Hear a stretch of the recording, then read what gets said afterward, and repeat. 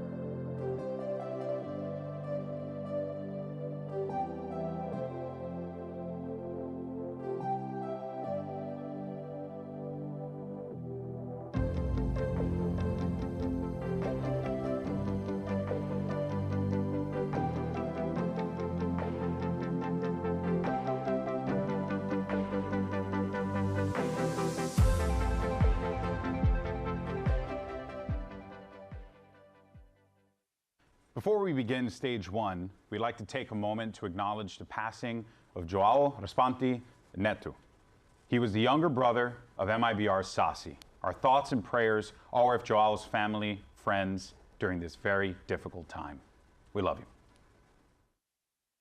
This stream contains fast-flashing images that may affect viewers who are susceptible to photosensitive epilepsy or other photosensitivities. Viewer discretion is advised. Everyone wonders, ¿cuál es el secreto de las Américas?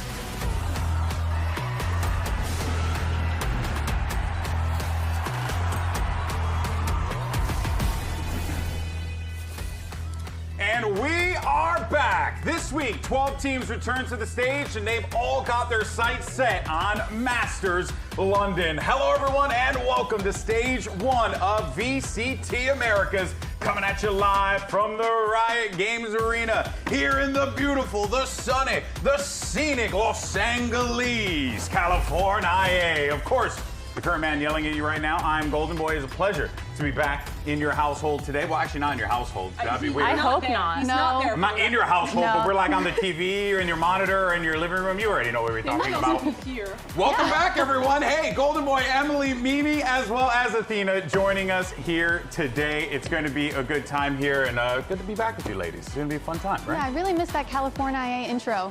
Truly. I didn't. It warmed my heart. She did it. See, you can learn a thing or two from me. Whoa. From Mimi. Mimi. Whoa. Emily, you can learn a thing or two. Mimi from Emily. There you go. You just called yourself out. Mumbling, yes. Clearly, we're back, folks. We're back. All right, now, we didn't just get back from Masters Santiago, where Nongshim Red Force, I guess, picked up their trophy because they're really good at the video game. But Americas is still the global leader. Ha! Suck it, Achilles. And here's the thing, though. Pacific, yes, they are still gaining on us. But as it stands right now, I mean, just look at this run here. And then EMEA, it's okay, guys. We'll talk about it later. But Mimi, let's talk about this incredible run that we've seen from these events so far, but also what we saw from Nongshim Red Force in Santiago, because they looked absolutely diabolical. Yeah, Nongshim was incredible. It was one of the most dominant tournament runs we've ever seen. It was the most dominant final that we've ever had at a global event with that super fast 3-0. But they played super well there. And looking back at the history, it's been a minute since Americas has won a Masters, trying to get back to that with London coming up next. But still technically ahead on trophy. Smile? Yeah. Smile? We take them. Now, of course, with stage one means a return of Alpha and Omega. Our two groups are going to be fighting to make it to playoffs and score as many championship points as they can along the way. Here are the breakdowns of the groups. As you can see, we did that draw show at the end of kickoff, and we're starting things today off with some great matches. We have KRÜ taking on our friends over at the Sentinels, and then it's going to be G2 going toe-to-toe, against MIBR. Two phenomenal ways to start things off here at stage one, but a new stage means a new patch. Woo. And we're on patch 12.06. This one could definitely shake some things off. Who wants to go first here? Emily? All right, what do we got? Break it down first. What's the first big change? The first big change is obviously the Yoru nerf. I feel like a lot of, yes, like poor Eggster, bro, on Envy. What is he gonna do? What is he gonna do? Who is he gonna play? We don't know. But no, knows? they changed a lot of things to do with his TP. It is a lot shorter of a time frame, so they can use it less in rotational scenarios and have to be a little bit more, I'd say, like, not impactful, intentional. Intentional, yeah. But this is a significant change, though, right? It's huge. Before you could have a full minute of global map presence, and that was huge for your defensive macro because your Yoru can be two places at once for basically the majority of every round. Now it's different. He has a heinous pick rate in the other regions. Across EMEA and Pacific, who are now 2 weeks in, he's only been played once. So Yoru looking pretty damn good right now. Like when I remember when Yoru came out and no one wanted to even touch the agent. Yeah. And then he ended up getting a couple patches, ends up being very prevalent. But there's also another big change that came through, Mimi, for one of my favorite agents, Skye,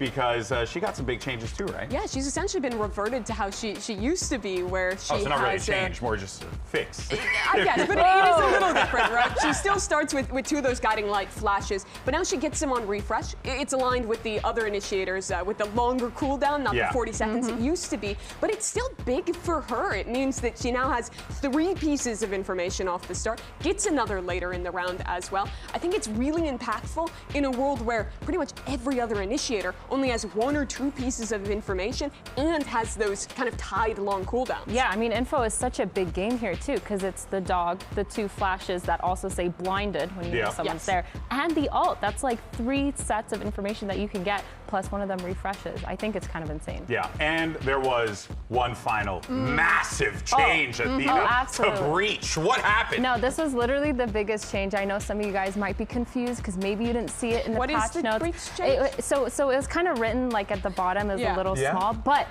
it is gonna make Jonah P so insane because it is the greatest buff of all time. What did he get?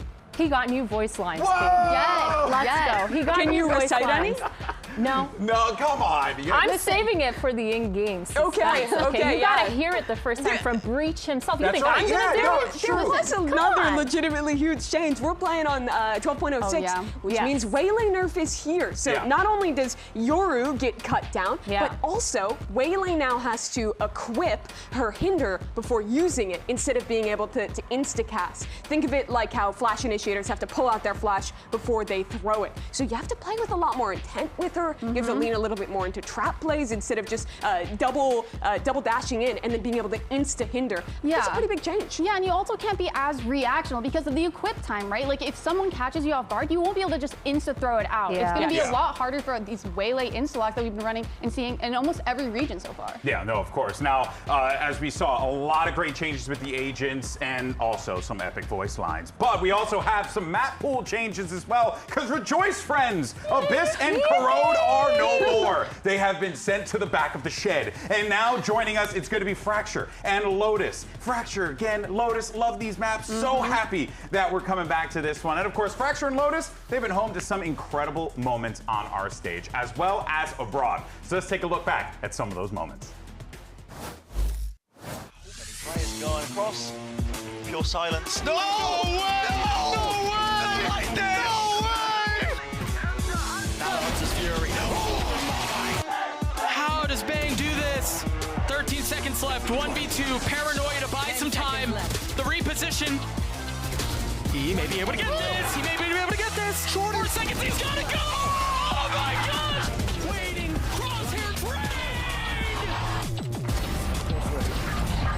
It looks so good with Ye doing this. Of course, that's the way this half closes out.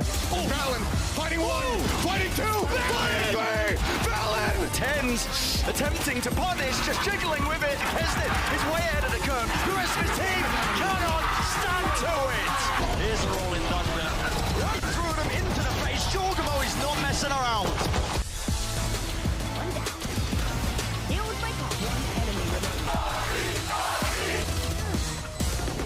Player standing.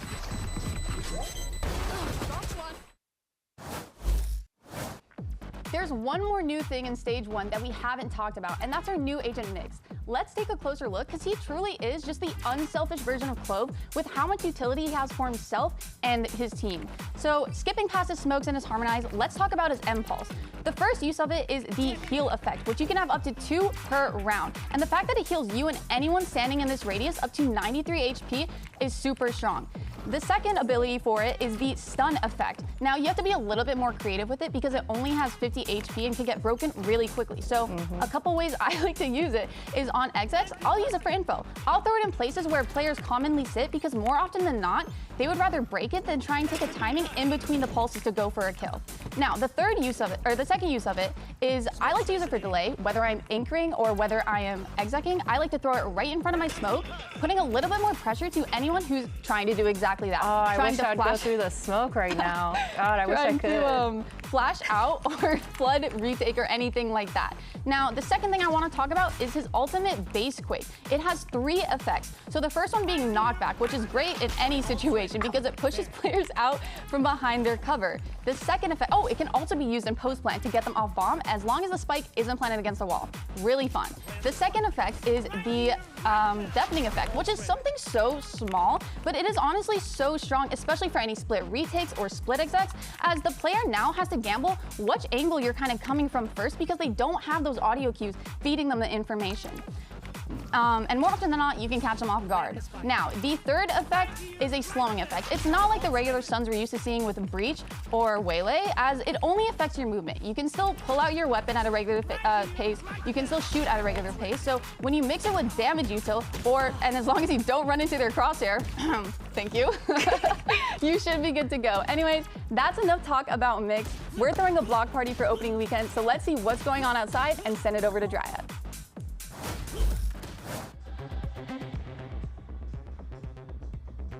I know that you guys are also like me and always looking for different ways to spend your money, and I want to show you how you can spend your money. We have new cute little keychains that replicate the gun buddies that we have in game. We have Dan the Penguin, we have the cat, the bunny, and also the spike. All of these are new, including also this cute little fox. Me personally, I think I'm going to be taking this one, but also something that is very new is, you know these figurines, you've seen them before. Now we have a Reina one, so all of the Reina one tricks, just like me, you're going to be feeling great about it. And if that wasn't enough, if you couldn't attend Masters Santiago and we're hoping that you had the chance to get this jacket, you have the chance to do so here in the Riot Games Arena. I'm gonna model it for you. It says Masters Santiago right in the back, as well as a cute little Valorant Masters Santiago design. And that being said, don't tell anybody, but I might just have to take this.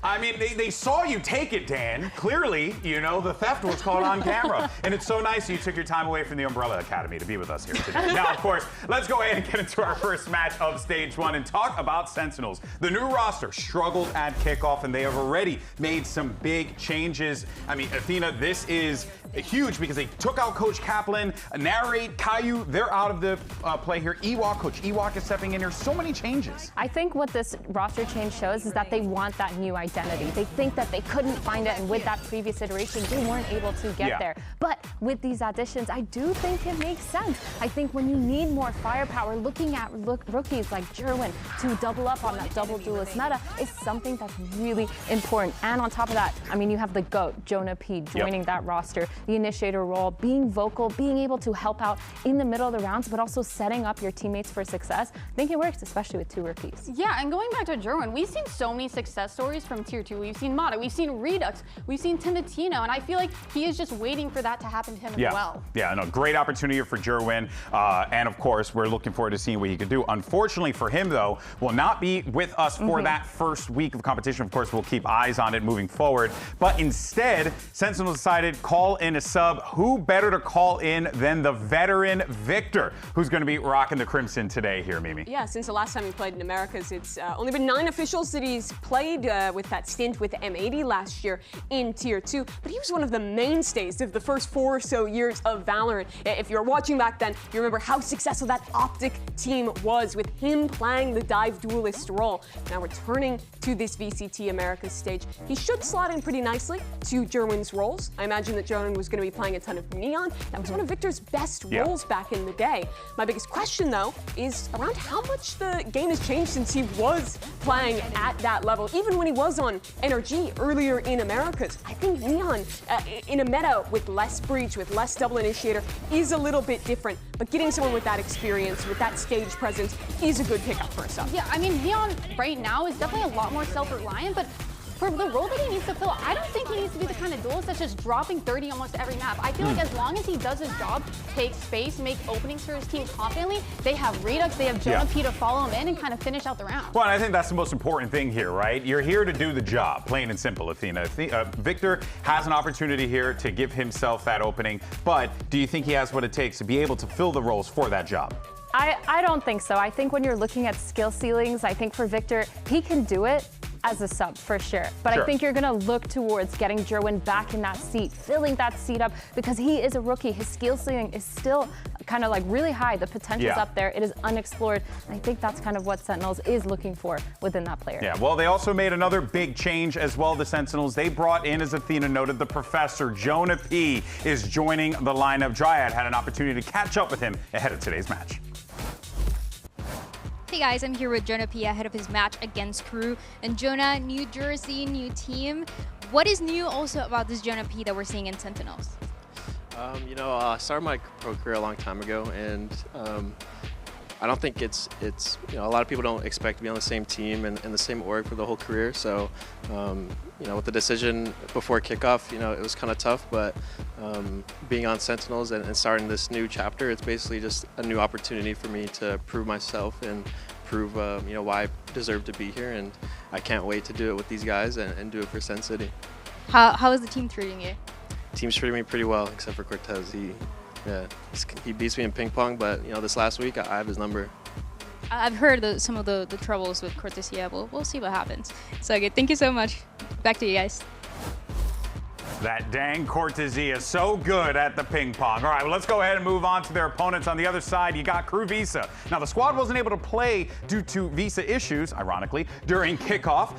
But now they have the squad. And Mimi, my eyes immediately get drawn to Sadak. The man's coming back, one of the best captains in the game. Great IGL, good mind for the sport. And he's back here in Americas. And with his longtime duo, Les, those two won the first ever Americas trophy back in 2023. But after Loud went a different direction, they took a chance to go to EMEA and play over there, and it really didn't end up super well. They didn't win a match in playoffs throughout the stint there. It was really mired in, I think, a lot of very interesting meta reads that didn't really work out, playing a lot of the Harbor, things like that. But I think what you can't dispute is that Sadak is one of the absolute best of bringing greatness out of rookies. I look back to their run all the way towards 2022, where they won that championship, to then lose two of their best players, have to ascend with Tui's and Kao and Zine, and to rise with those players to the level of winning another trophy. Here he's got some of the best talent coming out of South America around him,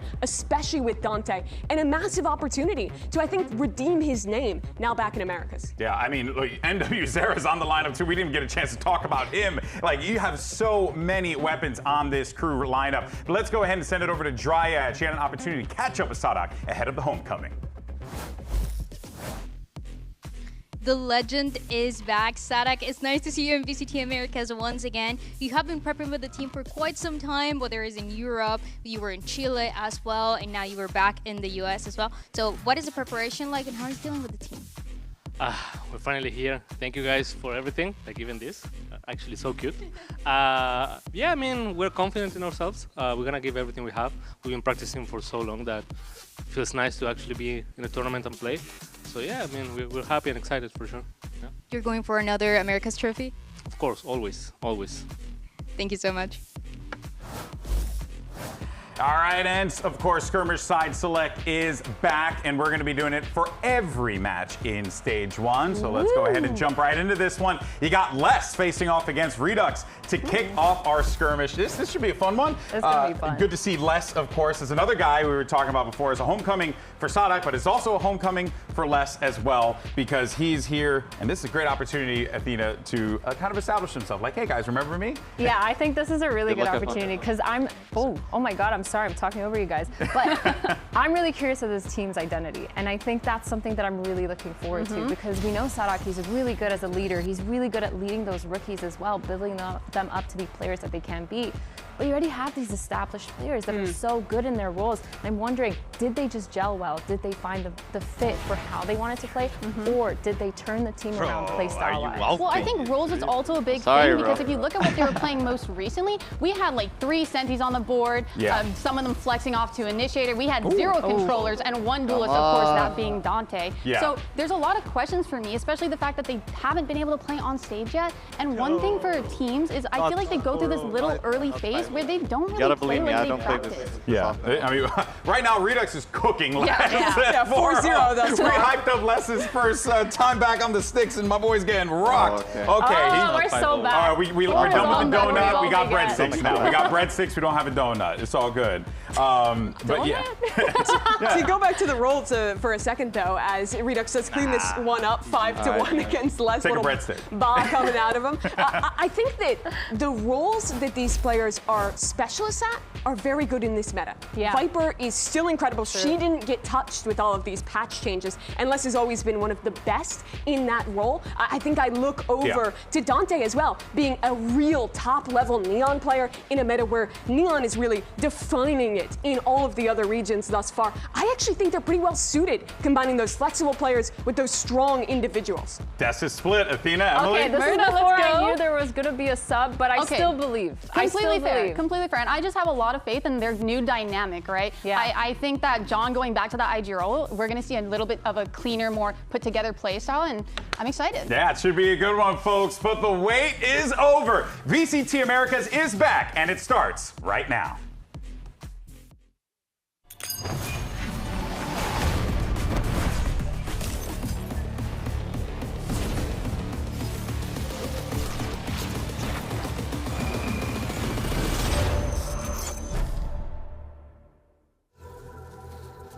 Everyone wonders, what's the secret of the Americas? Some say que es la resiliencia. O tal vez sea el compromiso. Outros vão dizer que é a paixão. Pero estos son apenas los ingredientes de nuestra grandeza. Do nosso molho. É essa mistura que intensifica como a gente vive o Valorant. It's more than how we play. É como a gente comemora. Como nos provocamos. E até como a gente relaxa. It's who we are. Nuestros aficionados son apasionados, explosive, graciosos. Não dá pra ignorar. Our community is always backing us up. Causando onde quer que seja. But they also demand us to the highest of standards. Juntos, hacemos de cada momento un espectáculo in our terms. No VCT Americas, Valorant is our language. Es lo que nos une. Os ousados. Los irreverentes. The champions. Y ahora, todo mundo quer pouco do nosso molho. But greatness? Well, you just can't bottle it.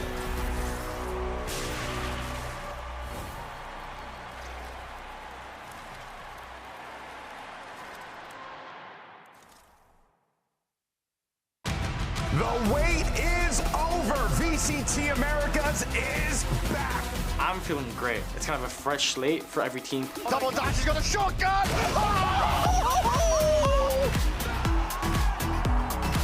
O kickoff foi bem ruim, foi uma fase bem ruim nossa da Loud. E espero mudar isso agora pro Stage 1. Só continuem torcendo pela gente, a gente vai dar essa felicidade que vocês tanto querem e é isso. Vamos ver se dá pra sonhar! Deixa eu pegar mais Demon 1, this guy is unbelievable on the server. What he brings to our team is unmatched. The angles are covered by Demon 1! I'm confident that we're going to do extremely well in this Stage 1. Vamos ver o Anime se ele leva a língua gigante!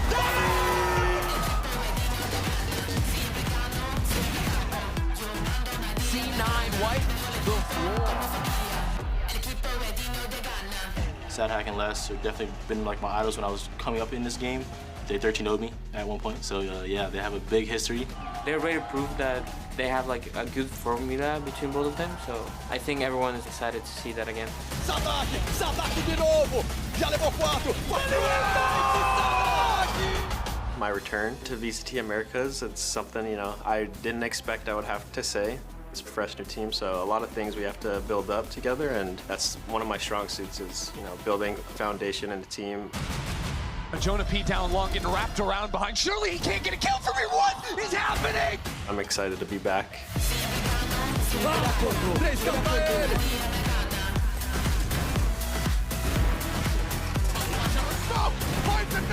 Top 3 finish is nothing to scoff at, but coming after a loss in Santiago, I don't really want to feel that again. I don't really want to lose again.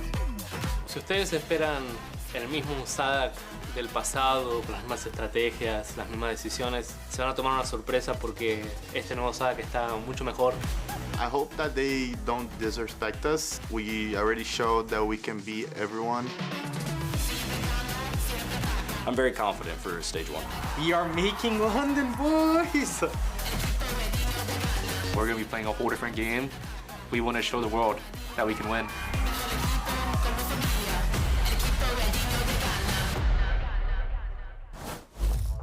Riot Games Arena, welcome to Stage 1. Y se forman estrellas y además vuelven leyendas. Que se escuche para KRÜ Visa.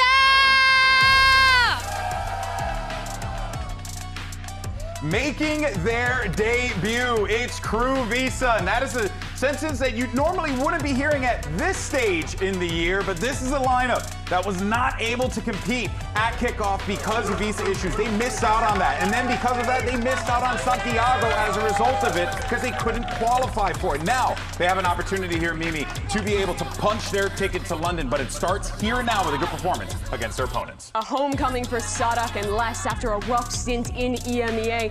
A homecoming for MW Zara, making his re-debut on the Americas stage. For Dante, coming back after last year with KRÜ. And the same for Silence, a team with some of the best talent from South America, with the winningest leader that region has ever produced, trying to put it together here with the full team finally on stage.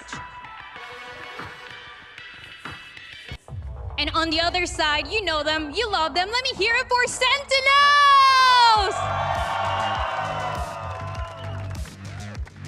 All right, and it's the Sentinels, crowd favorite squad, but with a very different look coming in to stage one. One of the only remaining pieces of this team is John QT on that lineup from the original team, from the team that won over in Masters Madrid. Now they're bringing in Jonah P, the prolific professor, the man who knows how to hit the lineups. He could very well be the thing that this team's looking for. For sure, they have a lot to prove with this new roster because now you have John QT working with that newer insert of a coach of Ewok. Now they're trying to figure out this identity of the roster because this was a result, again, of what they thought was a little bit of failure from kickoff. So now they're looking to really prove it to themselves. And I think a lot of these roster changes make a lot of sense. It's just a matter if they can succumb to that pressure and make sure they go and step over it. Because again, all these players are so insane individually, mechanically insane.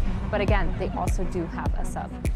All right, maps here. Lotus, Breeze, and if necessary, we'll be ending things out on Bind. How do you think of all this shakes out there, Emily? Honestly, when I'm looking at this map pool, I feel like it is very Sen-sided. I'm honestly surprised to see them bringing back Breeze after their last time performing, but it's a new team. We have John back on the IGL role. That looks very exciting to see. And also Lotus, that was a map that he favored too back in stage 2 of 2025. He felt confident in being able to call on that map. Even though it's a new team, a lot of that map is a lot of that push-pull, a lot of that conditioning. And if your IGL is confident in that he can set up his whole team for that, it feels like a Sen-sided map pick. Yeah, on the other side though, I think that Sadaka's at IGL has always had some of the most interesting meta reads of pretty much anyone very creative out guy. there, right? If you were watching Americas back in 2024, I think it was, when they were playing the Phoenix Breach ideas that he was super on board with, you even look at their time in EMEA playing that Harbor even before the changes. He's always been very unique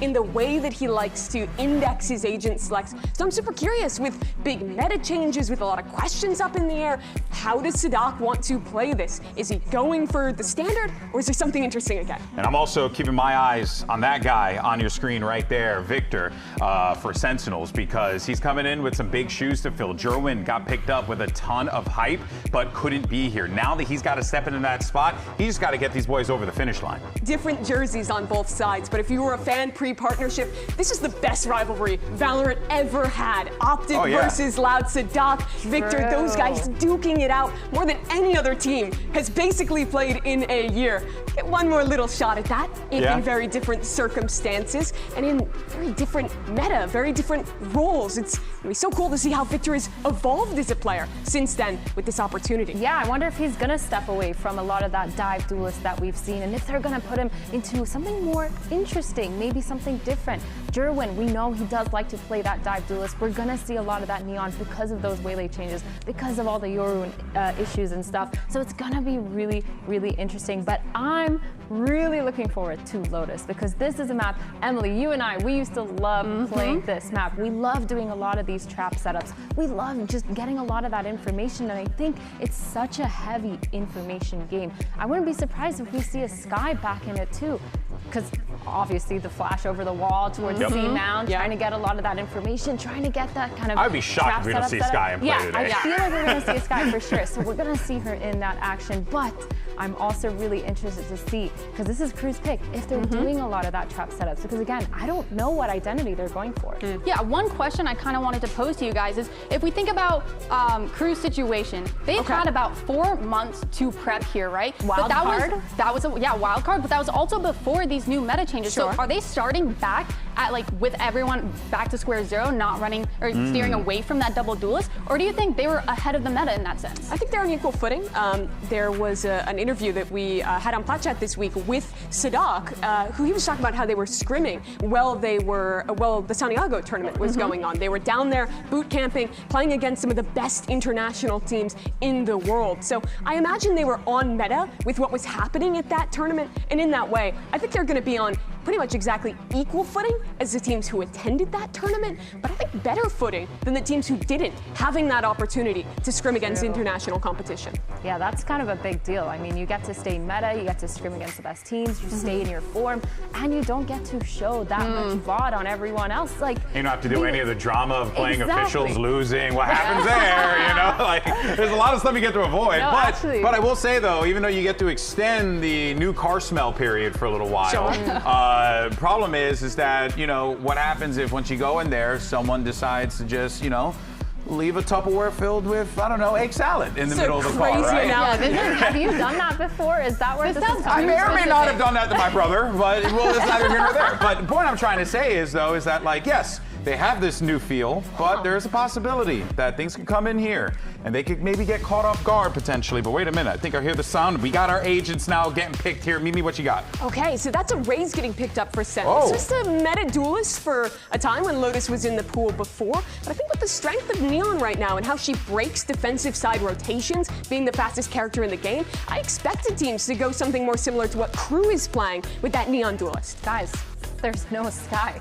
Oh no! Wait, what the hell happened? What are we gonna do? Wow, we got trolled. It's a great fade map, though. I think those especially are really key. I'm interested to see that Vice getting picked in, especially against a comp that's not playing the Neon. I think the Raze is a much better match into Vice than the Neon would have been. All right, folks, it's time for our first pistol round of Stage 1. So let's go ahead and send it over to two esports legends. Here's Rivington and Van Silly. And we're about ready to get into this match. It's been long enough. Let's get into it. It's going to be Sentinels and KRÜ, but it's going to be a completely different setup. Coaching staff alike, players along the line. We get to learn a lot about these teams here right now. I've been dying for this week to start. We're like a week behind everybody else for all the other regions. Now we get to kick things off with a brand new Sentinels, a brand new KRÜ that, has been set for the longest of time since the offseason, but we haven't had a chance to watch them yet. So a lot of big question marks. I think the biggest one as well is, how is Victor going to perform for Sentinels so far? It's time for our match start presented by Samsung OLED. As we get in, we'll get to see how Victor's playing, how John's back in the shot calling spot with maybe Jonah P in the mid rounds there. There's so many bullet points to hit through this one as we go through, and the players also spell it out for us with what they're bringing to the table. We'll definitely have time to talk about all of that as the series just starting now. You're seeing on the side of Sentinels here, pulling out a veto into their comp and doing a little bit of standard stuff on the C side. Prowlers to force some players out, get some early information, but they're still defaulting very slowly now. But look at this double push coming out from the C side. All of KRÜ kind of really knows that the pressure's coming more towards this A side, and they have the perfect rotate for now. He's taking that early space for Sadak to cover as well, and already moved up in. Sen's feeling good. Gonna get cut off by the wall for a moment, but if they can pause this just for the time being, no, Silence pushes forward and doesn't allow for that patience to happen. But Sen's not stopping. Instantly walking in left and right. They're just taking the site angle by angle here. But they have not got the spike down yet, and that's the problem. They're still looking for the kills. And it's on Sadak now. Trailing behind just the whole time, trying to get an idea of the picture. And with the Ghost, this is definitely a possibility. Now here's the plan. So they're back in the Americas too. Spike planted. IGL for KRÜ. And already taken down by Jonah P. The latest addition for Sentinels allows for them to get the pistol. Very nice little pistol to start things off though from both sides. I love the aggression that came out on the defense as well for KRÜ to kick things off. They had a great stall from that Vice wall in the very beginning that really isolated Victor. Everybody stayed very patient towards the end. As soon as his wall came down, it stayed as a 5-man pack mentality because of his veto with the intercept. And Cortezia was able to just sneak through and get a perfect first kill in the backstab here towards the A site. And now we get the plant and the victory as also our first tech pause for stage 1. A lot of ones. Yeah, just very confident there by Sentinels as well. Working the wall first round, conditioning that they're going to be able to use that on their own side of having that cross to the right of the map. And they continuously, like you said, no worry when they were cut off by the Vice wall to stay together and keep that play going. And the interesting now thing that we could talk about actually for the side of KRÜ is, again, big question marks came up on the analyst desk. Emily was mentioning that they've been practicing since the dawn of time, got to boot camp with all the top teams in Santiago in Chile. But also an interview with Sadak has mentioned that it doesn't really matter if we were able to get like a 4-month break, be in LA in early March to get ready for this day. Yeah. Until they actually are able to test what they've practiced on the stage and to get everybody familiar also on the stage. So and real. A brand new roster, you're looking at everybody that had pretty much initiator / Senti roles across the board from NW0 to Sadak to even Silence and Less in different teams in past 2025. So now it's to see, okay, now we have our defined roles going to this onto the stage into the Americas, and let's see if we can work this out. And this is Sadak and Les coming back, right? From Carmine Core for Sadak, Les from Vitality, and 2 7/8ths from EMEA. But also with these 3 players, where you've heard the names, MW0, Silence obviously from last year, and Dante. And they've all been projected as these could be the players. Imagine if all 3 come online at that time for them, if they do find that footing, because we've seen those glimpses from all 3 of them, and under the guidance of Sadak, Les, those veteran status, it could easily be a thing in a mountain that they can reach the top of.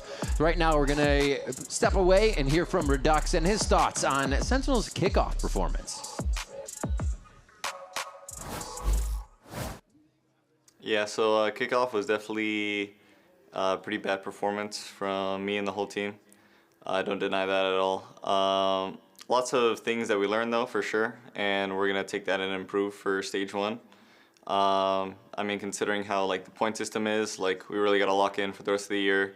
Kickoff was our only like slip up that we can make. We can't make any more slip ups, but we're gonna take that on the chin and move on for sure. I could have definitely performed better, but I'm excited to show off what I could do in stage 1. And we can see Sen, even Redux there, holds himself to pretty high regard. Maybe did show shaky the first-ish game, but played a pretty balanced score throughout the rest of his games. Knew that there was a change that needed to be made there. And he's somebody that can definitely see the bigger picture in the situation. Yeah, and although somebody like Redux or John Cutie were putting up some good numbers during kickoff, overall, though, the result was they still wanted to go to Chile. They still wanted to play at Masters. They also still want to qualify to every international like last year, but also do better in the runs, which is why you have Ewok joining this roster now. Right. Coach Ewok.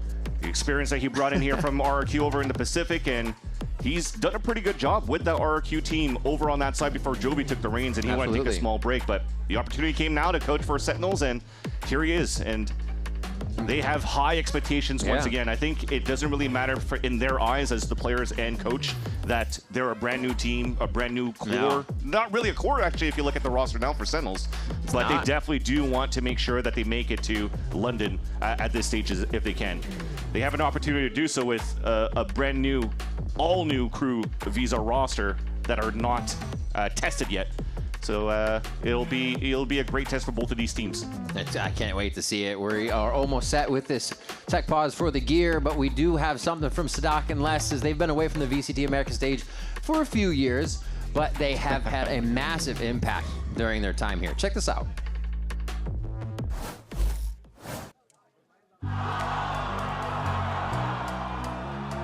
Sadak and Les, I had such a respect for them and for their career. They being back here in the Americas region, it's gonna be like nostalgia for a lot of people, even for me. Todo mundo sabe que eles são players excelentes, os caras já foram campeão mundial.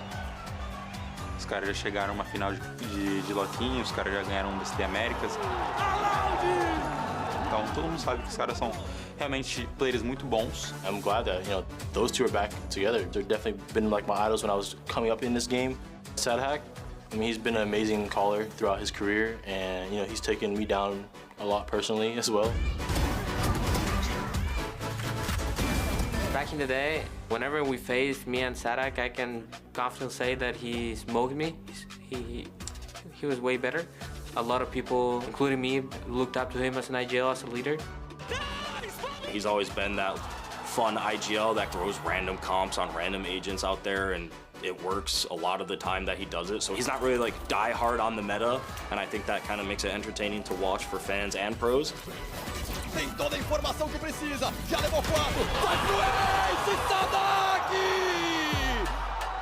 Les, I mean, this guy was just the movement demon, the aim god back then. People said it was less movement because he was the one that actually game changed a lot of this stuff back then. Last time I played him, obviously, insane. He was like a top 5 player at the time, hands down. Back then, he used to play like the kind of like the Sentinel lurk Viper role. That's gonna get another one. Oh my God! America's missed him a lot, to be honest. I think you never want to share your superstars with other regions because they're winning with the other regions, so you always want them to be home. Les went to Vitality and they immediately made it to Bangkok, so I think they have the experience, the firepower, the brain, everything. I know Sadak probably didn't have the best experience on Carmine Corp, like results-wise, but you know, I definitely know that as an individual, you'll want to come back to Americas with vengeance blood. Beautiful! Sadak! They're world champions for a reason. They're very smart. They were innovators in the Valorant meta at one point, so they can do it again. Volver acá a América realmente es una sensación un tanto peculiar porque es nostálgica, porque veo muchas caras conhecidas e há tantos sentimentos porque ganhamos tantas coisas acá. Eu sempre estive muito dentro da parte tática da Loud e na Vitality eu já não fiz muito essa parte, que me deixava muito frustrado algumas vezes. Com a KRÜ eu sinto que eu vou conseguir esse espaço de volta, porque o Sadak sempre abriu esse espaço para mim fazer parte do tático e ajudar ele nessa questão. Es una persona que yo la entiendo y me entiende cómo yo quiero jugar, que es lo más importante. Entonces estar juntos realmente es algo que creo que nos va a beneficiar mucho a ambos. Ele estava procurando um braço direito para ser o capitão, ter alguém ali, então meio que nós dois estávamos procurando um ao outro. Eu fiquei meio pensando, talvez seja o destino, sabe? Espero que a história seja escrita de novo. Always nice to have Sadak and Les here back on the stage in the Americas, and yeah, definitely looks like for Les, he's able to be a little bit more vocal and for them to work together and to work this meta. The interesting thing though is that Zelsis in that video was mentioning how it was so cool to see Sadak think outside of the box, these new comps, crazy comps that was pulling out here. For example, the Ascent that we saw in that replay, and also what he brought out over at KC when he was trying it on that side over with Eng. This time around though, things look a little bit more tame. If you're looking at the composition right now with this Neon Fade Vise double controller, quite simple. Thank you for your patience, by the way, as we head back in the game. But I understand that this is going to be a nice period of adjustment for a lot of these teams, especially with the Euro nerfs. And also, on the defensive side, the macro is going to be very important for the IGLs to just make sure that you plug the holes at the right spots and have the right protocols for the retakes too, because you don't have a Euro that can TP instantly to support a strong side on a site. Victor able to call this anti-strat over here. KRÜ looking to blast through the wall and see if they can get anything, but Sadak still able to squeak through. Marshall picked up here on the backside. That's going to activate Sentinels to head right into the C site. The knowledge is there. The Silence is hearing this on Vise just on the other side of the wall, and they're ready to explode back in. Tough part, though, is that the one watching the flank could get one shot. It's Cortezia. Sadak's trying to close that gap with the Marshall. If he falls down, things are looking good for the retake for KRÜ. He's got distance, too. They're going to be stuck in the back of the site. The slide in from Dante, starting to break the crosshairs, break the ankles. A few of the Guardian shots able to be traded back, but it's not enough. KRÜ says, wait, you got first round? We'll take the second round. And the play they had was over at A, fans. They still make it work as they get to C. Yeah, people forget that Sadak also is a killer fragger for the IGL position. An Argentinian IGL getting to represent an Argentinian roster organization as well. Feel good. And those are definitely going to be kills that feel good. So both rounds as well, KRÜ has just gone all the way around into attacker spawn and gotten to the backside. Well, why not? Gain the space, see what they're doing. Sadak wants to know. Yeah. It almost feels like because you're playing Cortezia on this veto, even if you have a chokehold that's watching the flank, you almost want to have him with the pack to use the interceptor for the execs. So again, Cerebral, you have to think on your toes, and that's 2 rounds down to Sadak's flank and getting value out of it. Giving themselves an upper hand, be able to phantom over the wall right quick with Sadak's height. He drops on that elevation though. They don't want to give it away too quick if he's not making the play off it right away. A pause here, and it looks, oh, and he still gets it.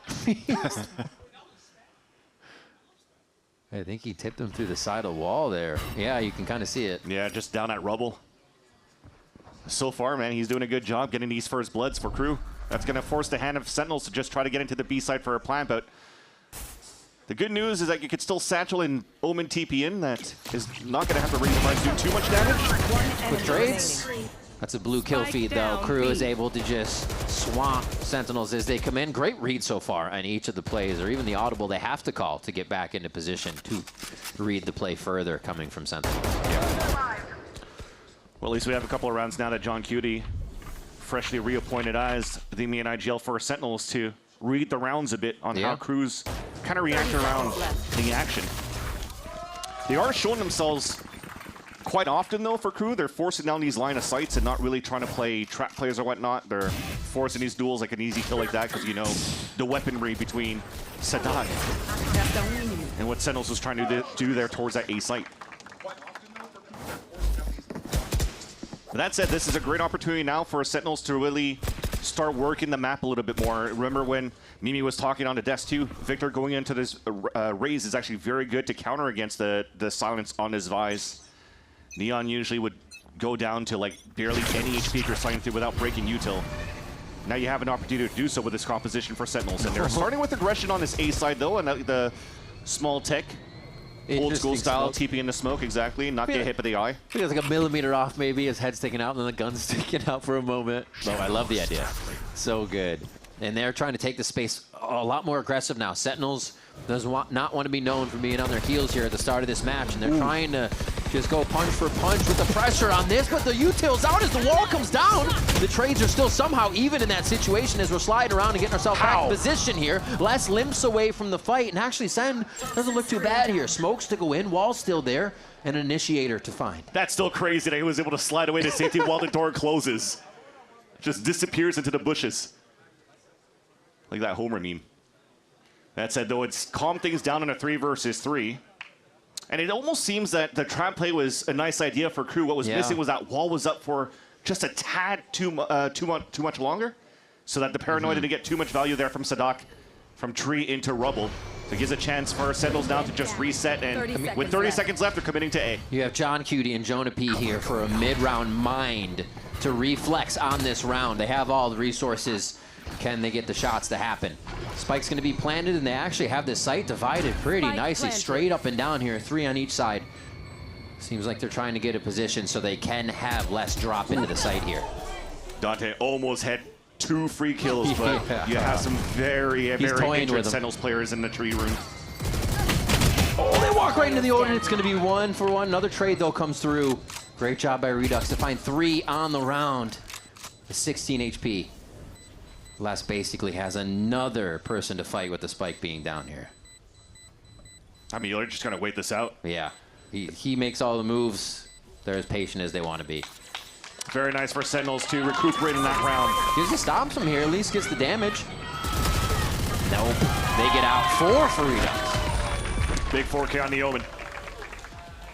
That said, the choice to refight for KRÜ back towards that tree room was actually decent, because Sentinel still had some good stalls with the smoke towards that front side of the A site. Look at that, just unlucky on that sliding that he just couldn't get that connect.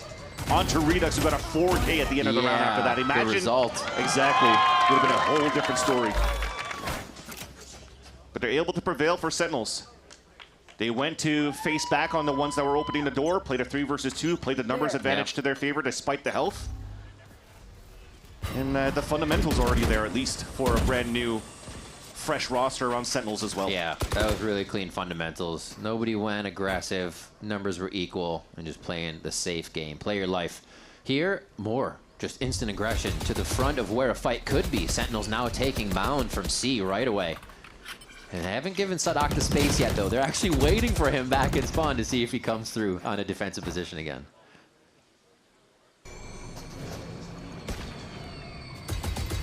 bait out the first wave, but they haven't really contested that wall for Sentinels. So despite Interceptor getting thrown in, the door getting rotated across, they haven't gotten too much map control on the attack. Look how pushed up Dante's already at here with this judge. Yeah. It seems like they kind of play hip and hip here. This is what the pistol round combination was. Dante with Sadok behind him. And they might...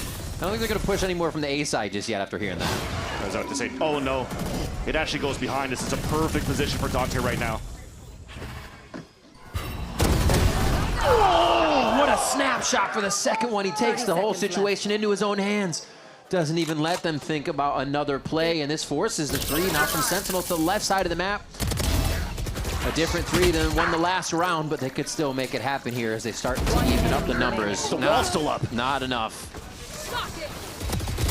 Oh my gosh, Dante coming out of nowhere here, thinking they can just execute on the end of the round, but John Cutie doesn't go down that easily. Time's gonna tick down. A great defense by KRÜ here as they squash Sentinels. Get to see fast, but they can't get control of the map. Yeah.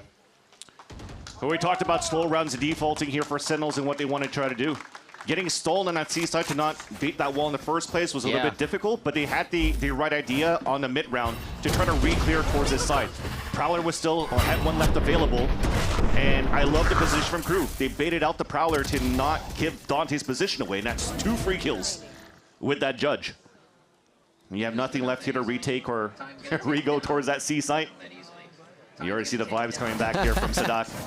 Already cheering someone like Dante, who hasn't had the best of starts going into his rookie year last year. Yeah.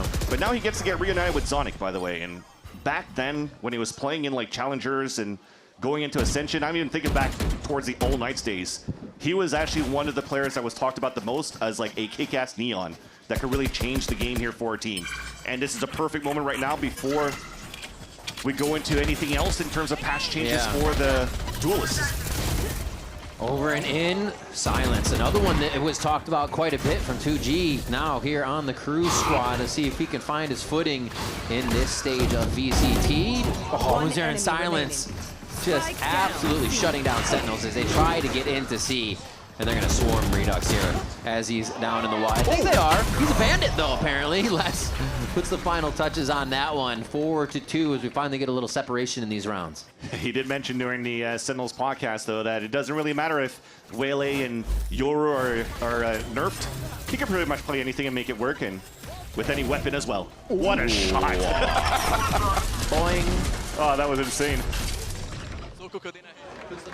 Another young fragger there in Silence. Yeah. Joining in also from the Ascension side, and that is going to be an early timeout by Ewok to call here for Sentinels. And if we're looking at it, though, the last couple of rounds that they've tried to move towards that C side, they were heavily punished. That wall is a nuisance right now for Sentinels to deal with. And I think even if they're trying to go for like the close smoke or trying to play around that and bait the walls, there's still too much util around that it still stays up. You saw the Razor Vines that weren't broken, and if they made it through, there was still the Fade Seas that was already rotated across from MW0. So Sentinels now, I feel, maybe the first hand, if they really want to try to bait that wall, maybe have some of those deeper smokes into that seaside cross potentially so that you could really cover up the water, cover up the bend, and then get that step 1 done. Because if not, KRÜ has free reign of knowing where the action's going to be and putting their positions in the right places, the players in the right places, to stuff every attempt so far that Sentinel's trying to take here over on either sites. Sadok is just hungry. He seems starved for info. Not that he's not getting it, he just wants more constantly. Like, can we move up a little bit more? Can you play against that wall with your judge?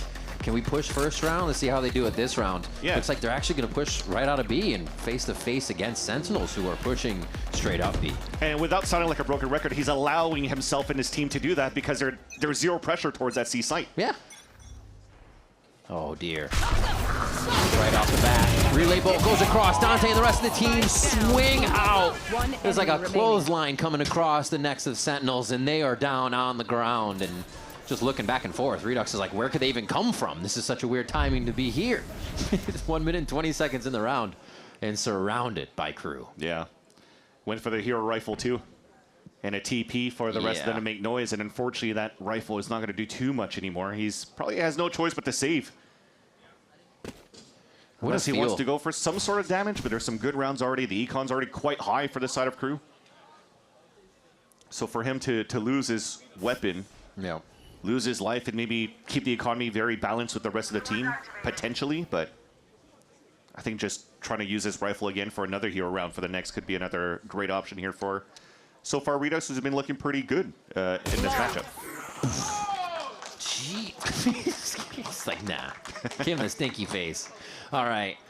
That was incredible. And even coming into 7 rounds like that, Sadok's just like, you know what? I'm feeling that B. Let's go for the B hit. Boom. Absolutely countered on the play that they wanted in a matter of seconds. And it made it simple. All that contact play, you know how the relay bolt, the relay bolt comes out very quickly as a quick cast. So you activate that as soon as a Prowler locks into someone, and you're just pushing through. Yeah. Even had a pinch from that seaside push. That was very nice by Sadok at the same time. But yeah, now you're seeing that their rifle, they don't have it, and they have to play against a Stinger of all weapons. And cool that it's in the hands of Jonah P. He knows how to use it for sure. Yeah. Just off the round it's on, that's all. And this could be good still, though, right? If they're able to stay in as a group right now and try to get that first punish, as they're reading the correct side to really try to add that pressure, they have some great ults to work with. Just to take over site. No way. Remember he dropped off the box the other round because he didn't want to be seen, so he uses it again this round, just picking and choosing the moments to stab at Sentinels with these little plays, and they don't even really get to begin the round with most of their team. They're only one person in here. Victor's just gonna get jumped on. Sadok with the 3. And another flawless round as they are reading the mind of Sentinels. And Dante's the one just hopping around towards tree to be selfless and allow Sadat to get picked so that he could get his ult too. So KRÜ are doing excellent so far. And this is not an uncommon position here for the top of the boxes. I think going into like even chamber players out in the MEA, great spot for them to look over the Viper wall and the lurk. It's like 2.5 kills from behind a wall. Exactly. You can still escape easily as an Omen or a chamber. So now that has to be a standard position to start to clear for a lot of teams trying to default slowly towards this A side. That said, though, we have for the first time an op on the side of Sentinels and also on the attack. That's actually in the hands of Cortezia. I gotta say, I still like the pressure. Oh my gosh. Hold off by Victor. Very nicely played. Good coverage on the squad mates here as Cortezia does get that operator to sing out. The trades are still coming through, though. There's so much action on the map right now. Doors continue to stay open. That thing is greased. John Cutie takes down MW0, and now we are in to somehow a 1v3 where Silence has to find some safety here. Some great fight backs towards the end. That was because of those 2 players that were leading towards that seaside a little bit late. So that as soon as they open the door and try to pressure on that side, you saw the walkout coming through from Les. Well, Cortezia punishes him with the op. They made it very difficult for the rest of KRÜ to really try to fight for the control towards B main when they were getting pinched on both sides. So now to 1 versus 3. Silence does have a big ult to work with, though. Flash trap destroyed. He knows he's in the right spot. They're running around like elephants in here, but he's not on a 4 HP. Oh, wait a minute. Operator's down. It's going to be a tough one to get the swing on. It's too far. John Cutie hits the shot anyways, and Sentinels' continued aggression puts them in a spot to get another round here. They're not being afraid of moving up. Yep. And it's John Cutie just being very cerebral, playing around that smoke. Even if he got seized up, decided to play inside of it, and it came down to reaction time, just like over here at the start of the round. Because once again, KRÜ aggressing in the first place with forward positions. 1 enemy remaining. Oh yeah, just beautiful. Smart. Guys, they're just fighting. They're just inting. To play to just start shooting the Phantom, knowing he can't be traded back because he's deafened from the C's crazy stuff. Knowing to get shorty jumped on. He's seeing the plays. What do they do this round? The split towards C once again, but not as fast this time. They're actually pacing themselves a little bit on Sentinels. I think it's also, again, realizing that KRÜ are always making the first move, which is why you're posting this off so passively and waiting out these smokes on the first wave. Seeing if anybody's going to try to push forward. As that smoke dissipates towards this A side, you see now the push forward here from Cortezia trying to look down towards that line. not give a chance here for anybody to push forward. As we get to listen in now to Guys, 1 minuto e estão baitando a parede ainda. Tá bem. Sai daqui. Não, já parei. Ligou. Não, fica aí, ficamos em TQ, tá? Subiu a Tá, porta. perde meus espinhos aí, tá? Você quer smoke? Na boca do B, me deu contato. Tem smoke B? Tem o espinho ainda. Deixa o Pivegas. Smoke B.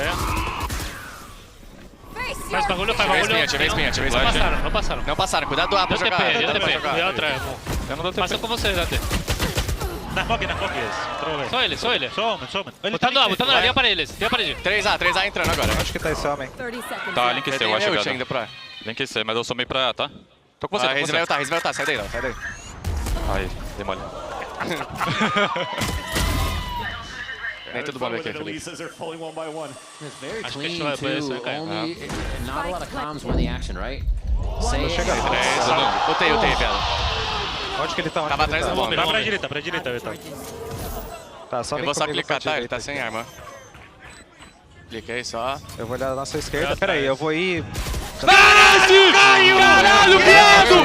Que porra é essa, moleque? And the comms are, as those hits were hitting, or the sight hit was beginning, you hear Sadak say something and they stop. And then there's something that returns and they stop. It's not kind of following up with everything. It's letting everybody hear the situation, feel the situation, and you can see what they unleash silence to do there, and everybody gets quiet. And that's the thing I was trying to figure out, because I don't speak Spanish, but I was trying to figure out what was happening on that minimap as they were communicating. Yeah. They're really trying to isolate little bits by bits where the weak sites are. So the pressure came in for Redos. They try to take him down. They fall. They give that up. They try to look for that pressure towards the A side. They couldn't get that going, so they try to just reset, stay calm. And then you have silence that just goes nuclear for that round and drops a 3K to allow here for the retake to happen, because outside of that, every single one of those picks, though, did come in favor of Sentinels as they kick things off. Gonna have a timeout after this one. From KRÜ, interestingly enough. Yeah. Feeling good. An interesting one. We'll have to see. Is it a talk from the coach? A discussion with the coach? I'm actually very confused about this timeout, because they had such a great start for Sentinels to, on that previous round, to overtake and plant towards that A site. And after getting mowed down by Silence with a 3K and losing that round, the morale is definitely down. So if you're going to call a timeout for the side of KRÜ, this is a perfect time now for Ewok and the team to calm down and just make sure that they come back in this one. Although I think the economy is not the best right now for the Sentinels team, but they have a great opportunity to at least try to salvage this one here with lower buy, and then round number 12 once they have the weapons to work with. So yeah, I'm very intrigued by this one from KRÜ.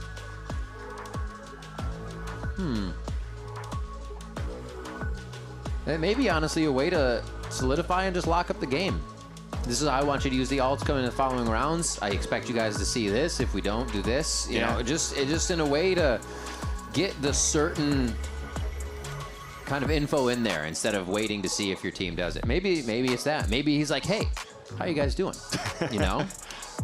They're kind of in that position. They're kind of in that position right now. So they're looking good. And again, still questioning it, because you're playing against an eco this time around. You're playing anti-eco. You have a big ult, yes, but I don't know if you want to necessarily, utilize that right now. So is it really just a protocol that they have to try to get a timeout, perhaps something like that, or just to try to maximize the rounds as possible with this timeout on the anti-eco? But we'll have to see if it pays dividends. Because if not, Sentinels, if they're able to come back slowly from now, you're going to have to start rethinking here your timeout positions on the KRÜ side for Zonic. And it starts with Sentinels now back from the timeout. 5 sheriffs to fight into the A main. No hero rifles this time. It's going to be the second move from Sadak. He's just trying to make some noise over here as he got himself into position to start the round. And just an insert is left over towards that A rubble side as Sentinels work the map here. The last 2 rounds are super important for them. And they're going to try to put everything in the mix to make that happen. On this low buy, already inserting 2 as they try to end what looks like to see. Yeah. It seems to be very annoying to deal with here for how KRÜ's playing this double wall or double stall with the Viper wall and cycling to Omen Smoke. Because you're funneling everybody to go straight into rubble, and that's 2 players watching on that line. But we'll hold that thought. Here's a triple peek for the attempt to move towards the C site.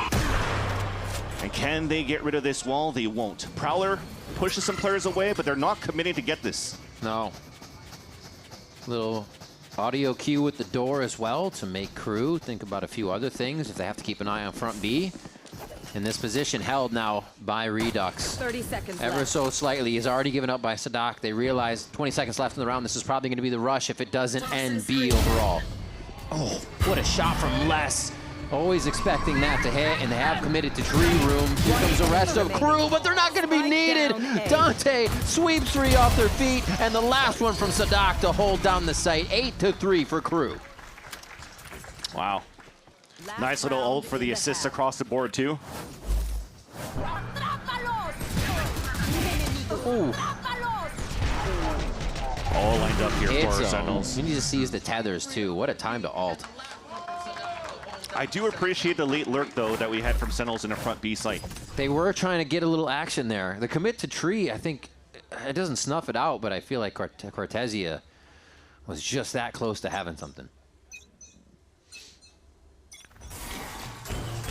Not even utilizing a pit early in the round. It's just KRÜ going for that triple pushdown. He realized that there's nothing happening. There's no noise on C. Sadak's going to be tested heavily now. He has to fall back and wait for the root. Oh, no. That's spike, too. It's not the first time he's done that this game. The door opens, that wall's up. He's going to spray through it. It's such a hot spot to trade over that line of fire. Dante here pushing them back. He's just like 4v1 in this situation right now. Nobody wants to peek the laser. Gonna go ahead and give himself a fast lane to get the safety. The team's falling down around him, but they get the safety here. All they gotta do is just wait for all that util to come down and start pushing as a team, and it works out for Cortezia. Little deja vu, but in the other direction now. Dante falls to the same medicine. Sentinels back in this position where they won one of the first few rounds for themselves, able to hold the right side of A. The door is going to be played with by silence here. Oh, Les is going to have to do work inside the site. He gets out with the shorty album. He goes down. Last work in the Viper pit. It's like a home away from home from him, even if it's not his. And now he holds. He's got a lot of time on this spike, and he knows it. And a full kit. He could still pit, go for a snake bite. Easy. Make it very dangerous for Sentinels. Orb and bite right in front, or one of the other. Oh, the shoulder shot. What a nice little peek by Cortezia there. Gets the 8-4 to cinch up another round before half. You're happy that you got some players here that are able to step up to the plate and stitch out those rounds for Sentinels. Big 4K we saw earlier on from Redux, a 4K here for Cortezia, as that was all in control to get the round there for Sentinels and keep this game fairly close. We're back on Lotus here in VCT Americas, and we'll have the second half of action right after this.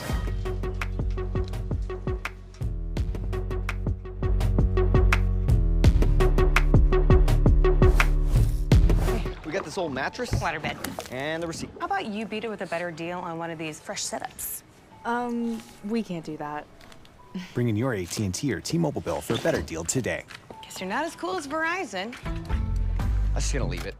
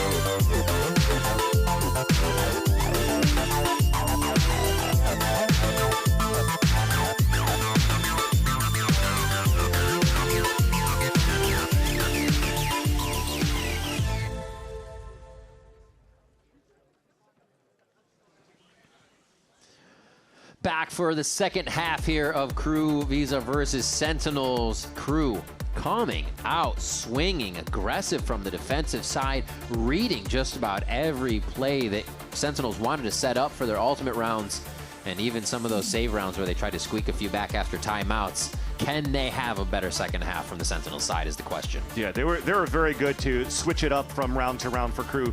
Sometimes aggression towards that front B pays off in a bloodbath.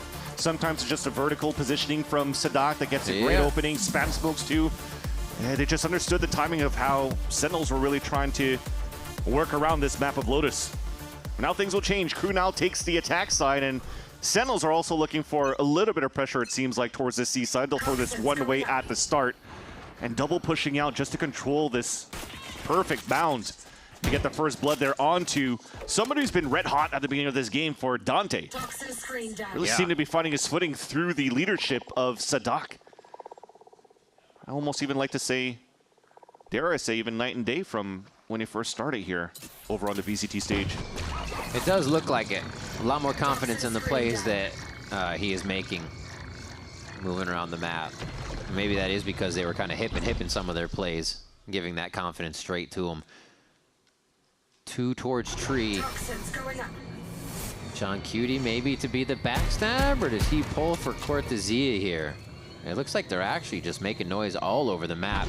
KRÜ wants that info more and more. I've been knocking. Is anyone here? Yes, there is. Cortezia is home. And stay out! Yeah, seriously. How long are you going to do this? All right, they get a Sheriff actually to walk away with that one. What a push forward, though, to take down Jonah P. He does that by tapping the Spike, too. If he died to that fight to Jonah P, that was Spike out in the open for Sentinels. What a crazy move from MW0.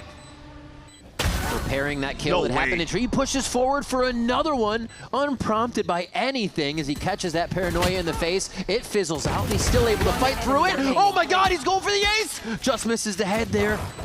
Redux on the right, there it is, does get it! It's coming through, past the chest, that's all MW0 there from the start. Welcome back to the VCT stage, MW0.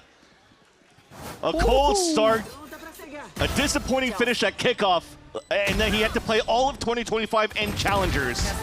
Getting to perfect the scan initiator role and then going into this. Solo pushes towards that front, solo pushes towards the connector of Waterfall, and just wins every single one of the fights.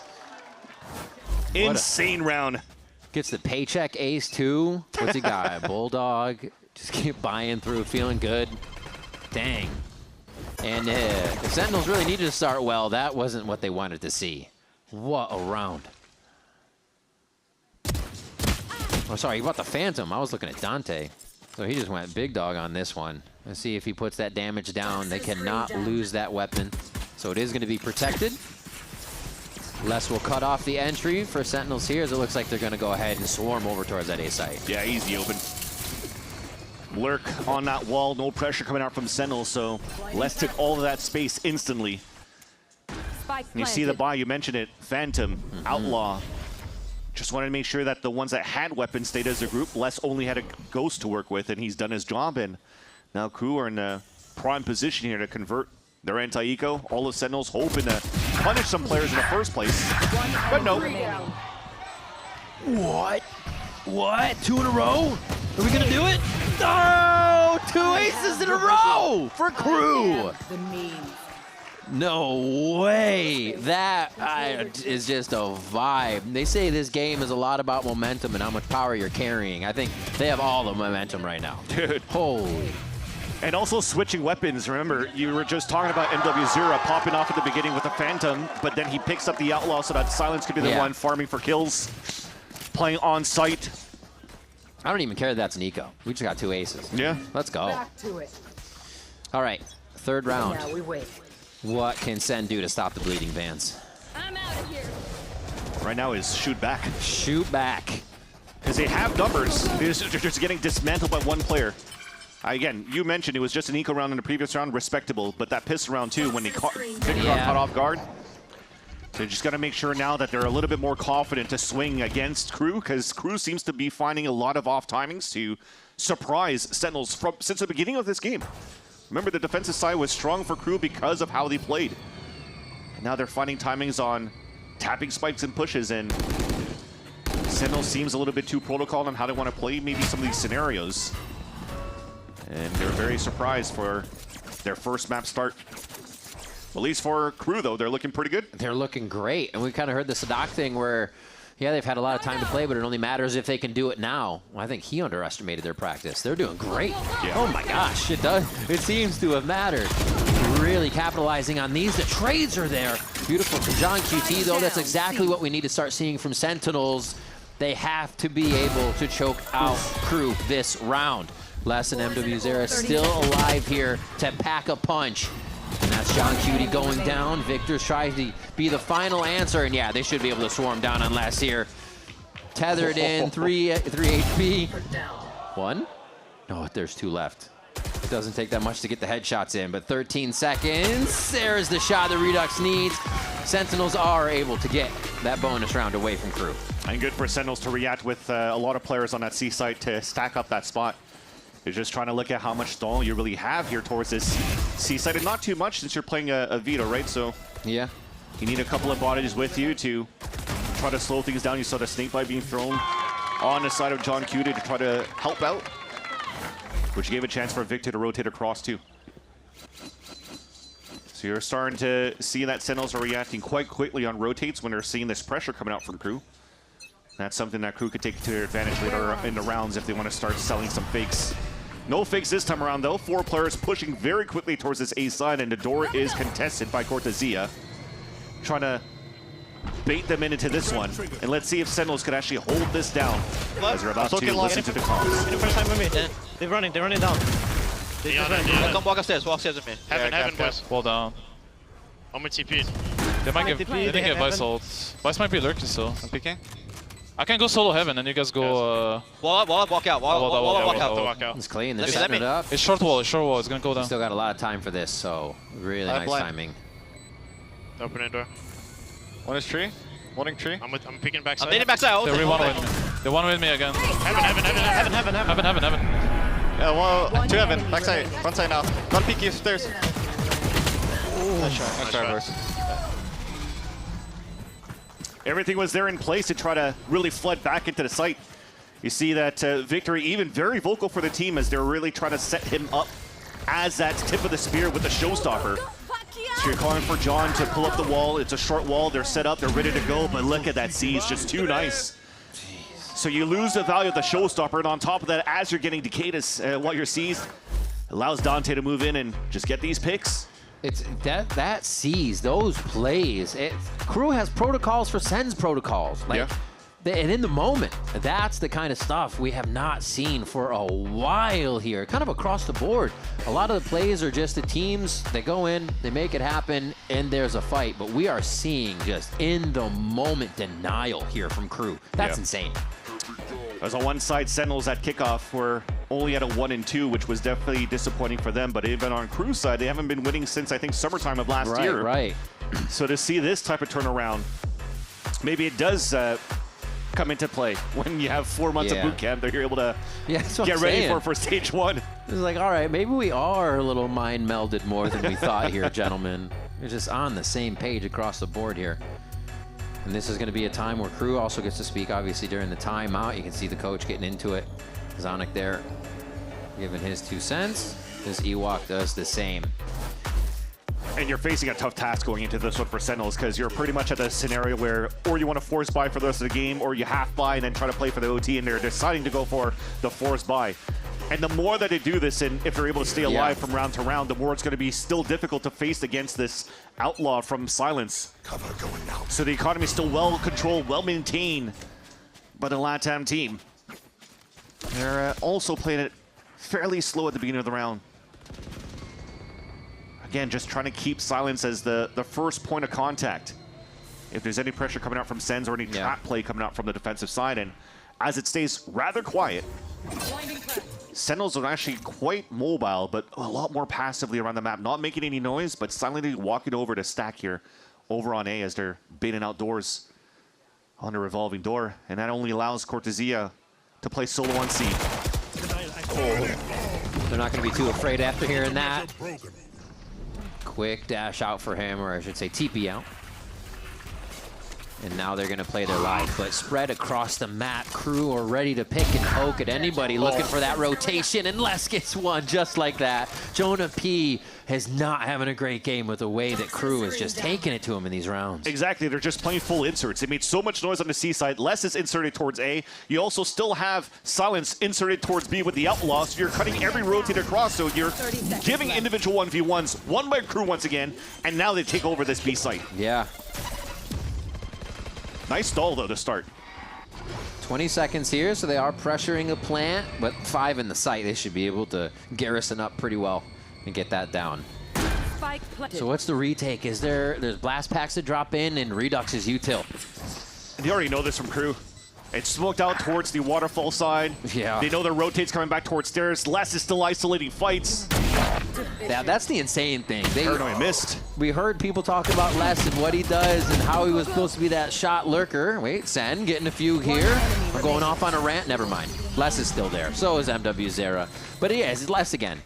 On that Viper, in the corner, in the shadows, 13 and 7 right now. And dismantling the rotations of Sentinels. And you see how they're active there on that pulse plan again for KRÜ, as they were met by a nade and snake bite coming in from the waterfall.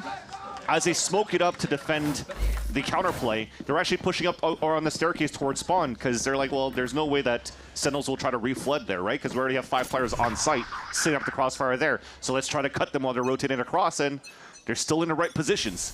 Putting them now at map point against Sentinels on their map pick. Here comes a bloodbath towards the A site in favor of Sentinels. Yeah, there's one from Victor. John Cutie answers again. Can Sentinels keep it rolling, keep this one going?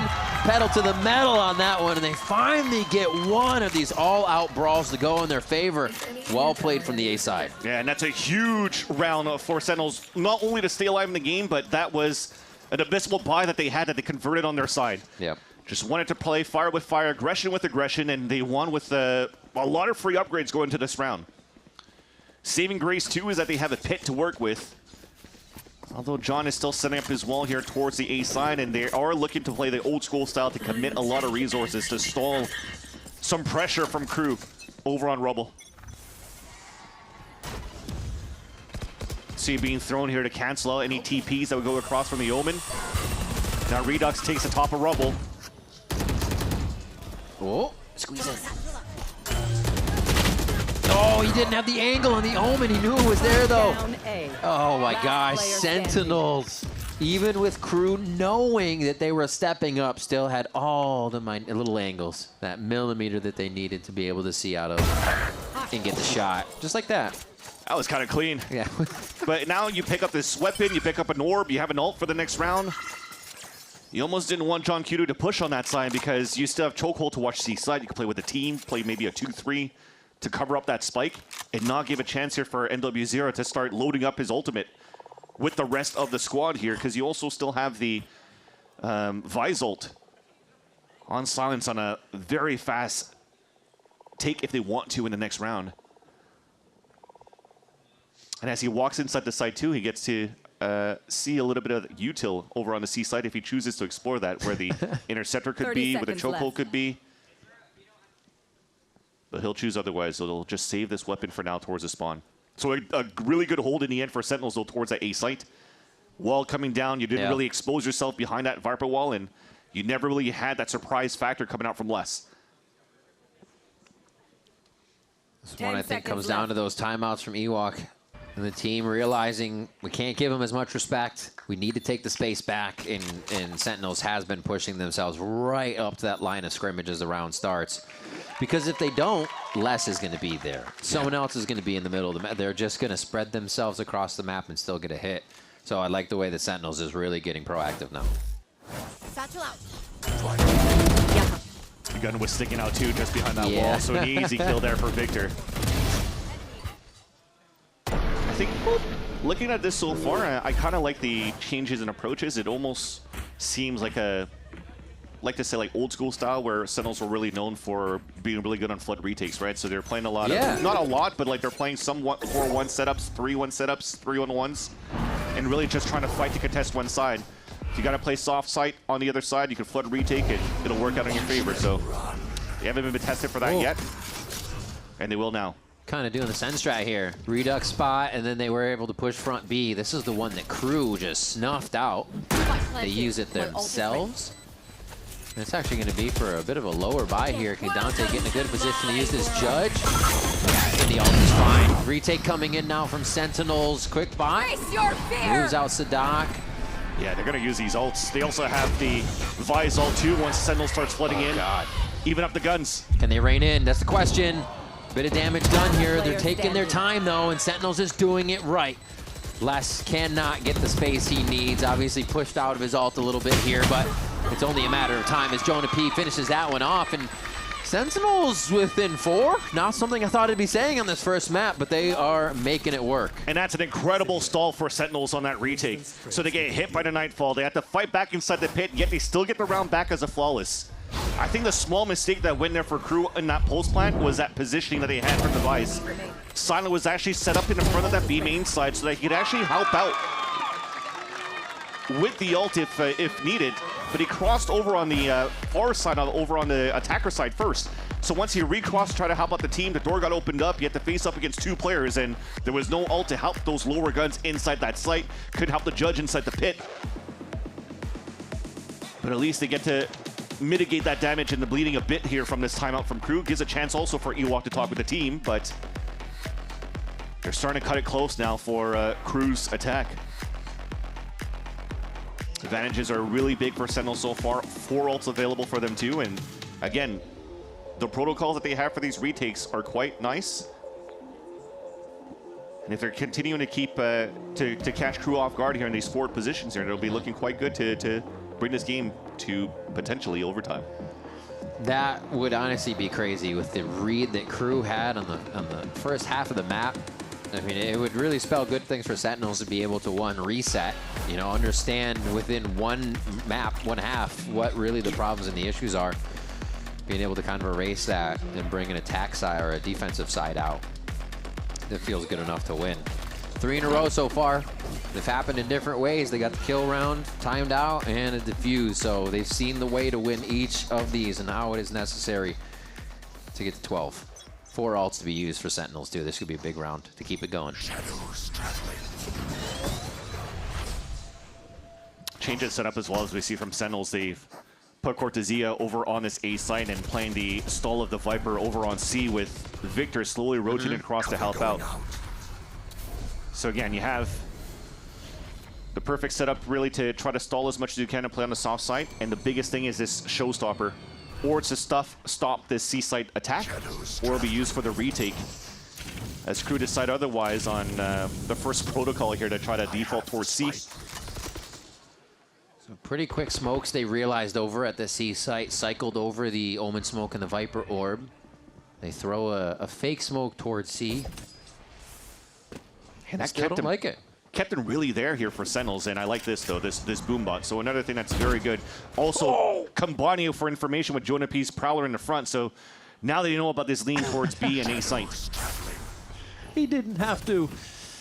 Well, you don't know that.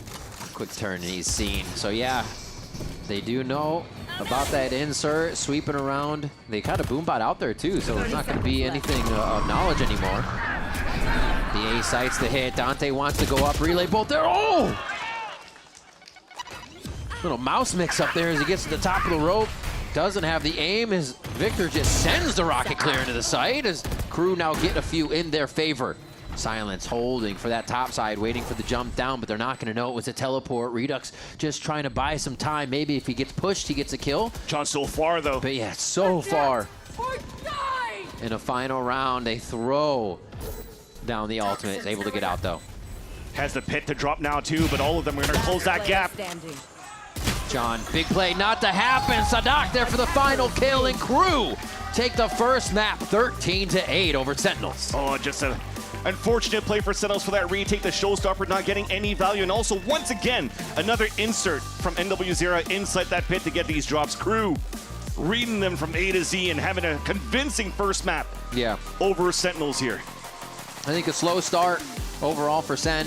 Yeah. Started to pick it up. Still, we're trying to find some firepower there towards the end of the map, but you got to give credit to KRÜ there. They shut down the firepower we expected to see from Sentinels, especially in that first half. Incredible stuff coming out in their first showing on Lotus.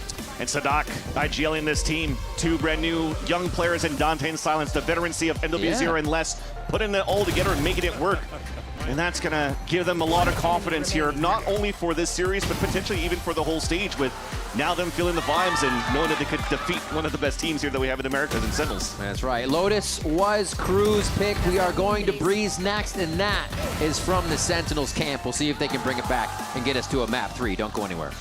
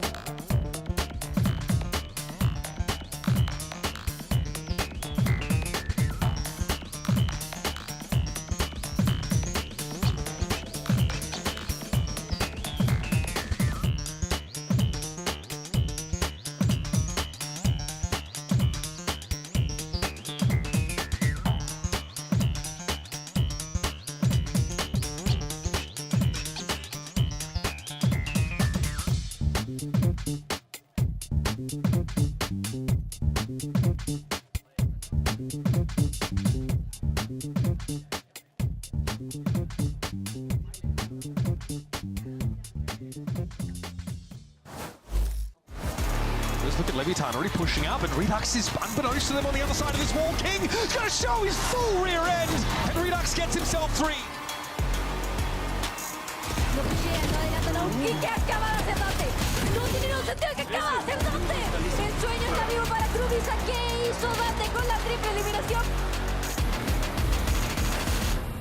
KRÜ takes away that map 1 from Sentinels, and I'm here with Coach Sonic to talk about it. Sonic, you have been part of the academy team and then as an assistant coach last year under Adam. Now that you're the head coach of KRÜ, what are some of your ideas that you've been able to implement with the squad?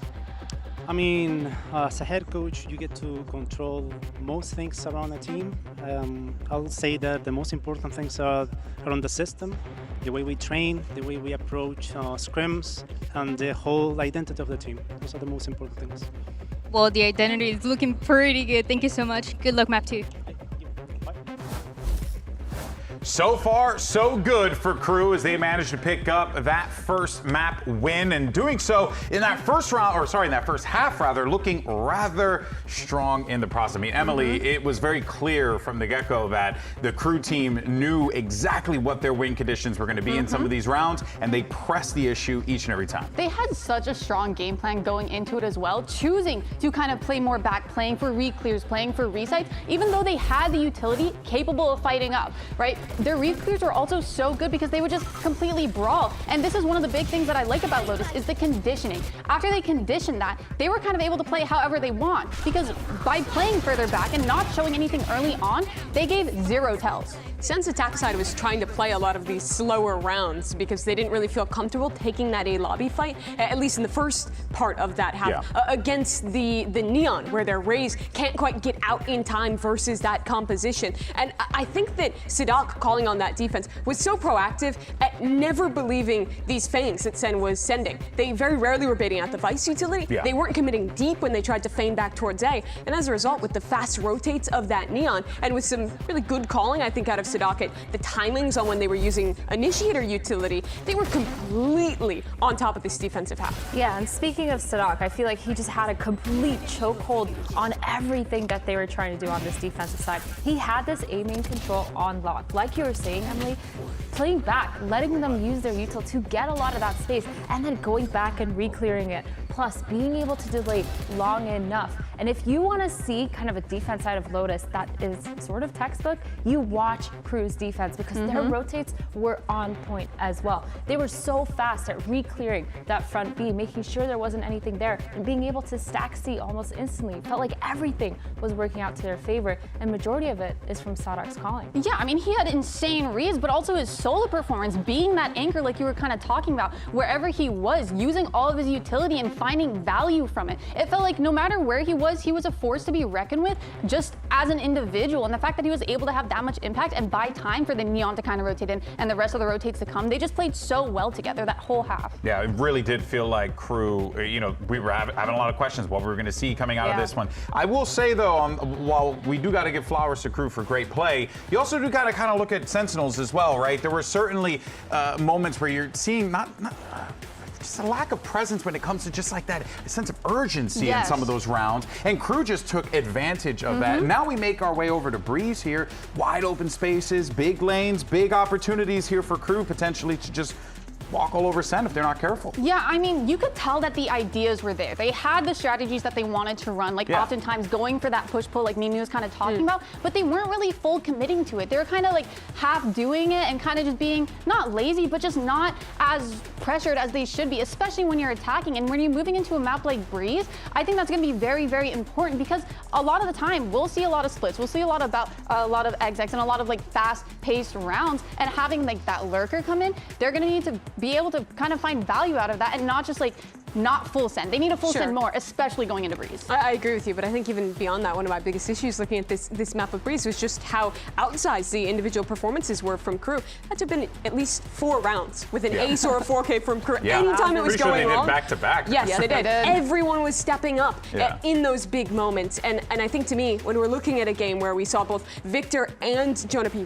really struggling to find their footing at the beginning of that map, we're going to one of the maps that rewards individualism and those kind of big plays the most. It feels like a slam dunk for a KRÜ 2 out here. Yeah, I mean, and then of course, guys, surely we get Sky this time, right? Yeah, sure. Actually, I don't think we will. No, probably not. I don't think we will. Probably not. I like how we set that up and we just completely trolled ourselves. What do you think they play then? I feel like Sky's good on this I feel like map. we're going to see KO. Sova KO, maybe.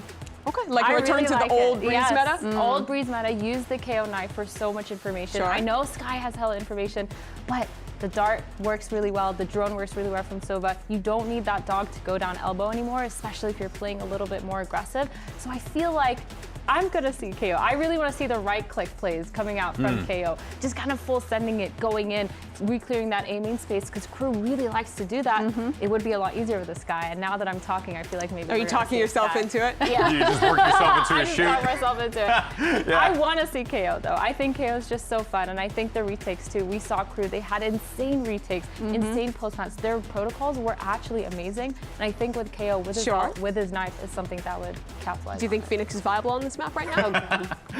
Why do I? You can't ask me that. You know I'm a Phoenix. No, but give me the sell. You're the Phoenix girl. You're a prophet. You made it come true. Look at what happened. Yeah, guys, you know me. It's me, Prophet Athena. And Athena. I think out of the duelists, he is viable, but probably not. I'd still prefer to see a Sky or a KO over. So you don't want to see. I didn't say that. Damn, called out, called out. Hold on, Phoenix, if you're listening. It's a character in a video game. All right, now let's send it back over to Jaya. She's standing by with the coach of Sen. Unbelievable. I am here with Coach Ewok ahead of map 2. And Ewok, there are of course some circumstances that you cannot control of the match today, but the team started to warm up a little bit in this map number 1. So I want to ask you a little bit more about yourself and the way that you're approaching this. What are some of the differences, and what is your coaching style here with this specific team, with a sub as well, compared to all that experience that you have in Pacific with RRQ? I think it will take some time for you to see a little bit more what my style is, but as you just said, we need to warm up a little bit more, and towards the end we were warming up. So now we're going over towards Breeze, and a lot of shooting going on that map, so we'll need our warm up to kick in. What should we be expecting for Breeze? Something a little bit aggressive. A little bit aggressive. Okay, very excited. Good luck. Yeah. Okay, so you heard Coach Ewok. Phoenix is going to be... I don't think that's what he said. I'm kidding. But yeah, something a little bit more aggressive is what he said he's going to be hoping for. But there was one thing, Athena, that he did say coming out at the end of that interview that I do want to hang on, which was that, yeah, you know, toward the end of that Lotus game, you were starting to see those guns start to come online a little bit more. But at that point, it was already too far gone. They had to catch up by an insurmountable amount of rounds. Yeah. Now you're starting from fresh. You got to get these guns hot early on. Maybe they can feed off of that. I mean, it's Breeze. It's literally a DM map. So if you're not shooting back, it's kind of over for you, right? Exactly. All right, folks. Well, Riven Van Silly are going to catch you on the other side of this one. We'll see you after this quick short break with Breeze.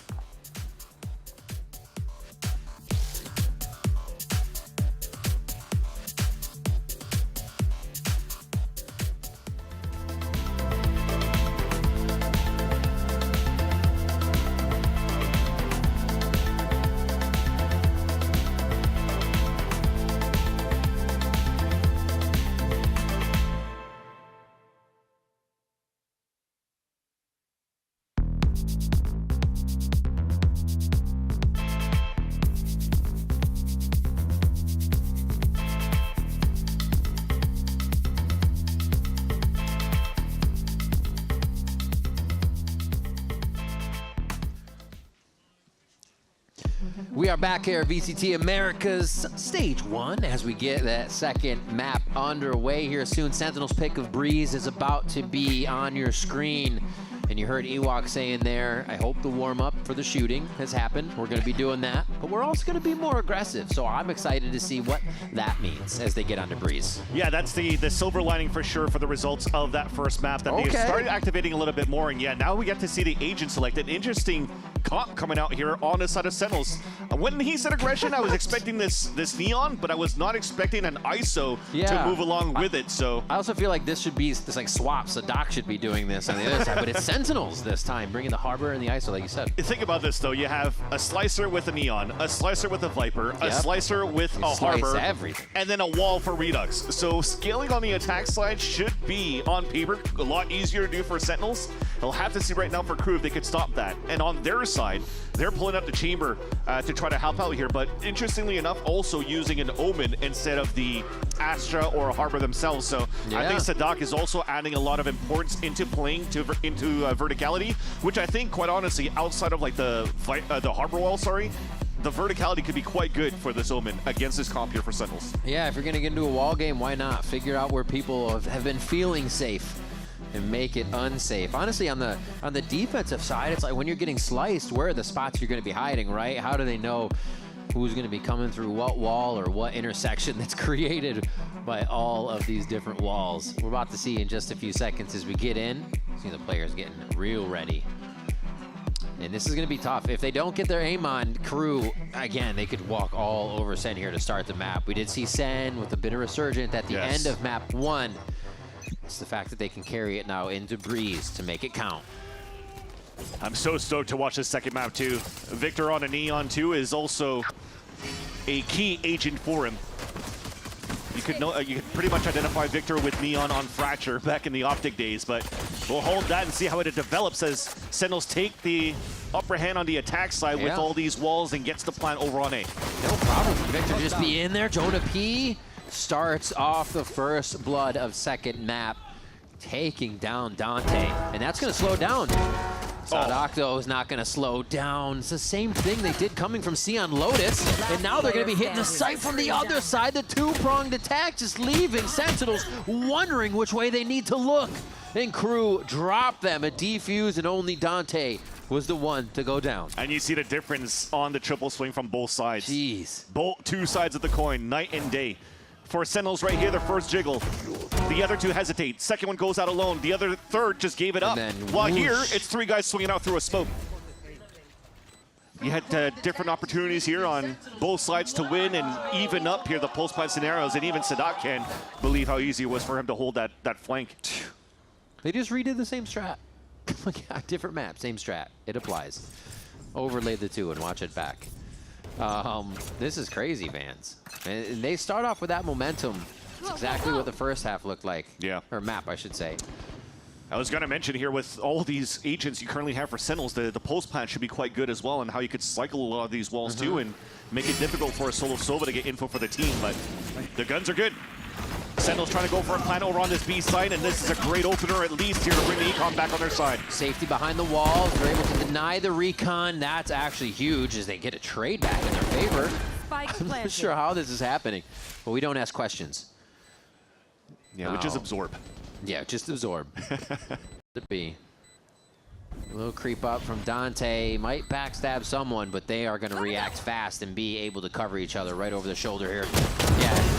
Oh my gosh. Nobody can react. He gets another 2 judge kills. We saw it last time. Sadak over the wall. He's going to catch the back of Jonah P as well. It falls apart so fast. The pistols were in such good position, but again, they're only pistols, and KRÜ knew they could crunch down. Yeah, the paranoia with the relay bolt just to cover over on the ladder sides. There was no way that Sentinels could really cut the crossfire with the 2-2 setup.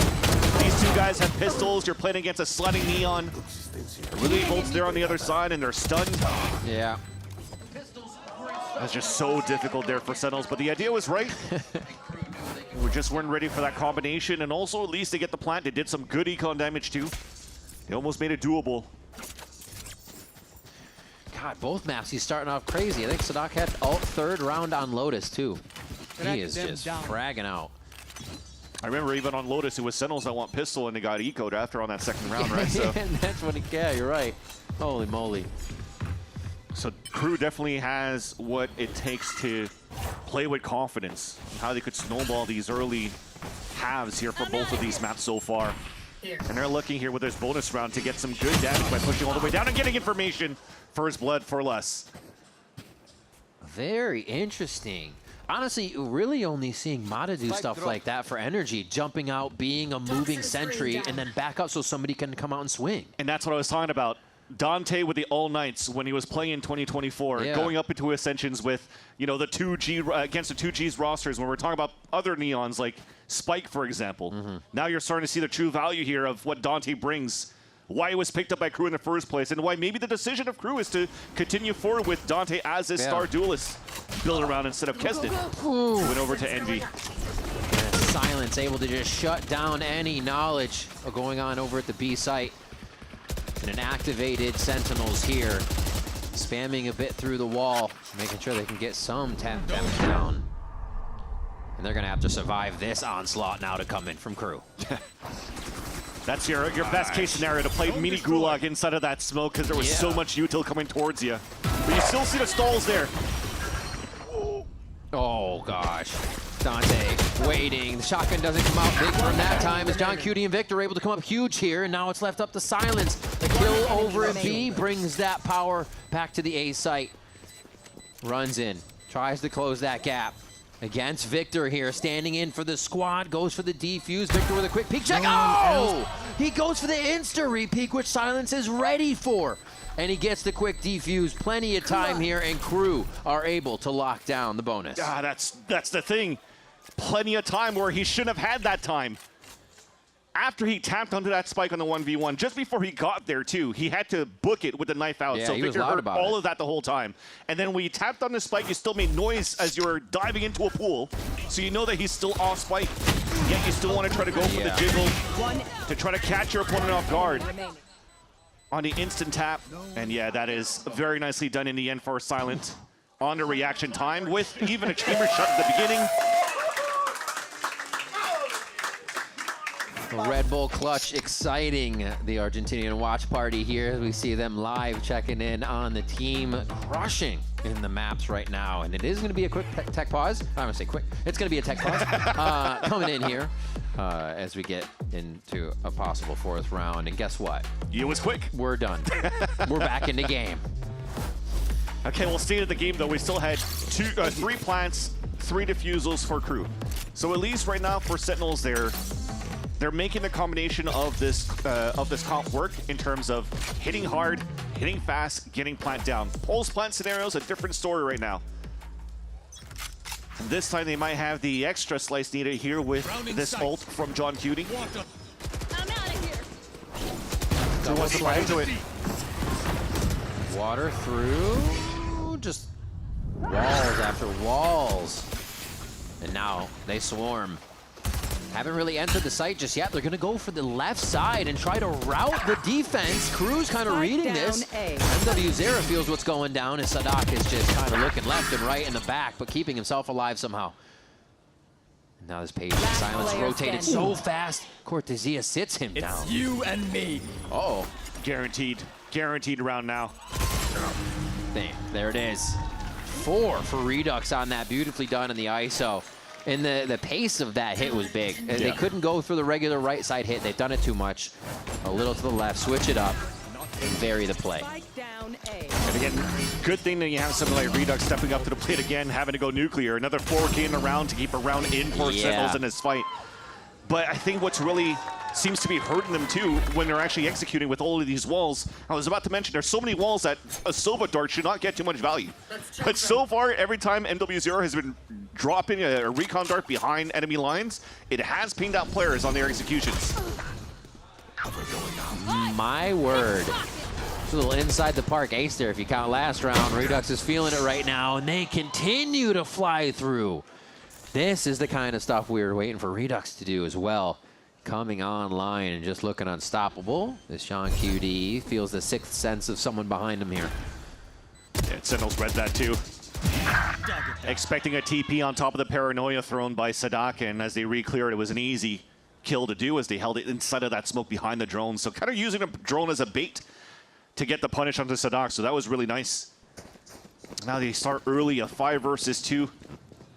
Even with a spike plan on the pulse plan, they're trying to chase down the last 2 players of KRÜ, and this is a great answer back, though, since the last couple of rounds that didn't pan out in their favor in these pulse plants. Be nice to give Victor a few points here. There's one. It's almost like a double take. It's like, wait a minute, that is a person. But that is John Cutie cleaning it up. 3-2.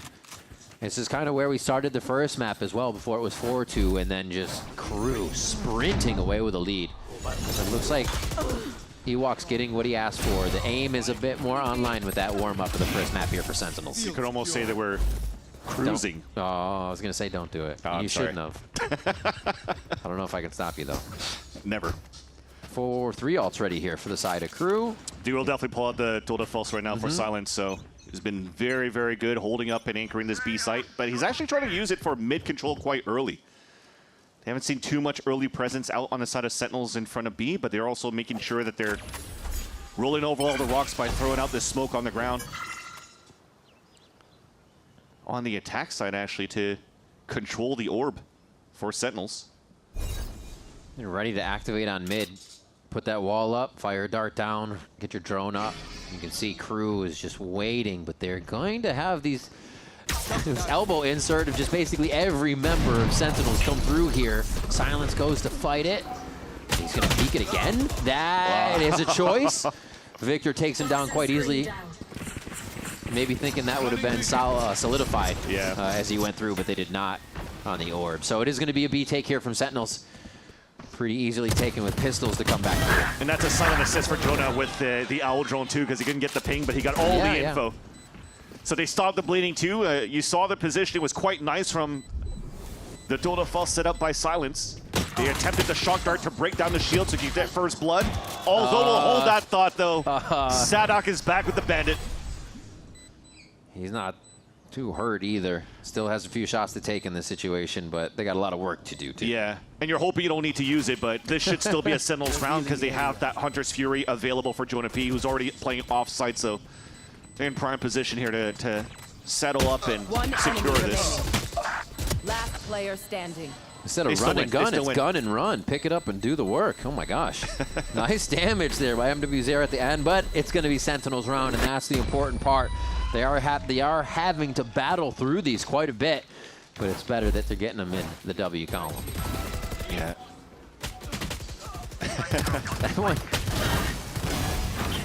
It was a nice try, though, and again, I think it's KRÜ put themselves in the right positions as well. Yeah. After they saw that harbor smoke in front of that B side controlled. Okay, the rotate should be coming back here somewhere else if there's no pressure coming in from that front B side. So you are trying to. By the way, I see the bear. Close in. Yeah. To close in and try to break the shields.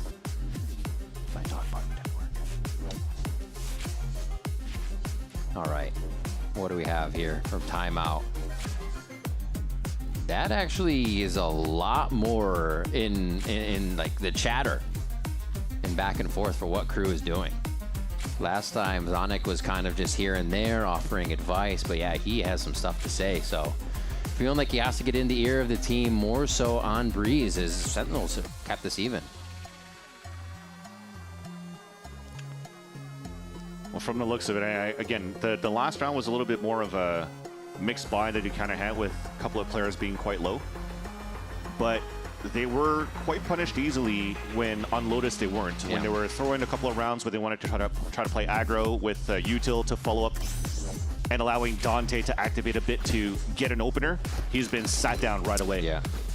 What's been good for them, at least in terms of the results, is how good they've been on just attacking back onto Sentinels as soon as Sentinels gets on site. So they didn't want to leave that space for Sentinels to take, so that it could just start flooding back on that side. And you're seeing here, at least from the setup at the beginning of this round, that they're not trying to go for any of these type of trap plays. They're just trying to control and maintain, again, from the look of the smoke here of the Omen of Sadak. Let's take a listen to Sen here and see how they're feeling about these rounds. Gotcha. Hold the top with me when it fades. I'm peeking off you mid, I mean. Yeah. They use another Omen smoke. They want a main. Okay, just listen to me. Yeah, they want a main. Come forward. We're gonna do 4 A split. For mid and Sova solo A. Yeah, can we peek this together, Victor? Yes, I'm going wide. 3, 2, 1. I'm gonna just stay mid and watch flank, okay? Just, I think you can just use your shield from close and we just Sova jump elbow, I think. Sova jump elbow. Yeah, I think they might be in the orb. You gotta cover us. Somebody want to jump. Take bomb. We need to get going. Wall down. Just trying to think of everything that could kind of buff their situation. Someone's in the orb, someone's here. I have neon. One flanking elbow. Nothing bricks. I'm blind. Hey, hold it. Dead. Nice. Yo, kill him. Where? Just go with me. Get a smoke, Open smoke. Dead. Nice. I can ult him, I'm ulting him. Okay, waiting. Go with me. He's blind on the left, Default, sight. I want blind yellow, I'm ulted out. Omen is yellow. One chamber. His body's He ulted out. Chamber nice. The way Chamber they're nice. closing in on these calls is so cool to see. 30 seconds. I'm planning to say 4v2. Chamber has up. Chamber was nice. He was nice. I'm smoking your right, Vic. Okay, well done. I'm just going with Flank. Flank. Nice. W bait. You're my savior. Floor is up. You should chase. You should The chase. wall up Neon and down chase, here, so you can forcing run. the gun to come out, and you already see it now. Silence was forced nest, to fall okay, back he and nest. save his op. I mean, I don't know if it was mid TP, but he was Looked here. very and he good TP here nest, for the so- comms of Sentinels as, I mean, if you guys don't know, John Cutie. Yeah. We all know him like that. But he was basically calling they want the A main, let's try to just go for heavy 4 players on middle. It was dangerous because if you looked from the mini-map though, you already had 4 players contested on that side of KRÜ on the other side. Right. What really helped Sentinels to really start opening things up though, is not only on Jonah P's droning on the A side to get the info if they actually took control of main, but it also allows here for saying, okay, well, it's empty here, we could actually ult into the doors and start activating that spot, and you saw the bloodbath and the trades come in favor of Sentinels right after. And it trickled down from the somebody's maybe an orb. Okay, there's only one site. You know they're all towards mid. Then one of those players is going to get hit by the kill contract no matter what, basically. It comes to show how fast you have to pivot from time to time too, based on the macro you're trying to bring at the beginning of the round. So great pivot and calls, and all the players around Sentinels seem quite vocal towards what they want when they want to start activating as well. It's not only on John Cutie setting up the plan, but it's your duelists too, looking for the setup. You did get that initial though. Okay, listen, this is what we're gonna. Yes, There's a point when the round is his. It's very cool to see. All right, 4-3. Sentinels grab the lead here. The first time in the series, really. And it's going to be Silence looking to get this round back. Less hiding with the Classic over here on the right side. This Redux is going to make quick work of him. John Cutie with the Phantom, and they're kind of getting scattered on this Sova ultimate. As they get the plant down, Sentinels are in a pretty good position. Yeah, still winning good fights too. Although all of them kind of isolated, they still have numbers. Unfortunately, though, that's going to change. One enemy remaining. John Cutie has to come up huge again on the 1v1 inside the Gulag and gets it now for Sentinels. Oof. It almost looked like it was going to fall apart, though, for how we executed for Sentinels in the first place. It feels like we... I didn't buy wall. Oh my god, I'm trolling. I was about to say. I didn't buy because there was a gap there on the top of Nest. Why are they scaling up there with a wall and then a free kill from the top of Nest? And then looks like John Cutie realized here that he didn't buy a wall. Nice. Couldn't wall up and section off the top of Nest into the B site, but still gets a 4K for the team. So he saved himself from the embarrassment. Looking good. Timeout's not going to matter here for the side of KRÜ. Sentinels just pushing through. And actually put everybody, I say everybody, but we still see Cortezia on the left side of the map here towards A for a bit of ruckus in the beginning of the round. Make the noise, drone it out, bring the KRÜ defense to this side. But it doesn't look like they're biting to this play just yet, fans. And this is good old signature Sadak. Play close with the judge and try to find your timing. So he gets droned out, but he repositions himself because of that second smoke that came through, and it was no pressure coming out here from the Sentinel squad. Swinging together once again. You can almost still hear it in their heads. 1, 2, 3 as they get themselves to safety. And yeah, KRÜ still reads it again. Sadak just completely moving with Sentinels on the other side of the map. And they're okay with that for Sentinels too. It almost looked like they were trying to cut rotates in the first place by having Cortezia inserted, but after that, if they're trying to go for the site hit, you still have a pit to work out with for. And then they make sure they grab this orb too, so you're sectioning a lot of that site. 30 seconds left. Big dividers coming through. Dante wants to be in their face, and he's able to successfully capitalize with 2 to start. Sprinting over is Sadak to already be on the mid side, so nobody can rotate out or lurk on his team. He's going to go for the backstab as Les and the rest of the team make quick work of what's in the site. Wait a minute, Professor, class is in session for a moment here. Can he get himself to safety? He doesn't realize he's still surrounded, and Les is just about to creep into the situation with eyes on the prize. Jonah P goes down there, and KRÜ, they correct any mistakes on that one, but lose a few members. Crazy that they get that around, though, from inserting a judge on both sides, both extremities. And right over here, that scaling, the wall was actually pushed all the way out towards ladder for them to try to scale on that left side. But then Dante just found his timing again. Getting more impact frags this time around than what he showed in terms of numbers on that first map of Lotus, but definitely making this salvageable for KRÜ as they were starting to lose a lot of rounds here since this round number 4. Sentinels are looking pretty good with how they're operating here on their attack side. Looking at these positioning, they're looking for this early mid control.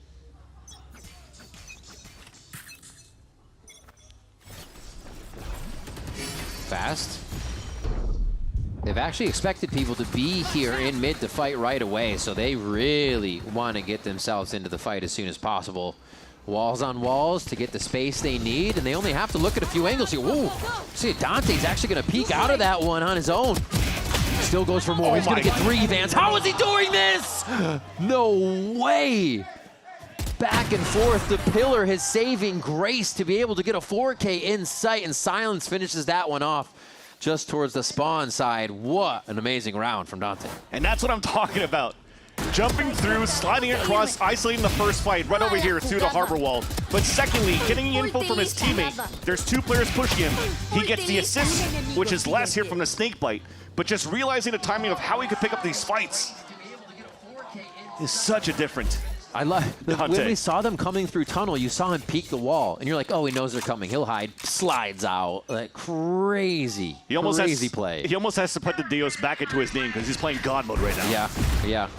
I agree with that. He's actually taken a moment to realize what he just did in spawn. His Silence gets a kill. He'll still be over towards the A action with Victor going down, slowing down Sentinels here to start. And this looks like it might just fizzle out altogether. Late to the round, second to the party. Dante picks up Cortezia. Oh my gosh, those look close. John Cutie doesn't take too much to the wall. None, actually. And he's just trying to keep them at base so the other guys could activate here on the other side of the site, hoping to get a kill. My ult is ready. Jeez. No distraction. Just cat and mouse on this wall. Player standing. Yeah, it's going to be a tough one to get out of. Redux takes a shot.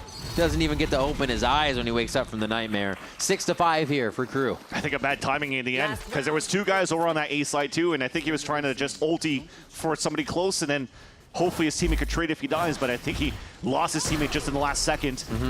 And that becomes a freebie because the rest of KRÜ could just collapse onto John Cutie towards the door, and that's it. Cortezia right at the bricks.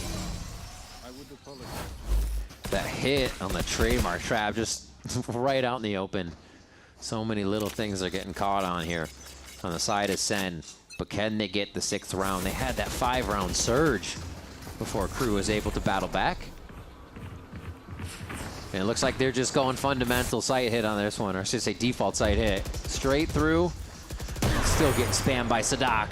Why wouldn't it be? Yeah. Oh my gosh. So now the 3v5, Dante finds another one there. You can see the assist coming through, the trademark hit as well. And yeah, the little tricks are catching Sentinels off guard. A quick trade there slows down the fight, but it looks like Sentinels are not going to be getting out of this one alive. John Cutie and Jonah P left alive here, the two with the veteran status on this squad that you'd be looking for to capitalize on a round like this. And it's only going to be John Cutie left. He gets going to zap down. There it is, 7-5 for KRÜ. They're kind of playing with their food at this point, knowing where they are, just taking their time and deciding who can get it. And KRÜ seem to be in full control here. Yeah, what a time to activate for Dante too for the last couple of rounds. I think it was like, what, 3 and 6 or something like that, finishing on the top of the scoreboard at 14 and 10. That said though, so good in these spam lines for all this team. KRÜ came back, they take a comfortable lead going into the second half now. Wild stuff from KRÜ. It is going to be another tough second half for Sentinels. Let's see if they can battle back.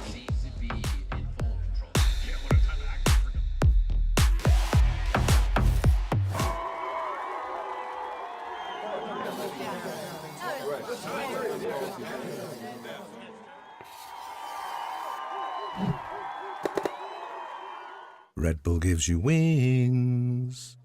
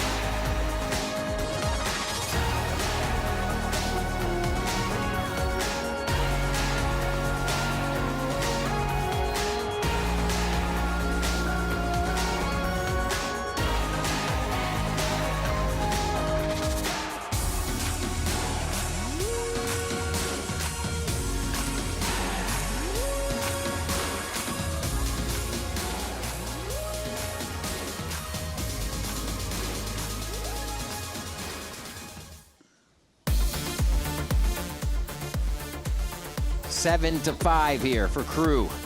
They come back in the first half to make sure they take the lead, and they have been reading Sentinels left and right from Lotus and now to Breeze. It's how they continue to take these rounds.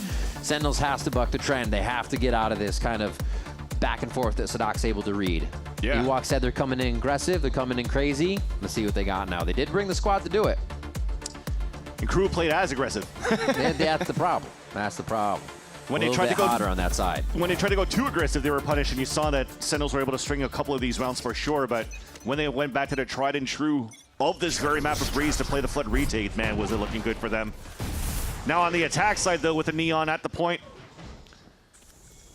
Redux is already low HP trying to walk down, though.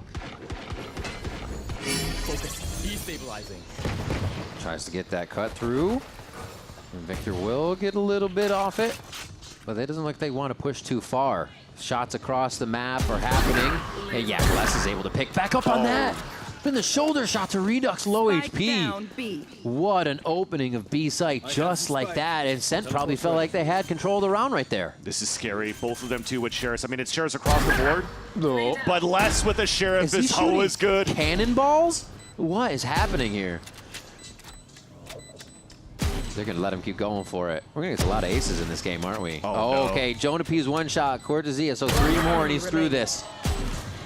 Oh, God. Everyone's going to ace. Oh, God. Oh, God. Vans. Una mas. Oh, doesn't get it. And they were just going for it, too. It was a gentleman's agreement up there for a moment. You love that. Just on the side, Silence is like, all right, I'll wait. You guys go ahead. The fact that he falls is just like, wait up. Let me just go back on the boxes and try to find him again. Oh, my gosh. And that's the thing. It was a great start for Sentinels by pressuring down towards that middle. But because they had to leverage John Cutie to even slice up the mid side, they had to give up the B site. You had 2 players who are able to lurk in. So John gets the first easy kill, but then never saw Les sneak through. And then you see how much damage Les could do now when he's given these opportunities. Revealing area. Now, once again, Sentinels have to fight backs against the wall, just trying to farm up ults as much as they could, and that definitely will be heard here from the side of Silence, who calls that aggressive B push. But then for the rest of the crew, they're doing the same thing, controlling the A side orb, making sure here that the drone's going to get some good info for the team. This is an interesting Viper wall, though, giving a lot more space than usual and just trying to punish players through the line of scrimmage. Crew just wants to wait for it. Comes down. Here comes the fights. Honestly, it's so awkward to be in this front space. Fighting back and forth. Dante has been cruising into these positions so well right now.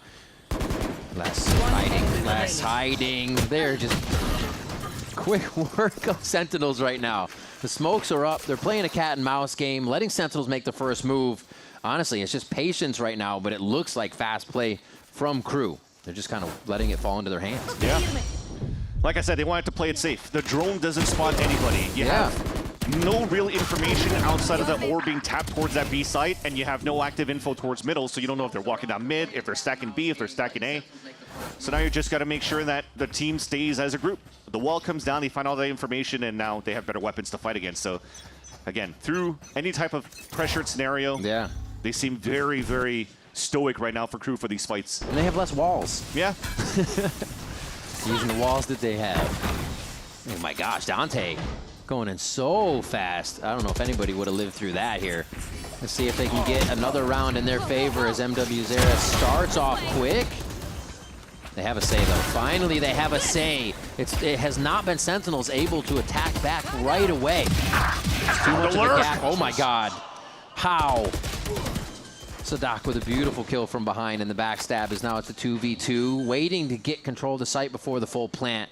They're looking to help each other before they do that. That's in the open. Oh, he's in the open. He still stays alive, though, on the swing. Cortezia is there to get it.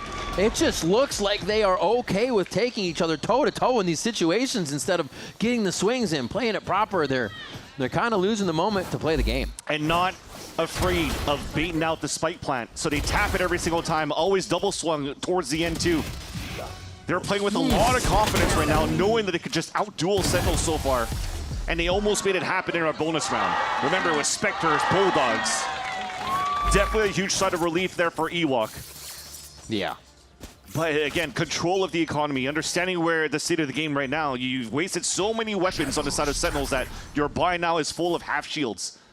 They pull out an outlaw here for Silence, and he's been really good on the scope this time around. Mimi talked about dueling for the side of KRÜ. That always falls in their favor, so why not use these outlaws against them? He's a B, guys. Ó, era isso, eu vejo aí, Wandarin, talvez. Cabra no seu contato, Dante. Tá, beleza. O Waze tava lá na base. Mano, não tem o certeza que nenhum tá DV de Ok. Acho que começa dronando ali atrás. Drone, eu posso fazer uma mole se você tem tanta certeza. Isso. Faz essa mole aí, mano. Vou dronar o A. Ó, drone não. So early info towards A main. aqui. Neon avançada. Neon tá. Dá para aplicar. B. Tá B. Quem que era? So patient here, waiting for that time tick down before they activate. You see the spike down already, and they're This is kind of what they did on Lotus. Go insert, find things, let them rotate, and Les will be there to give them a hug. And there's a next insert from Darren that's chamber in the front side while they're making noise. Jeez. Always playing with somebody behind their backs here. On these backstabs for Sentinels. He's still ready. Les again. Another one, an elbow as we rotate. Tava CT na pub. Sim, foi CT. Caralho, velho. Atrás de você, Seth. It's like a round of who's watching who so far here. Caralho! John Q did as much as he could on a 5 versus 1.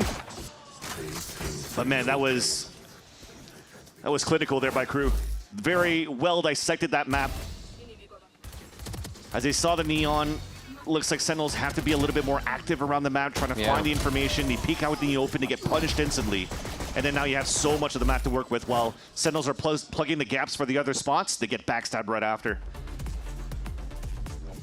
And a timeout from Sen right away. After the round, we see Ewok was fist bumping because they got that bonus. Sadak knew what the team needed to do, gets them through. I mean, they all did, right? You said silence behind the outlaw. It's coming from everyone's brain right now. A 10-6 scoreline here in the second half on Sentinels map of Breeze. And KRÜ are looking fantastic right now. We expected, you know, a lot from, I think, a Sadak team or Sadak in general, right? Whether it would be from agents, whether it would be from the meta he's going to bring in or how the team runs. And it looks like everybody is just gelling from the start. The way that Sadak plays behind Dante when they pushed on Lotus, when they pushed on Breeze out of B into A. Yeah. It's just everything seems so synced up already for this squad. I would almost think that the conversation with him and Coach Zonic too, looking at their KRÜ roster, is like, okay, well, we got, again, an amalgamation of players that have had flex and sentinel roles in their career in 2025, mostly from in different regions and in challengers. Now let's play to our comfort picks, right? Let's not think outside of the box yet. See if this works out. Let's get the feel of the game. So you're seeing like everybody pretty much best in slot right now for KRÜ. And Sen as well. I mean, I've been loving watching Victor play again. Obviously, first into the fights, no hesitation on what he needs to do on the neon. Just honestly riding a bike for Victor to get back in here. So that's been awesome to see, and he's getting it. And that was the thing with Optic Gaming too. When he was trying to create space for the team, he was doing so. Yes, he was dying a lot in his scenarios, but he was actually activated enough for the rest of the team to follow behind. I want to see that more from Sentinels too, just to make sure that they were working in tandem to go for these team fights into their favor. Sheriff damage is the name of the game for Sen this time. So maybe pick up a side weapon here if they can pummel somebody with 3 members of the team. No. There's one, but it's only an outlaw. It's not going to bring the round back into your favor per se. Welcome to my world. Especially with a pit trying to retake with an outlaw, going to be tough. It doesn't work as well as a shotgun. Sadak on an elevation again. The man lives up here. That's what we're talking about too, the elevation that would be a pain point to deal with for the side of Sentinels. Although not seeing anybody yet. No distractions. Favoring that Omen over the Astro, and we can see how many little things he can do with it. Tricks he plays. Hold on. The shots he makes. The shots he makes. Redux takes him down though in the end. 4K for Redux to defuse. 2 come through here as long as he doesn't cut the wrong wire. And they're good for another round. Let's see it. 10-7. That's another 4K from Redux, and also winning the ult with a Sheriff. He domain expansion with a Sheriff and still won it. Look at his retake. One through the smoke. Okay, that's a lucky one. And that activated the kill contract for him, so that was a huge kill to take for the side of Redux to allow Sentinels to win this one here. Yo, we can win! There it is. There it is. Cubert's happy now, too. He's not getting squished to death. We're on the up. Let's see what happens. All right. That was a huge round to win, too. An eco round for Sentinels. Now they have a lot of economy. Now Victor can bring out the op, and he scores that first blood. Victor with the op. As if we forgot. He's going to keep pushing out here. Ultimate's ready! He says pull. Dante jumps. Dante is sat down. Another one here towards the top. Your top fragger for Sen right now. John Cutie putting another one on the board and putting a little bit of stink on it. And now this 5v2, they look to get a flawless round as they're going to start trading with the ops. Dude, he's got the killer look right there for John Cutie, man. He wants to win this game. He wants to pull the team back right now, and It feels like they've done so with amazing 2-op kills from Victor. And maybe here for the rest of KRÜ, they're going to have to save, because as much as it was pretty one-sided in the second half, they're also finally down to their last expenses for KRÜ Visa. So they might have to start using their visas now to hopefully get a decent buy in the next around this op and his vandal that they're going to save.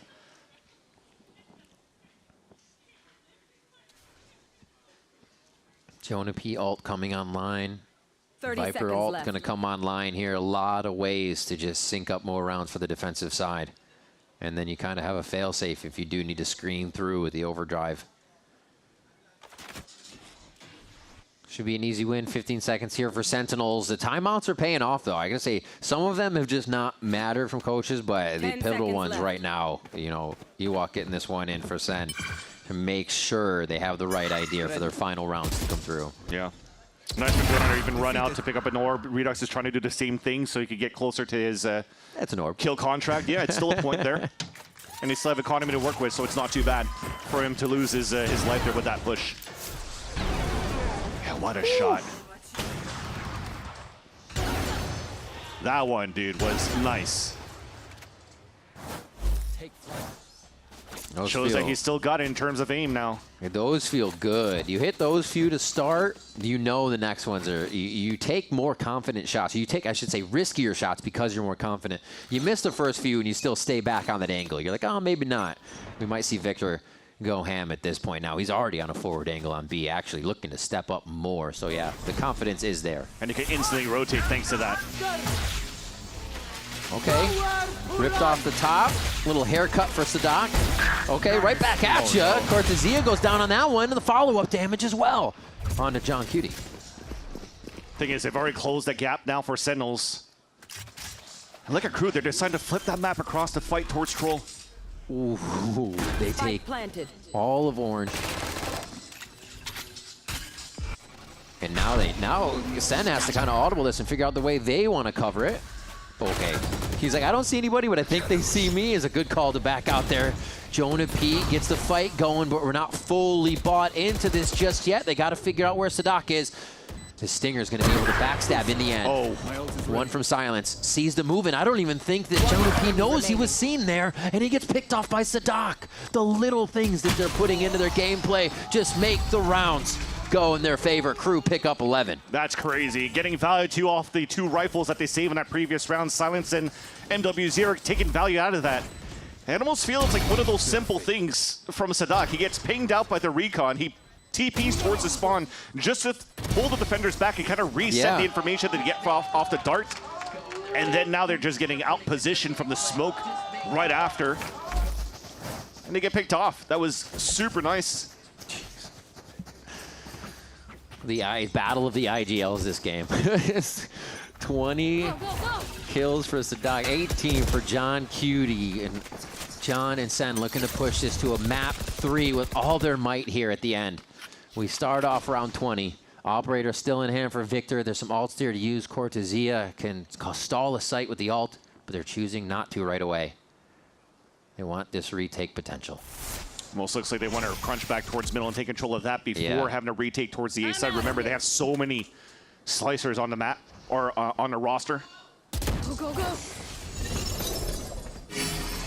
Dante, forward mark there, sets up Sadak to get taken down as Victor takes the longer angle.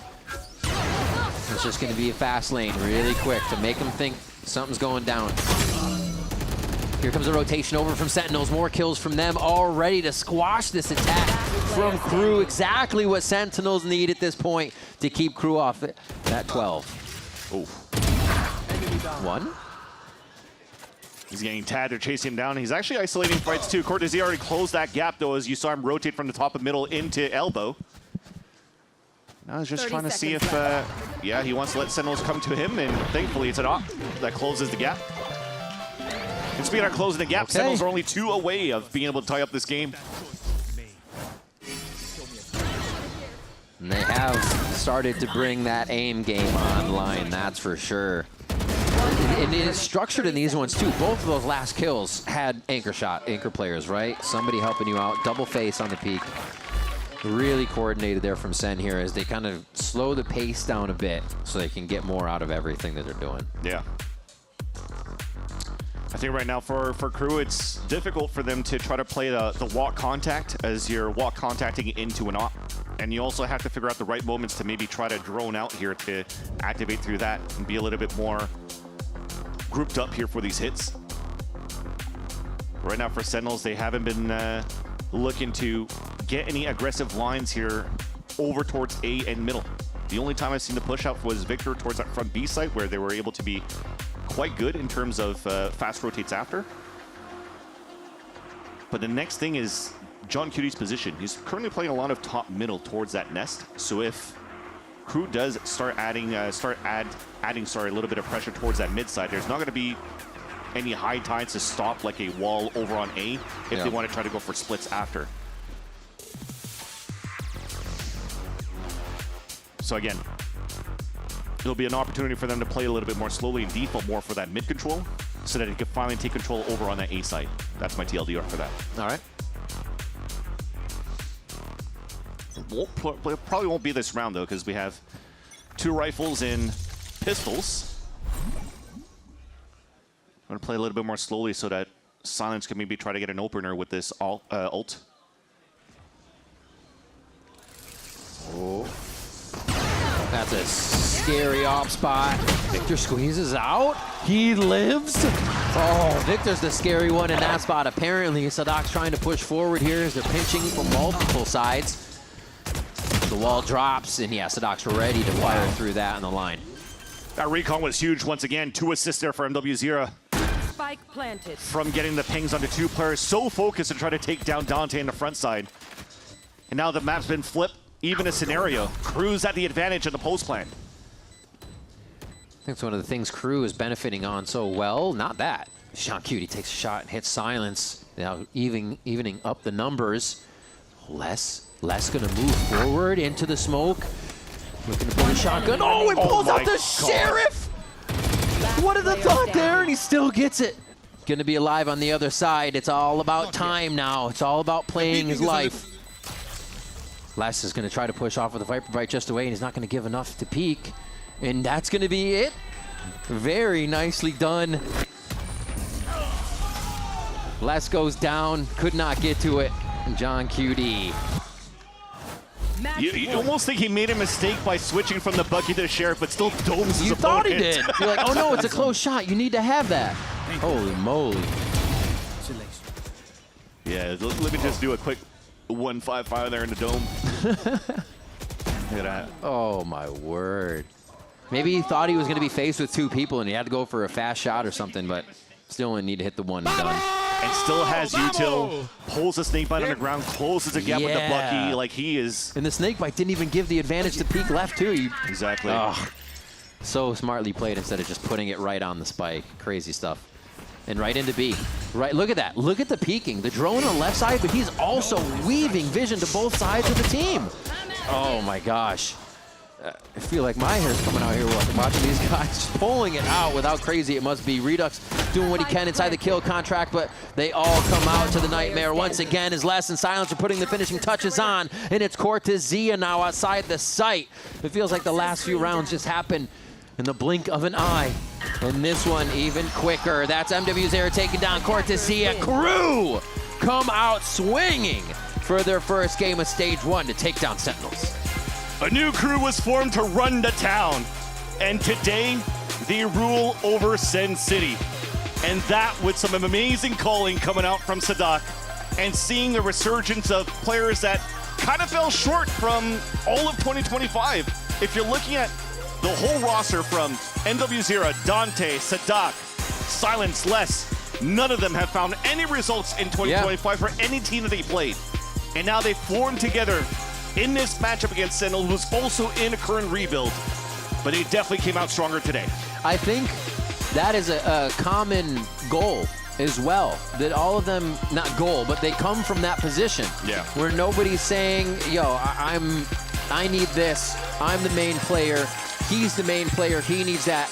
Everybody's there to play. Yeah. And they, like we said, they come from those positions where last season might not have been great, last stage, a few stages, and they're there with the passion. And we're seeing that come through. A team of unlikely players coming together here to really show us what that teamwork looks like. I think every single one of these players had me moments of like the hero across the board, like 4Ks, back-to-back aces. Maybe not from Sadat, but he was getting so many smoke kills too, while at the same time calling for the team. And this is looking very promising for a team like KRÜ Visa. Absolutely. It's not even like a KRÜ is back moment, but they have grit. And I think it's a grit they're going to grow very, very hard because it can't be their back. It's basically new, right? Let's see how they build. Sentinels as well, looking to build, looking to come back stronger here. And they did show for their map of Breeze, but outshot and then outmapped. Sadak had that read, and that's something that's just hard to get through. Yeah, and I don't think it's necessarily like they're facing a disadvantage with all the nerfs that you're currently seeing from Will and Yoru. They're just trying to find an identity. Also some. And then also seeing that, you know, you have Reduxes on different roles as Omen to ISO, but he would still put up some very good numbers. So if you need a shooter right now and a score duelist in a team like Sentinels, they have it at least with that player, Redux, until you have Jerwin joining the roster. Right on. Yeah, there's a lot to come to fruition for them, right? And the way they kind of want that style to work in the first place. So, yeah. It's tough to get that against a team who is doing everything they want right now as they get on in a really strong Lotus here coming out. We did see Sadak kind of not branch out into super weird things like going back to a Sent meta stuff, but yeah, it's definitely Sadak is back, the brain is there, and it's cool to see again. Yeah, definitely, and also seeing the, you know, the comeback now from Zonic to be able to coach a star duelist like Dante. I think that's going to give a little bit of familiarity on somebody that's so young here for Dante on the stage right now. So maybe not the best rookie year, but going to the second year, looking a lot better this time around too. And those 3 months of practice for KRÜ Visa, it really worked out, really panned out for them. So now that you have that confidence, saying, or at least testing out their limits to say, okay, well, let's go onto the stage, see if it works out. They were dominant there. So looking at the next few weeks, it's a gauntlet for both of these teams to try to make it into the playoffs. Absolutely. It's not going to be the easiest of teams. I think they're playing like Furia, Energy, 100 Thieves going into that group. EG, that like an extra world champion. That is a lot of teams to play against and try to make it to like the least fourth place. It's crazy. It's going to be really tough. Before we throw an interview as well to speak of the Ewok, he's even mentioned it's going to take a while for what I bring to the table to be implemented, right? And they get to kind of go through a run through that today, see how it was implemented. So more time there for Sentinels. But it's about hearing from KRÜ right now. So we're going to go ahead and send it over to Dryad down on the stage for the Verizon post-match interview. Looking amazing with this 2-0 against Sentinels and Sonic. I want to talk a little bit about what we were just mentioning in that coach interview, is about how you define your style as a coach.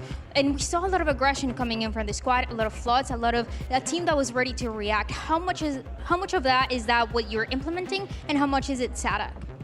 Oh, that's a great question. I would say that everyone who remembers the old All Nights on Ascension 2024, they knew that, those guys know that we play an aggressive style. I like to play an aggressive style. I think we mesh pretty good with Sadak. I think he also likes to play the aggressive style, but then kind of swapping the style into more like controlled style, I'd say, a more slow pace. But yeah, it's part of the system.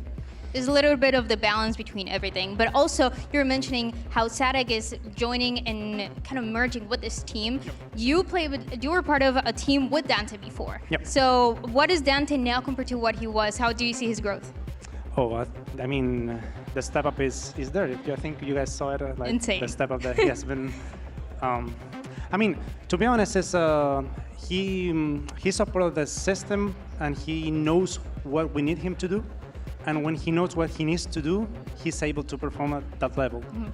He's been doing that on scrims, and I think today he showed why he's here. And it's a system that is not only really good for Danton, for the Neon that he's playing, but also for the rest of the team that has insane firepower. I feel like you guys are one of the teams that have the best firepower going into the stage one. What do you think? Where do you place yourself compared to everybody else? Oh, I think I have to use my, I don't know. I'll say that we are among the strongest, but I can't say that we're the best. Like top 3, probably. Like we still have some growth to do on the tournament. There's of course our first game on VCT. So yeah, there's growth to be done. Like we need to evolve. But I mean, you guys look amazing. Sonic, thank you so much for the interview. This is the win the KRÜ gets, but now we have another amazing matchup. It's G2 against MIBR right after this break.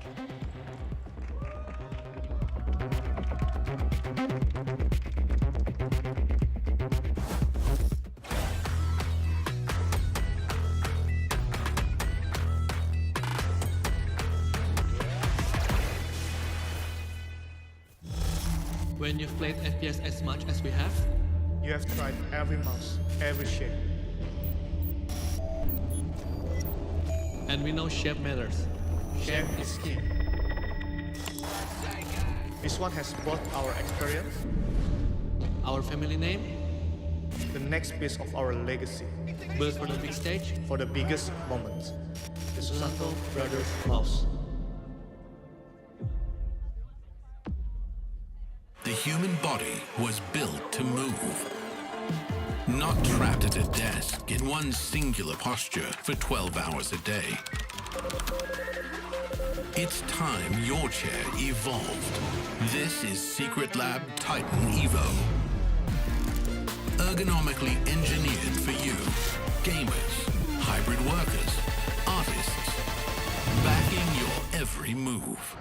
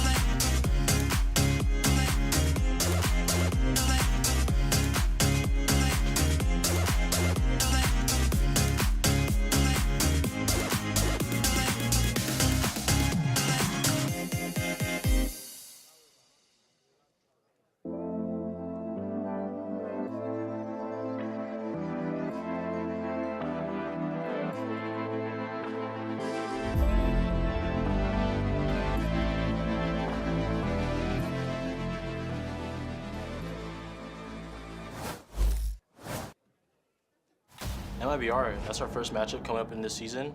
They have some of the GOATs on their team. They have Aspas, they have Zekken, of course, and with those two, I think they have a pretty good dynamic. I'm glad that we got to play G2 first, because I think I would like to have the challenge early to kind of get us ready for the rest of the split. I feel like Zekken's a little bit more the playmaker on the team. He kind of gets the more sacrificial lamb style kind of gameplay, I would say. Here comes Zekken. He's pushing that heaven smoke. One step further forwards here.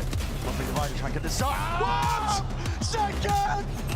They're sending it forwards again, blitzing pace. Once more with Zekken. He can't be denied. He can't be stopped. He's gotten away with murder. It's unethical. The last time we played them, we got smoked 3-0. We were coming off of a BO5 the day before. We just didn't have the stamina for it. G2, of course, they always have been known for having a great team play. They're having a great core that understand each other like 100%.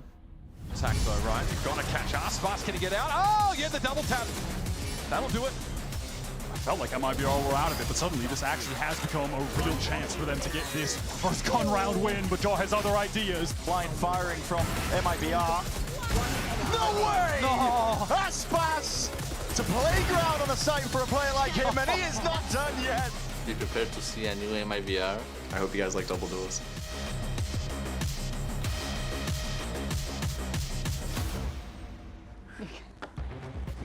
Welcome back, everyone, to VCT Americas and our second match of this opening day. It's G2 versus MIBR. I'm Golden Boy, back again here with Athena, Mimi, as well as Emily, after we just saw KRÜ take down Sentinels 2-0. Oof. Yeah, I hate to. Whoa! Oh, Cupert! I had to. Oh, He was right there. I did. Okay, I mean, you just got yeeted to carajo land. All right, well, there you go. This one, of course, so this is going to be an interesting rematch here because this is a rematch from our middle bracket grand final. That's right, in case you don't remember, we did triple elimination at kickoff. G2 picked up a 3-0 win here, and I know, Athena, you wanted to look at a round in specific and talk about what went up in that game. What you got for us? Yeah, I figured what better than boring B-roll of highlights than to have my beautiful voice talking the whole time. It's amazing. No, I love it. Seriously, the main thing that I want to point out is that even though these scorelines don't really reflect how close the games were, they were really close. Okay. MIBR and G2. They played a lot of these rounds that were super close, and this is going to be one of them. This is round 11. It was the last map in this BO3 on KRÜ. And I really want to talk about how different the playstyles are for both these teams. So right off the bat, right before barrier, you can see G2, they're already here, ready to do this 4-1. They have the Viper on the lurk, and you have, MIBR holding on their defensive setup. They are just so ready to just play the game, be normal, see what G2 is doing, because they know that they like to aggress really quickly. And so right off the bat, you see that this is read instantly by MIBR. I'm going to point this out for you really quick. So they're just grouping up for this execute. Omen has already teleported all the way into spawn. And G2, again, they know that this is happening. So what do? They cancel. They cancel the play. And the thing about G2 is that they really like to play together as a group. And in response to this, MIBR, what they like to do is get a lot of aggressive information. They are a very proactive team with a lot of fraggers. And so what we see here is actually Verno managed to walk all the way down mid.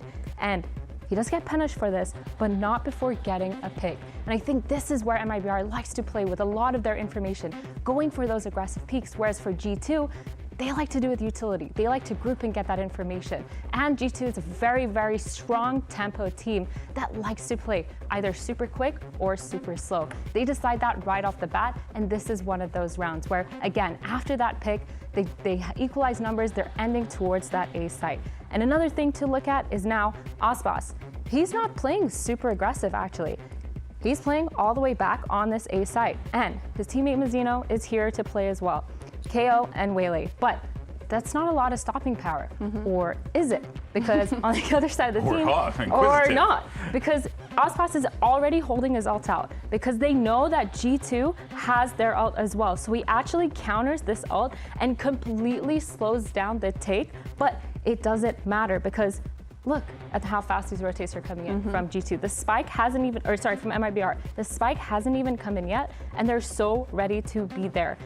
To these players now, fighting for backside, they're not letting them get as much aggression as they want them to be, and Aspas immediately gets that first pick, but Baby Bay trades it out, and Mazzino, he's so aggressive with these flashes. And at this point, they're up numbers. It's 3v2. Your whole team is here on this A site for this post plant, and they're so ready. A flash out of the smoke, Trent gets one, but he instantly gets traded, and again, a 1v2. So for MIBR, this is looking really good, right? Super close round. They should get this defuse, right?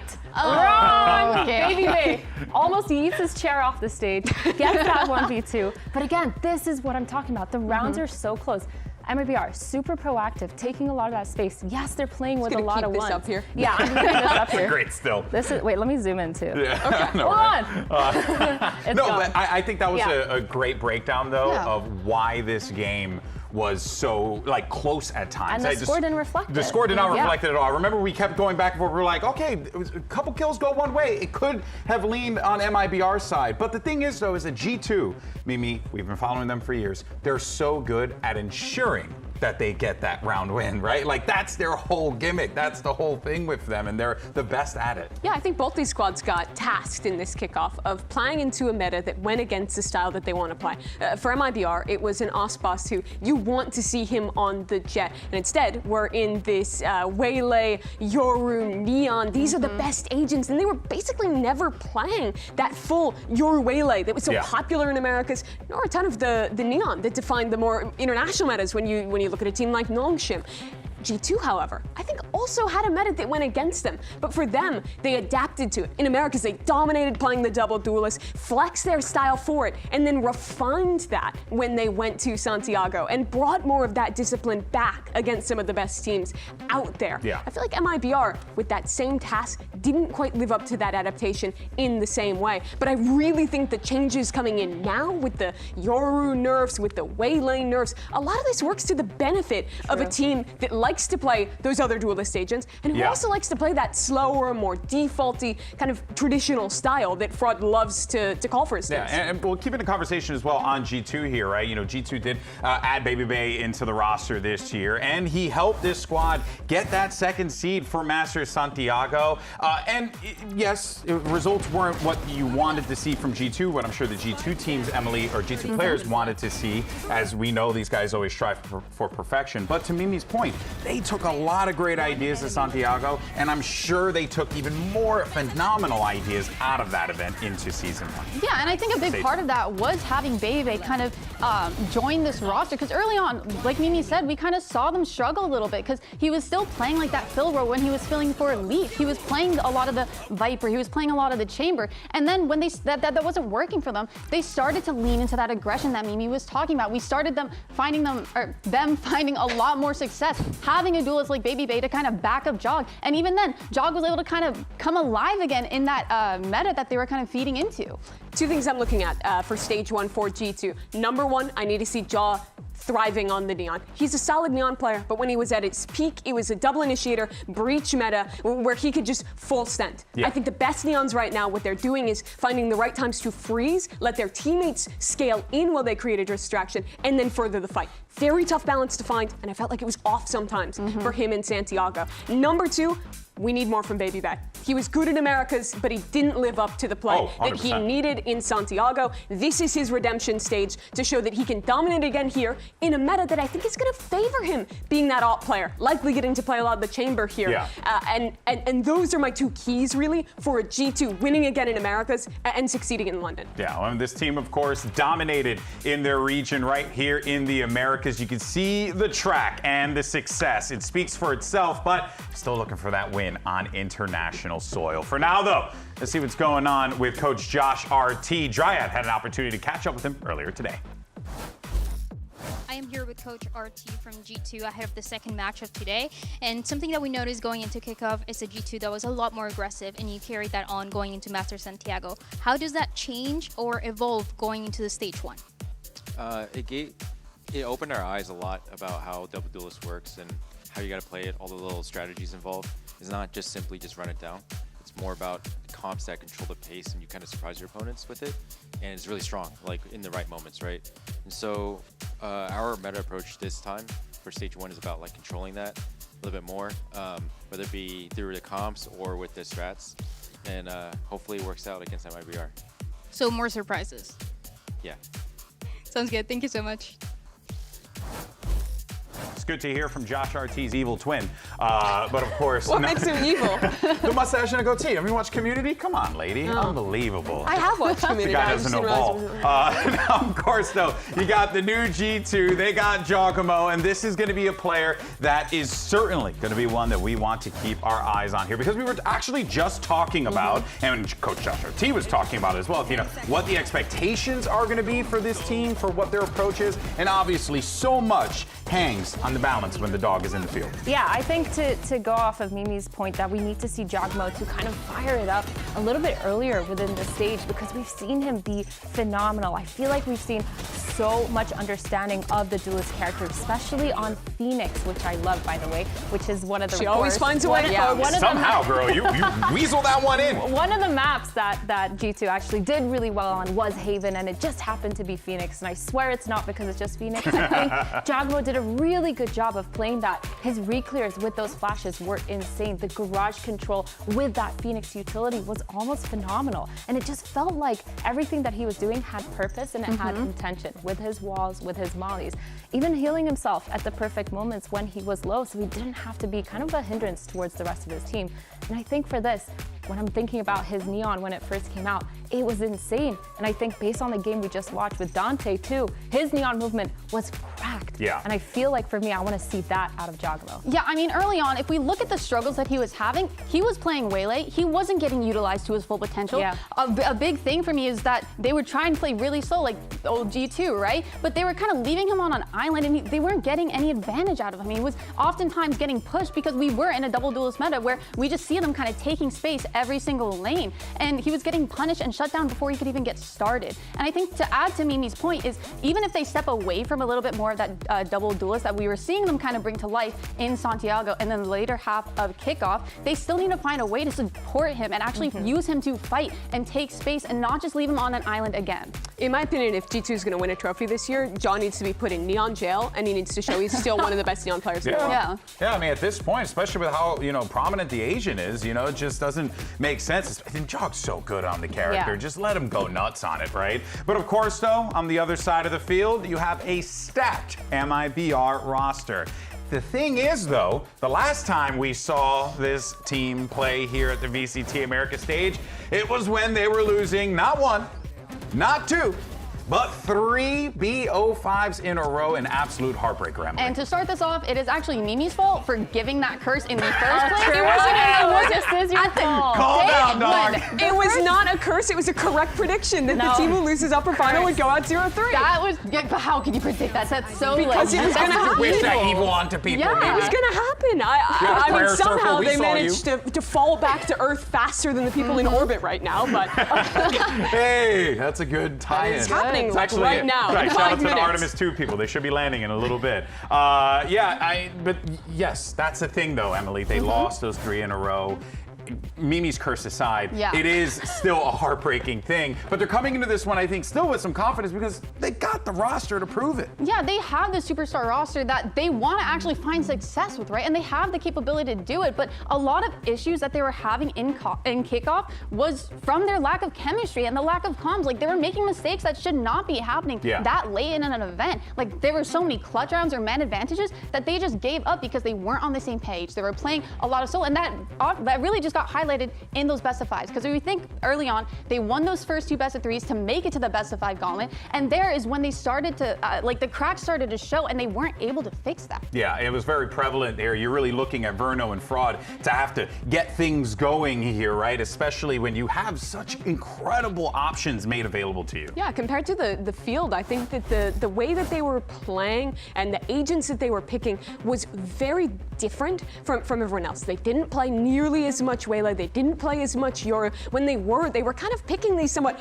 off-meta double duelist combinations. And I think the way that they were executing, in particular on their attack side mid-rounding, was much slower. They weren't as willing to full send on those double duelist executes that I think a team like G2 ended up adapting to and showing. So what I'm looking for here is an MIBR with the agents that Aspas doesn't want to play getting massive nerfs to come in and play to a meta that should be better for them and succeed. Yeah, do we think Jet comes into this? I mean, is it's there Aspas, man, absolutely. I mean, that's what I'm saying. Yeah, or could he maybe bust out the Neon? Yeah, I mean, it's his second best agent. I think his Neon is really good when he does try to get a little bit more aggressive than we've seen. And I think, like you were talking about, setting him up for success and supporting him more.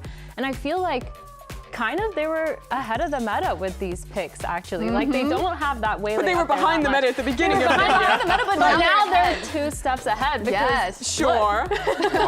Were they 2 steps ahead, or were they 3 steps behind, and now they're 2 steps? It's wrapped back around to or are they just right where they need to be? Here's the sell. The meta has come to them. Honestly, that is kind of how it feels like.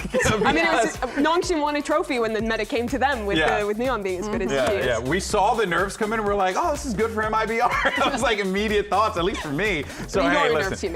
What happened? Yoru nerfs. Oh yes, the Yoru nerfs, specifically that one. Now, of course, I'll just send it over to Dryad. Hear from Zek and get his thoughts ahead of the match. MIBR is one of the teams that the fans are the most excited about. But second, something that you guys were talking about was how in kickoff you didn't really have enough time to be together as a team and feel really confident. So how are you feeling right now that you had more time? Feeling really good. We've got a lot of good practice in over the past month and a half.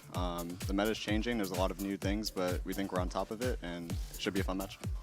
And you mentioned the meta. Something that was very big was the Yoru changes. And you guys were playing a lot of the double duelist with Aspas. Should we be expecting a little bit more of the duelist or something else? I mean, the Yoru getting nerfed was a big thing. I'm playing a lot more of a passive role this time, but we're playing well, and we're excited to showcase it. Looking forward to it. Thank you.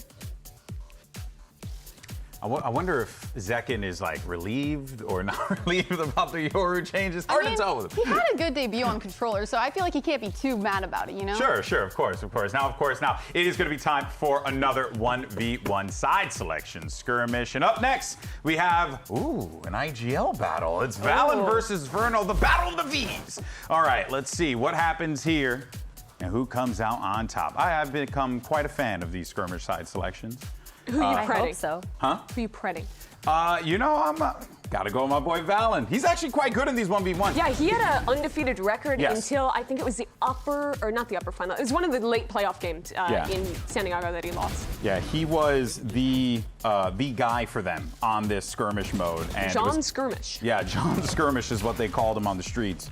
But right now, John Skirmish is struggling against Jim Skirmish. No, he's down 2-1. He's up 2-1. Oh, he's up 2-1. I misread that completely. Yeah, Never mind. Actually, 2-2. I was right the whole time. You I should were have right, just of kept talking until I was right. You know. I feel like this year has been a pretty good year for Valen in terms of mechanics. Like I feel like he's really like shot up in terms of ceiling, in terms of mechanics and being able to play Individually, around. he's so damn good right now. Yeah, he's been insane. So I wouldn't be surprised if this goes his way as well. Yeah. I'd also say the same thing about Verno too. He's just always impressive. I mean, that kid is. He really is just okay. Valen. Wait, I think he swept all the way around and caught him, like backstabbed him. He's lurking, but no, I think Verno is actually a really fun player to watch because he's always so locked in. Yeah. Anytime we see some stage shots, he is just dead serious, focused on the game, and that's kind of terrifying. Yeah, MIBR is a team that will react to the least winning a round. It's very Marcus Aurelius coded. Okay, I like seeing the whimsy a little bit more, but I respect that steadfast presence. I think Aspas has always brought that on pretty much every team he's played with. Damn, all right, well, Valen ends up falling there. The man who once was John Skirmish now is nothing more than so just sad. John. Well, I hate to see it here. All right, but folks, you got a couple big players on this team that could really put the game on notice here. But one player we haven't had a chance to talk about him. He always commands a conversation. The veteran Leaf.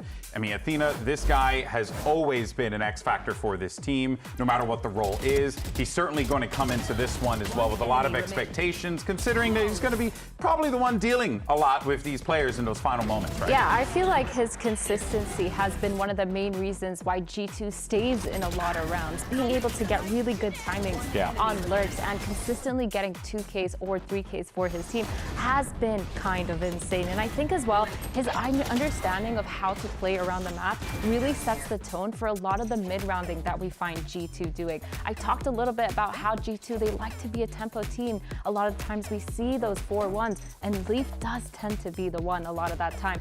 And he does a really good job at it. I mean, you'd expect Baby Bay to be that one sometimes on that chamber, on the lurk, but Leaf, he's just so good at getting those timings, allowing the mid-rounds to happen, and making sure that the team gets a lot of those wins based on just rotating. Yeah, I mean, that's what I was gonna kind of say there at the end, is that I feel like G2 is so comfortable and confident about canceling plans, readjusting, and kind of resetting like you saw around. in the breakdown. They're so quick. Because Leaf oftentimes is the one taking that space. He makes openings for his teams where even sometimes he doesn't really have to. He just gives them a second option very consistently, and it opens up a lot of more paths for G2. I was actually gonna say that. Like, you watch G2 play. A lot of teams do this, but G2 are one of the best teams at it, where they have an idea, but they're always thinking about a second idea. You know, somewhere else, somewhere out there, and then they'll move on that idea if they feel like they need to. And a lot of that is predicated, I think, on just the fact that Leaf is always that guy looking to create that second opportunity. He's kind of a dream as an IGL. I think when you're not the one playing that lurk role as a leader, and you can probably speak to it,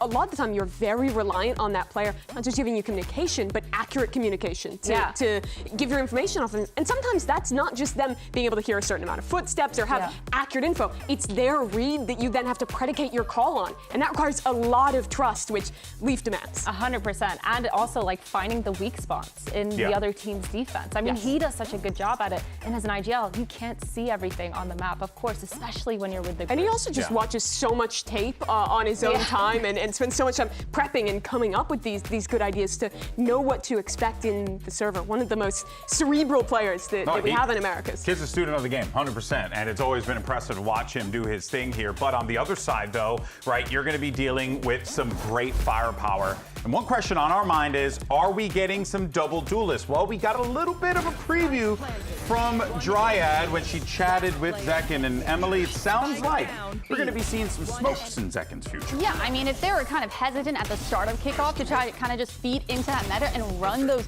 double duelist comps and still trying to prioritize having Zekken on the controller early on, but it really didn't make sense to me because you have two of the best duelists that Americas has ever seen and they're still not willing to lean into it. I think now, after those Yarners, I think they're even more hesitant to go for that. I think they're going to be kind of reverting back to their old ways and trying to really just have Aspas be the linchpin, if you the will. Linchpin, like sure, yeah. kind of like the tip of the spear. But do you think Zekken going on controller is considered, in your eyes, a downgrade versus the double duelist meta?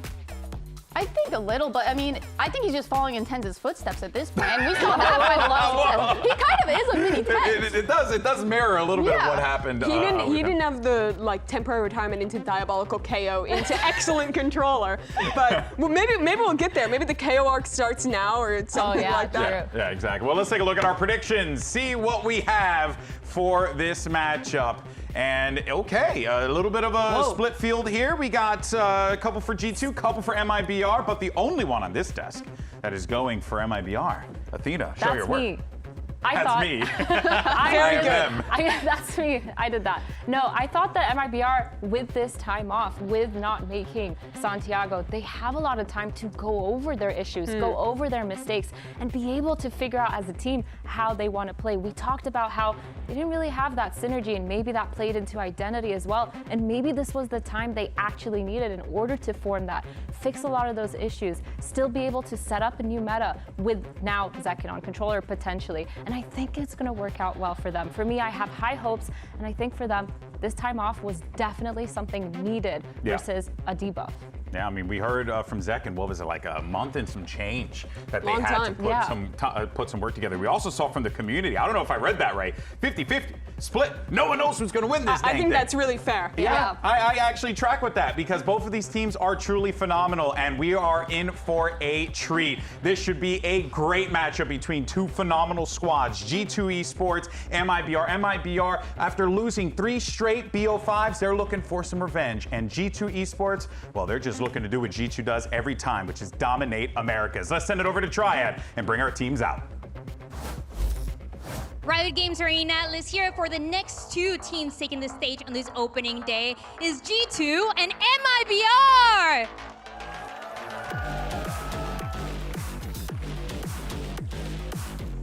All right, and there you have it. Of course, with G2 Esports, MIBR, we talked about it before. These teams, Mimi, they are certainly familiar with each other. As we saw the breakdowns in these rosters specifically, we know that there is a lot of pressure here that is going to be coming for both of these teams for this opening matchup. A rematch in the middle finals, 2 teams with super high expectations and getting to have probably their hardest match to start. All right, now, of course, before the match, we do want to ask everyone to please join us in a moment of silence to honor the passing of Zhao, the younger brother of MIBR's Sasi.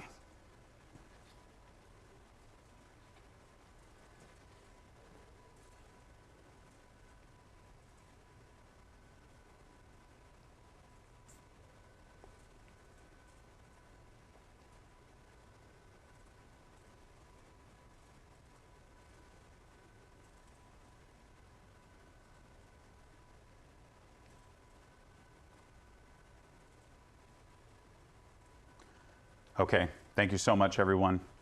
We really appreciate your time, and we, of course, thank you. And we want to send our love to Sasi. We want to send our love to MIBR. We want to send our love to Sasi's family in this time. Thank you so much once again.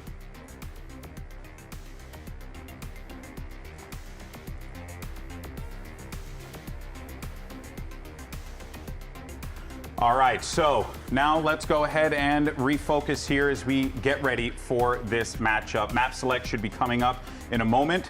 And we know both of these teams coming into this one, a lot of passion out there on the field today, especially with the news that happened. But I think more importantly, I think everyone's out here really to just give us the best show possible. Absolutely. I think especially for MIBR getting a redemption from that 0-3, it was a really dominant loss for them in that middle final. Looking at the maps, though, I want to talk about the changes to the pool. I think both these teams benefit from it. That Abyss going out was not a favorite of MIBR's. You say exactly the same with the Corrode for G2, bringing back in maps that historically were strong for both of these cores as well. I think it's going to be a very interesting change-up from the last time these teams played. You can actually see, I don't know if you guys heard, but players were doing a 1-2-3 for Saucy there, so that's pretty dang cool. A lot of passion, a lot of emotion coming into this one for MIBR. But great points there that, Mimi, you bring up, right? A lot of changes coming into this one, Emily. And you have a lot of map changes. You have a lot of agent changes. And these players too, right? G2 learned so much coming out of Santiago. And MIBR, well, they had to watch all these players learn so much at that event. Yeah, especially feeling like we should have been there. We were one map away in that first best of 3 to actually qualify. And G2, they got the same results, but the thing that they benefited from was getting that new playstyle incorporated. Valve being able to call at a different pace with that double duelist by leaning into that. And now we are here, starting off with Lotus, which Mimi was right. This is a map that both teams are pretty strong on. So I think it's going to be very intense. I expect for G2 to kind of slow down their pace just a little bit and play into the more of push and pull that comes with Lotus. Could you, though, theoretically, to Josh Art's idea, which was that they want to be aggressive, could you theoretically not do the push and pull and instead opt for that more aggressive play style here on Lotus? I mean, you could, but I feel like with G2, that's what they're so good at. They're so good at controlling the map, and I feel like they can still do that with aggression. They can assert dominance by kind of going for these certain defaults and kind of conditioning the map, but I think that they're still going to try and play it strategically. I don't think it's going to be absolutely running it down. Sure, I think attack side, I would expect to see a fair amount of 4-1s for G2. This is one of Leaf's best maps, in my opinion, when he plays the Viper here. I think he's really an expert at how he's pushing, pulling on the extremity, oftentimes being that A lobby lurker who's rewalking into that space late round and providing so much pressure, or when it starts in A lobby default, being that late embed to call back to. Valen is a very comfortable caller on this map. Taking a look at the composition, the Neon's not a surprise, but seeing that second controller be the Harbor instead of the Viper certainly is. Yeah, I feel like there's really, they lose a lot of stall when they switch over to that defensive half. You know, they have the vibes being able to be that Senti and kind of anchor down, especially towards that C or A side that we know so well. But I feel like having the Harbor, I don't know what to expect when they get to that second half. I feel like the push wall is good for both sides. Getting a lot of control, getting a lot of space. With that ultimate. With that ult, being able to run up behind it, it should be good. It should work out. I think the wall might be okay for a little bit of C executes or being annoying towards that A site. But I'm really looking for the defensive side to be able to use that push wall to take that A main space, to re-clear B main really well, and maybe even set up traps outside of C. Yeah, before the agent changes, I think we would have probably expected to see Baby Bay locking in the chamber on this map, that op that he's been so good at. But I think seeing the Vice picked up reflects an expectation of seeing a Neon on the other side for both teams. I think that's one of the hardest counters to actually full stall out that agent and fix your C site, especially for G2 playing without that Viper. Focus on MIBR though, they're sticking to the double duelist. Aspas locking in that raise here is interesting. So Zekin just gaslit us in that interview. Playing a little more passive, he locks the most aggressive agent right now. Just feel so deceived by you, man. You know, I thought we were tight, and turns out you're just a dirty liar. No, never trust someone from New Jersey. Whoa, Liz is watching. She's probably Liz is trustworthy. Okay, I take it back. I'm sorry. Liz is watching, bro. Oh man, hey, but look, this is it is definitely a fascinating thing that you always see Aspas, like we always have this conversation about him needing to be the guy that would play like X character, X agent, this role, this jet, blah, blah. But like he's clearly trying to do different things to fit within whatever the team is asking of him to do here. At least that's my take. Yeah, I feel like maybe with this, we're gonna see him playing a little bit more into that role that we are all expecting of the super hyper aggression. Yeah. And I feel like maybe being paired up with Zekin, zooming together might be the key. That being said, I also want to see him op more, just in general. I feel like he does a good job when he picks up the op, even if it's you want Zekin too? Both. Zekin or Aspas. And I think it works out because with one, you could take a lot of space, but with the other, you can play more passive. Folks, let's send it over to your casters who are confident that they could be the next Baby Bay. Actually, they told me that themselves. Here's Bren and Sideshow. Good luck, teams, who pick them up. Don't do it. Thank you, guys. Yeah, I've already had my time in the sun. I think we're trying to 1v1 Baby Bay in the past. Didn't go well for me. Yeah, it didn't go well, did it? No, I almost got an entire broadcast taken off air as well. But regardless, let's focus in. Let's talk about a match. It's MIBR versus G2. Two of our juggernaut teams in Americas, by the way. It should be a phenomenal matchup, and they've got skin in the game off the rip here for stage 1 for our opener for us. Well, second match of the opening day, I guess, as well. Because this is an MIBR squad that ended up bombing out. Adesk was already talking about it. They went through that gauntlet in the kickoff and just really spiraled out of the tournament entirely in those BO5s. G2 were waiting there in the middle finals. They were the one who bested them. 3-0, and it saw Aspas dropping an absolute stinker as well, going -20, which is a rare performance from one of the greatest players we have in the game. What a clash here this could be. Yeah, it's 4v5. The bodies are stacked up, and it might be dropping at a moment's notice. It's all quiet for now, but it's going to get explosive soon enough. There it is, stuns ricocheting off the back of it, and the pistols need to be well trained and aimed at these corners. The util, impeccable stuff. Another one, why not? Throw it down at the feet, just a temper that aggression at G2, but they have evened it out into a 2v2. Almost immediately at that, but still it's all Trent.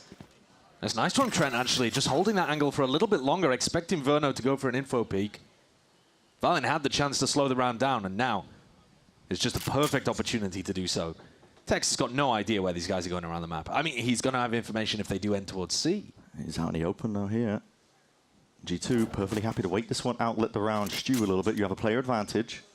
Tex feeling like they're going in the opposite direction now, though. He took a glimpse over towards the A line, didn't see anything. Yeah. He's thinking, well, of course they weren't hiding on A. That's exactly what G2 were doing.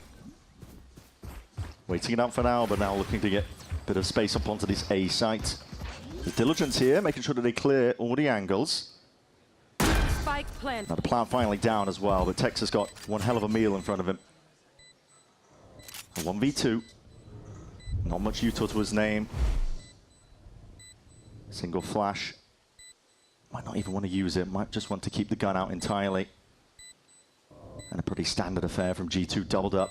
Looks like a high-low, active over towards that tree side, and as soon as signs of life spotted Tex, needs to get the one, but the bullets need to be good on his side. Classic in hand is a tough job, horn towards his back, and G2 have got it all handled here. Explosive to begin, and then tempered towards the end, but it's a pistol round under the belt for G2. Yeah, you see that G2 was super ready for the haunt that was a plan to come in if it had been a normal rubble fight. Instead, it's a refight from MIBR. They take the aggression on a slightly delayed timing, about 5 seconds into the round. And there were multiple chances for both teams to call it off. And, you know, settle into a 3v3 or a 2v2. Yo, you stole my kill, bro. You stole my kill. Yeah, okay. It's the kind of energy we're bringing in. Seconds pulled out the Bucky. Buying down to 550 in the second round. I respect it. You're on Neon, why not? See if you can get something done with a character that really suits the shotguns in hand. Yeah, shotguns on either side. And since they've heard a little bit of noise over towards Mount, this is where maybe I want to gamble. And look, another refight, very similar to round 1. Except this one reactive based off the noise of where G2 are taking space. Gaunt stun, come around a corner here. Jogelmo's ready with that judge in hand, and just going to be putting him into a bit of a blender. Making mincemeat of a variety of players that MIBR just trying to offer themselves up here. They will be falling shortly. Too much to overcome. In the meantime, Benray's taking all of this space over towards B. Yeah, he's going to be calling for space here, but they found the last straggler. Verno picked off. 2-0, nice and early here for G2. It's healthy going into the bonus. Only one player going down. That was Jorg. So far, you're already seeing the ideas of both of these teams are bringing in. MIBR want to take the fight to G2. They want to find them around the map and force big teamfight brawls where the double duelist comp can have an edge. And G2... You're trying to let me get the orb and gave me the orb and the plant. How do you even do that? Yeah, and that's left Trent 2 away from getting his ult online. Might not be able to play for it necessarily. Depends whether MIBR give them free space on A. I don't think anything's free against MIBR. No. They're going to force a team fight to take anything around the map. This time off the rip. No patience. No tempering of it already. Zekin's just there, going to be planning himself over towards the rubble section. Judge in hand, and this is G2. Squarely postured. Unable to take a lot of that space early on. Zekin's going to make sure to absorb up a lot of it here. It's going to be able to get very good mid-round information. Spamming that and breaking it, just to make sure that MIBR would be able to put pressure in that direction. What is that? Ajorg was not expecting the wall to be there for starters, and Aspas behind it, super confident. They thought the wall was over towards C again. Cleaned him up in a moment's notice, but it goes both ways. Is that just blind fire through the smoke? Yes, it is. All right, fair enough. Okay, Aspas gone. Tex now. Next up, there's no wall to give him that timing, but he takes the peek anyway. That's instinctual from him. Have a chance to re-peek. Potentially there. Difficult fights on offer, but Tex is still confident for it. That's lovely. Coming out swinging, and Zekken now, he spotted out where the last you are, but that is not the gun for the job at hand, Baby Bay. Level of awareness, he's just spotted it out wide, almost going down, shredded down to 14, but he's managed to crack open a bit of a section of this map over towards A now. Yeah, an intelligent way for Baby Bay to take the fight, backing up as far as he could from the angle so the judge is less favored. He gets to see Zekken before Zekken can see him as well. A chance here, there is still a chance. You gotta get a move on, but you gotta also hold this one off because the bullets are rattling down on your heads. There's 12 seconds remaining. The C's is lightning fast. Mazzino is ensuring that he puts a stop to any sort of activation of that plant. And it's pretty clean in the end, isn't it, from MIBR as they sweep through. A lot of that round being based on the Vice utility and where Tex had placed it down. You want to be mixing it up. Your defensive setups have got to be mobile on a map like this. That trade comes through out of absolutely nowhere. Gets stuck inside the thorns, though. Yeah, he might have heard the sound cue. Yeah, he might have heard the sound cue off the back of that. Aggro plays. Nice! There we go. That's what we need. That's what we need. Frod spells it out. What we've already been seeing. The aggression of the double duelist. That's what they need to be leaning into here. Very aggressive. C-mount control looks like a priority. This cove that's being placed down by G2 as well. They're trying to break it as quickly as they can. MIBR making sure that nobody can skirt past it and take control of C without them knowing the door switch flipped. Leaf is already inserting himself deeper over towards Rubble. A cautious tail being wove here by G2. Well, now you know that C is a little bit weaker. You found the wall over towards B. If you can, you know, try to put pressure on A and C, you're going to weaken one of them for sure. Looks like the destination in mind for Valen is over towards A. Getting Leaf on the Omen just looks weird, man. There's a couple of roles in this game that we haven't touched on just yet that are strange. Yeah. I keep thinking it should be Leaf playing the Vice here. Right. Setting up for these lurk timings on defense, pushing out. Are MIBR going to fight this? They're trying to get proactive ahead of this setup. That could potentially be it. What is the util? Just a flash to play off and barely able to get the rifle under control. Just the one for Verno before he's traded out. Firefight's going away at G2. It did actually catch G2 off guard a little bit, but the rifling was just wonky from MIBR. Nade rebounding. There's only 27 seconds left into this one. Joel trying to play his team back in, but straight for it out. Whoa, Jorgamo! They didn't even see him! He's active! Locked in, but eventually shut down. Texto. Again, a hell of a task for him in a 1v3. Late to the party. Already with that forward pressed up position. Trent ensuring that he shuts it down. 3-1 here for G2. It's a great beginning for them. They've also put pressure now on MIBR's economy. Starting to build up to old cycles of their own too. MIBR want to take these fights. I mean, this one was forced as well. Yeah. This is not a normal way that you would look to try to re-clear over towards Rubble. It's off the back of one paranoia. I mean, to be fair, like I said, they almost got it working, but Verno took a while landing the shots onto the second player, and Mazzino couldn't do anything with the open door. Economy broken for MIBR. Yeah. Some players could have bought up more than they did, but they're choosing just to keep the coffers safe. Plenty of opportunities here for Leaf to thrive with that Outlaw. Yeah, he's still going to be lurking, still going to be buying the Outlaw. Very controlled by G2. As much as it has been explosive from both sides, opting into these gunfights, but G2 are making sure that they can pick apart the map, find out where the walls are being laid. Oh, it's definitely G2 trying to control the aggression right now, isn't it? And MIBR, as you heard from Frog, wanting to take the aggressive option whenever possible. Aspas was full armor. Able to limp away. I think they might have got the wrong read off that, though. Aspas looking big and looking confident there has driven them into the stack. That's where the Vice setup is. Thorns are going to be deaded, though. Possibly preemptively. They're going to be ricocheting off to the back, and that is a ton of util flooding in. Blind as anything, MIBR still looking to see if they can hold their ground. Aspas is into the fight. 10 HP, but he does have that showstopper. Ults could be committed. In fact, they are on the side of G2, feeling like it's getting a little bit dicey. So Nightfall from Trent, at least to see if he can push the players back and away. MIBR will concede up most of that space. Yeah, they really need a pick, even 2 picks before Aspas feels like committing the showstopper. On 10 HP as well, your chances of it working are so low. Very slim. More likely that you're going to be spammed down. And going for the long corners, looks like here for MIBR. They're just... Yeah, this might be a die to spike kind of vibe. Yeah. We'll see. Valen's one away from getting his ult, and that's a huge one for the attackers. So I think the percentage play here is probably just a die to spike. Go, go, go. Kill from Zekken. Time running short. Looks like they want to make a go for this one, but still players waiting to receive with open arms. They shut down and slap down this MIBR squad. Different calculus being done there on the MIBR side. Maybe thinking that they can get closer to their own ultimates, and it's worth just trading it out, just assuming that Valen's going to be able to pick up an orb or get a plant, you know, some way of being able to get that ult online anyway. The war chest is starting to brim up, isn't it, for G2? Well, it's online. It is, but it kind of is on the other side as well. Yeah, the economy's not good for MIBR, but they're one away from Vice Ultimate, Fade Ultimate, Aspas with a Showstopper. There are many, many tools for MIBR to start getting this map under control, but it has to come now. Go, go, go. Another fight offered up. See the way that these teams operate in it. Ton of Yuto going to be exchanged back and forth. Switch flipped. Mazina with a peek, and that is like a Ferrari, just comes out of nowhere and rips Lee's head clean off. Look at how MIBR are faking the rubble fight, trying to draw out Valen's ultimate. He's being patient with it, though, at the moment. Deep space from Aspas as well over towards that C-mount area. Calling for the pause, though, now. This is one of those rounds where MIBR cannot invest fully into a big team fight brawl because Valen's ult could swing the tide in the G2's favor at any point. So MIBR have got to try to bait it out. They've got to look like they're posturing aggressively in one area and try to drop back a little bit. And they've gotten themselves into a 5v4 by playing like that already. This wall has been towards B basically every round apart from the pistol. Yeah. I'd like to see Tex mix it up a little bit, but maybe he's just thinking double thorns on C is good enough. They have been fighting actively for that C-mount control, so maybe feeling like most of the rounds they can have a player posted deep, getting the info regardless. A nice aggressive duelist player. Yeah, it's Aspas. 30 seconds Slow the left. control of the map. You can see just from the position at MIBR.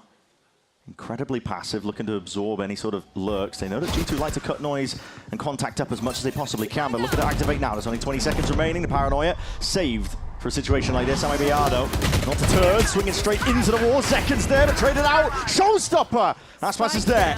Just collect the 1 kill. Needs to get the rest of his team in, and time is of the essence. G2, they're going to get his plant down, but it's just Trent. 1 man alone, and a tap, and time ran fully out of his favor. What a round Xena from with a Xena. 3-piece. That is nice work. Yeah, the opening shot was beautiful as well. Taking down Valen. MIBR, they're showcasing that they can play a more passive look to the game as well. Once they got into an advantage, 5v4, dropping back. Still applying a little bit of pressure, but always making sure that they could be the ones flooding back in with the showstopper. Yeah. Aspas in his really passive position, just holding that stairs push and then ready to use the ult. Always keeping in mind the win condition for the round. It's a good sign for MIBR. Trying to claw their way back up to a bit of a level scoreline and a different setup entirely for MIBR. They are full aggro. All the aggression in the world over towards that C-mount area. G2 have read this and recognized it and now going for the quick reaction, but they are looking to get slowed down by this Vice setup. Texas there has Thorns, will want to dead them. All up in their face, door closing into their face. Tex just needs to hold on to that backside control. Ensure that his team can get back in nicely here. These are ult expended. That's a nice harbor ult position to leave it in. The wall's going to be causing issues, but a quick hop up towards that high ground box. Back down again. This is ult's being expended again with the Nightfall scattering across. Steel Garden looking to take away some of these guns. The time again, but that overdrive, that's not going to be removed out of the grips of Zekken. He's going to use it to light them up and see if he can pave a bit of a way to victory.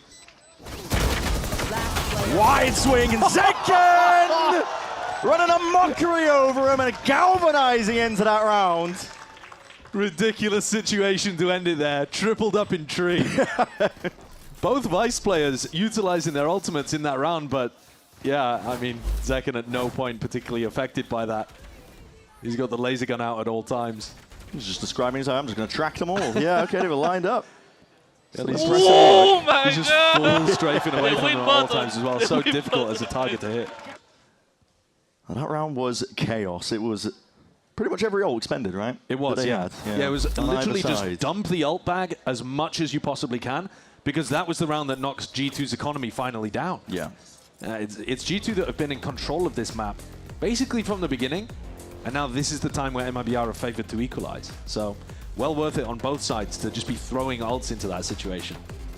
And MIBR, I mean, I like it. Again, the fact that they're confident enough to be able to push out one side of the map, leave Tex alone completely on an island, but confident enough that he's going to be able to delay for them still to play retake properly. Tex, I was saying the last time that these two teams played, we were talking about kickoff, how much pressure MIBR were under, how devastated they must be to have not made Santiago, honestly. Yeah. But in the match that they played against G2, G2 3-0'd them. And I said that Aspas had an unusually poor performance. Tex also, playing against his former teammates, just wasn't able to find his rhythm at all. So the fact that he's able to take positions like that, solo anchoring A, and be such a key anchor position in how the round works. Yeah, even if it's not just the kills, it's the delay. Yeah. You know, buying time for the rest of his team to get in position. The delay, the positioning, making sure that MIBR are ready for it, and then a massive scrap in terms of ultimates where MIBR were patient and didn't just walk into G2. There. No real switch up from MIBR.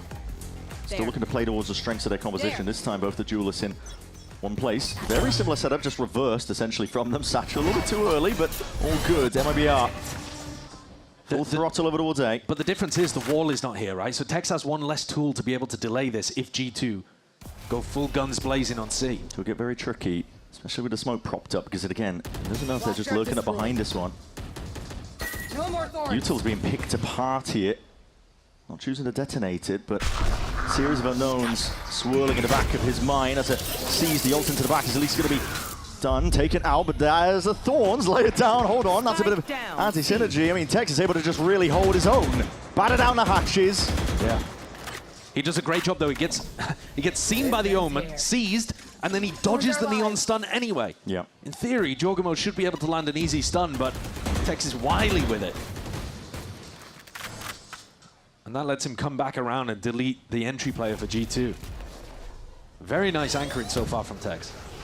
The team now looking to see if they can square up here. Wide face by Leaf. A jar with a movement.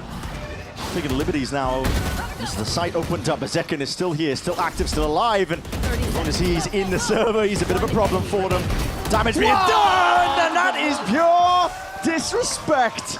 What's his secondary weapon? He's preparing for London, mate. You can't be telling me that that's the optimal play.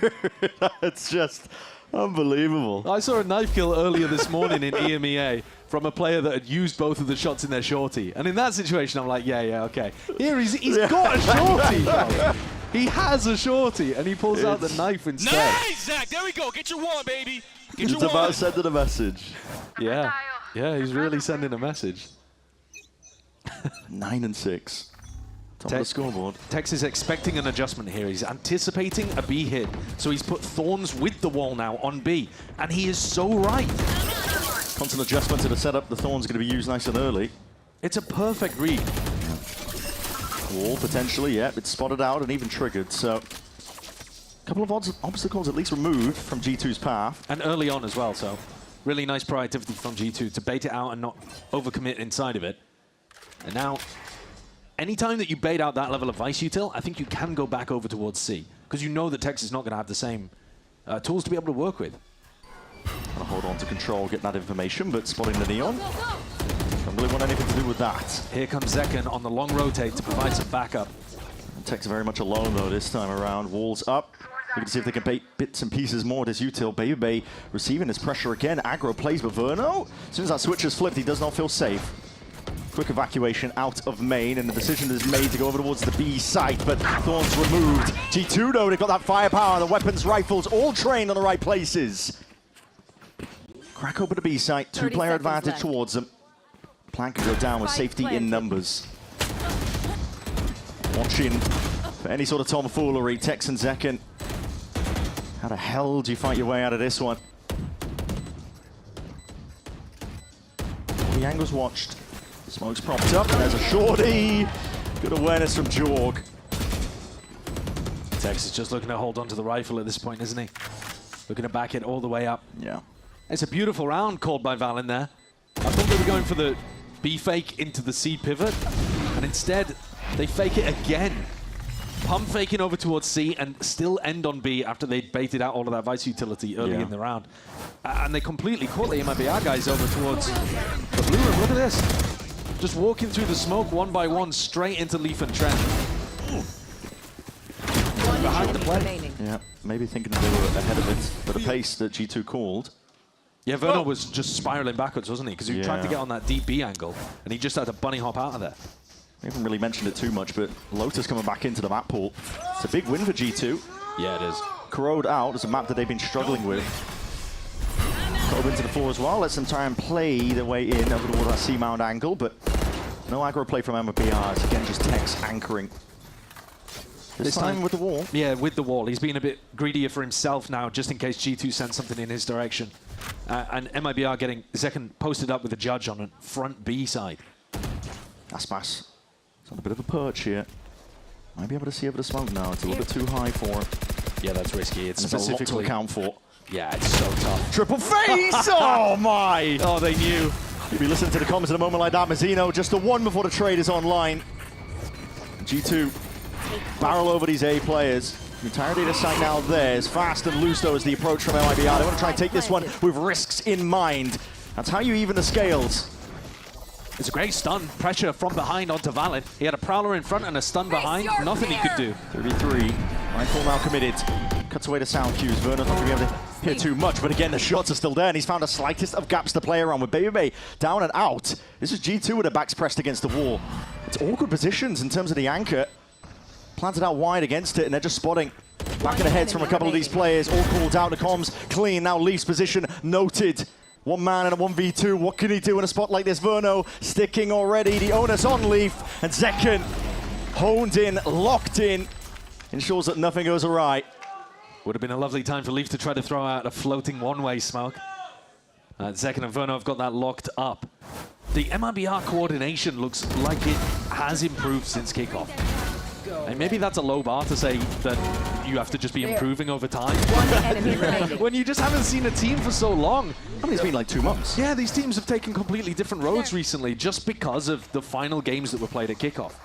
We know what G2 have been up to recently. This composition, obviously, a big shift away with the meta change, but MIBR, if they're coming into stage 1 and they've done a lot of grinding, they could be a team to pay some serious attention to.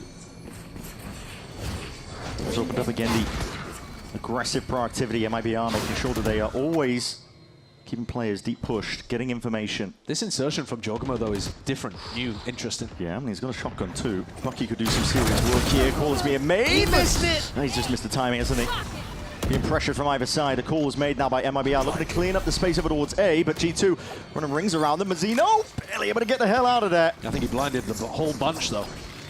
Might have slowed him down just a bit so he can play his life out and in around that pillar. Doesn't want to give it up too much. The weaponry's still a bit weak here for G2. Not too much in terms of what they can work with, but the Stingers will do nevertheless still. Spike down, C. MIBR with the rifles, one hell of an advantage, and they're making sure to use it to its fullest. Weak as anything and being played into perfection. Zekken. Yeah, that's how you want to see the Neon be used. Yeah, putting his body on the line. This one, a light by round. Valen might want to keep this. Jorg, I think, would be perfectly happy running a Judge or something like that into the next. And Valen decides to commit in. Yeah. But MIBR guaranteeing a worst-case scenario, an even half after G2 were running things early on. What were they up, 4-1? Yeah. I think it's a great recovery. Almost dragging it. Ah, man. Jorg, he has the Bucky out. And just as he goes to break the door, meets Zekken on the other side. Moments before disaster. Yeah. One more round to be played in this half. And we get Aspas with an operator. It's been full-on aggression from MIBR, start to finish.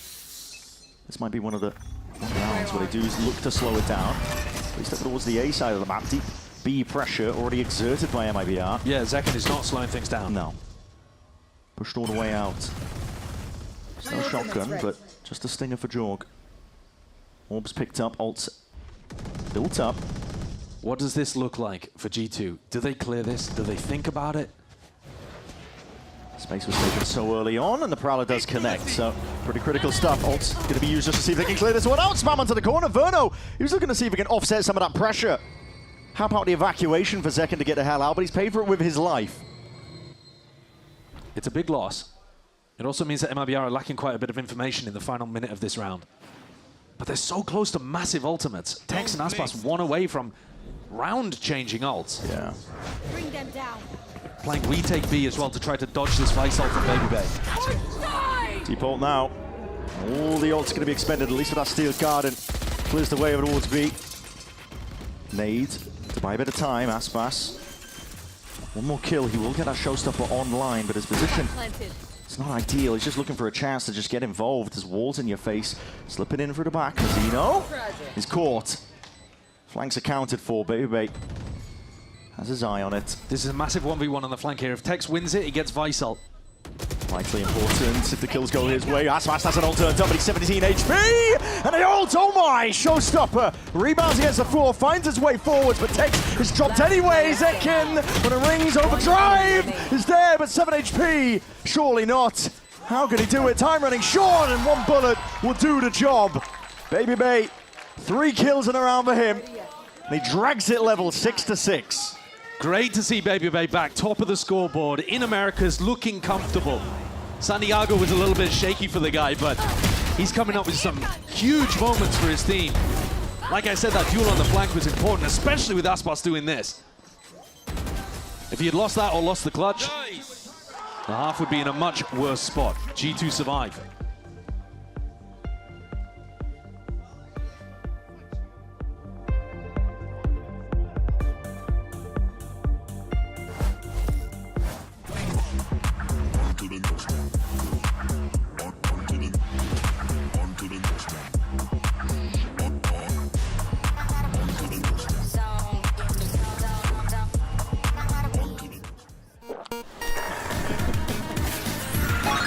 Red Bull gives you wings.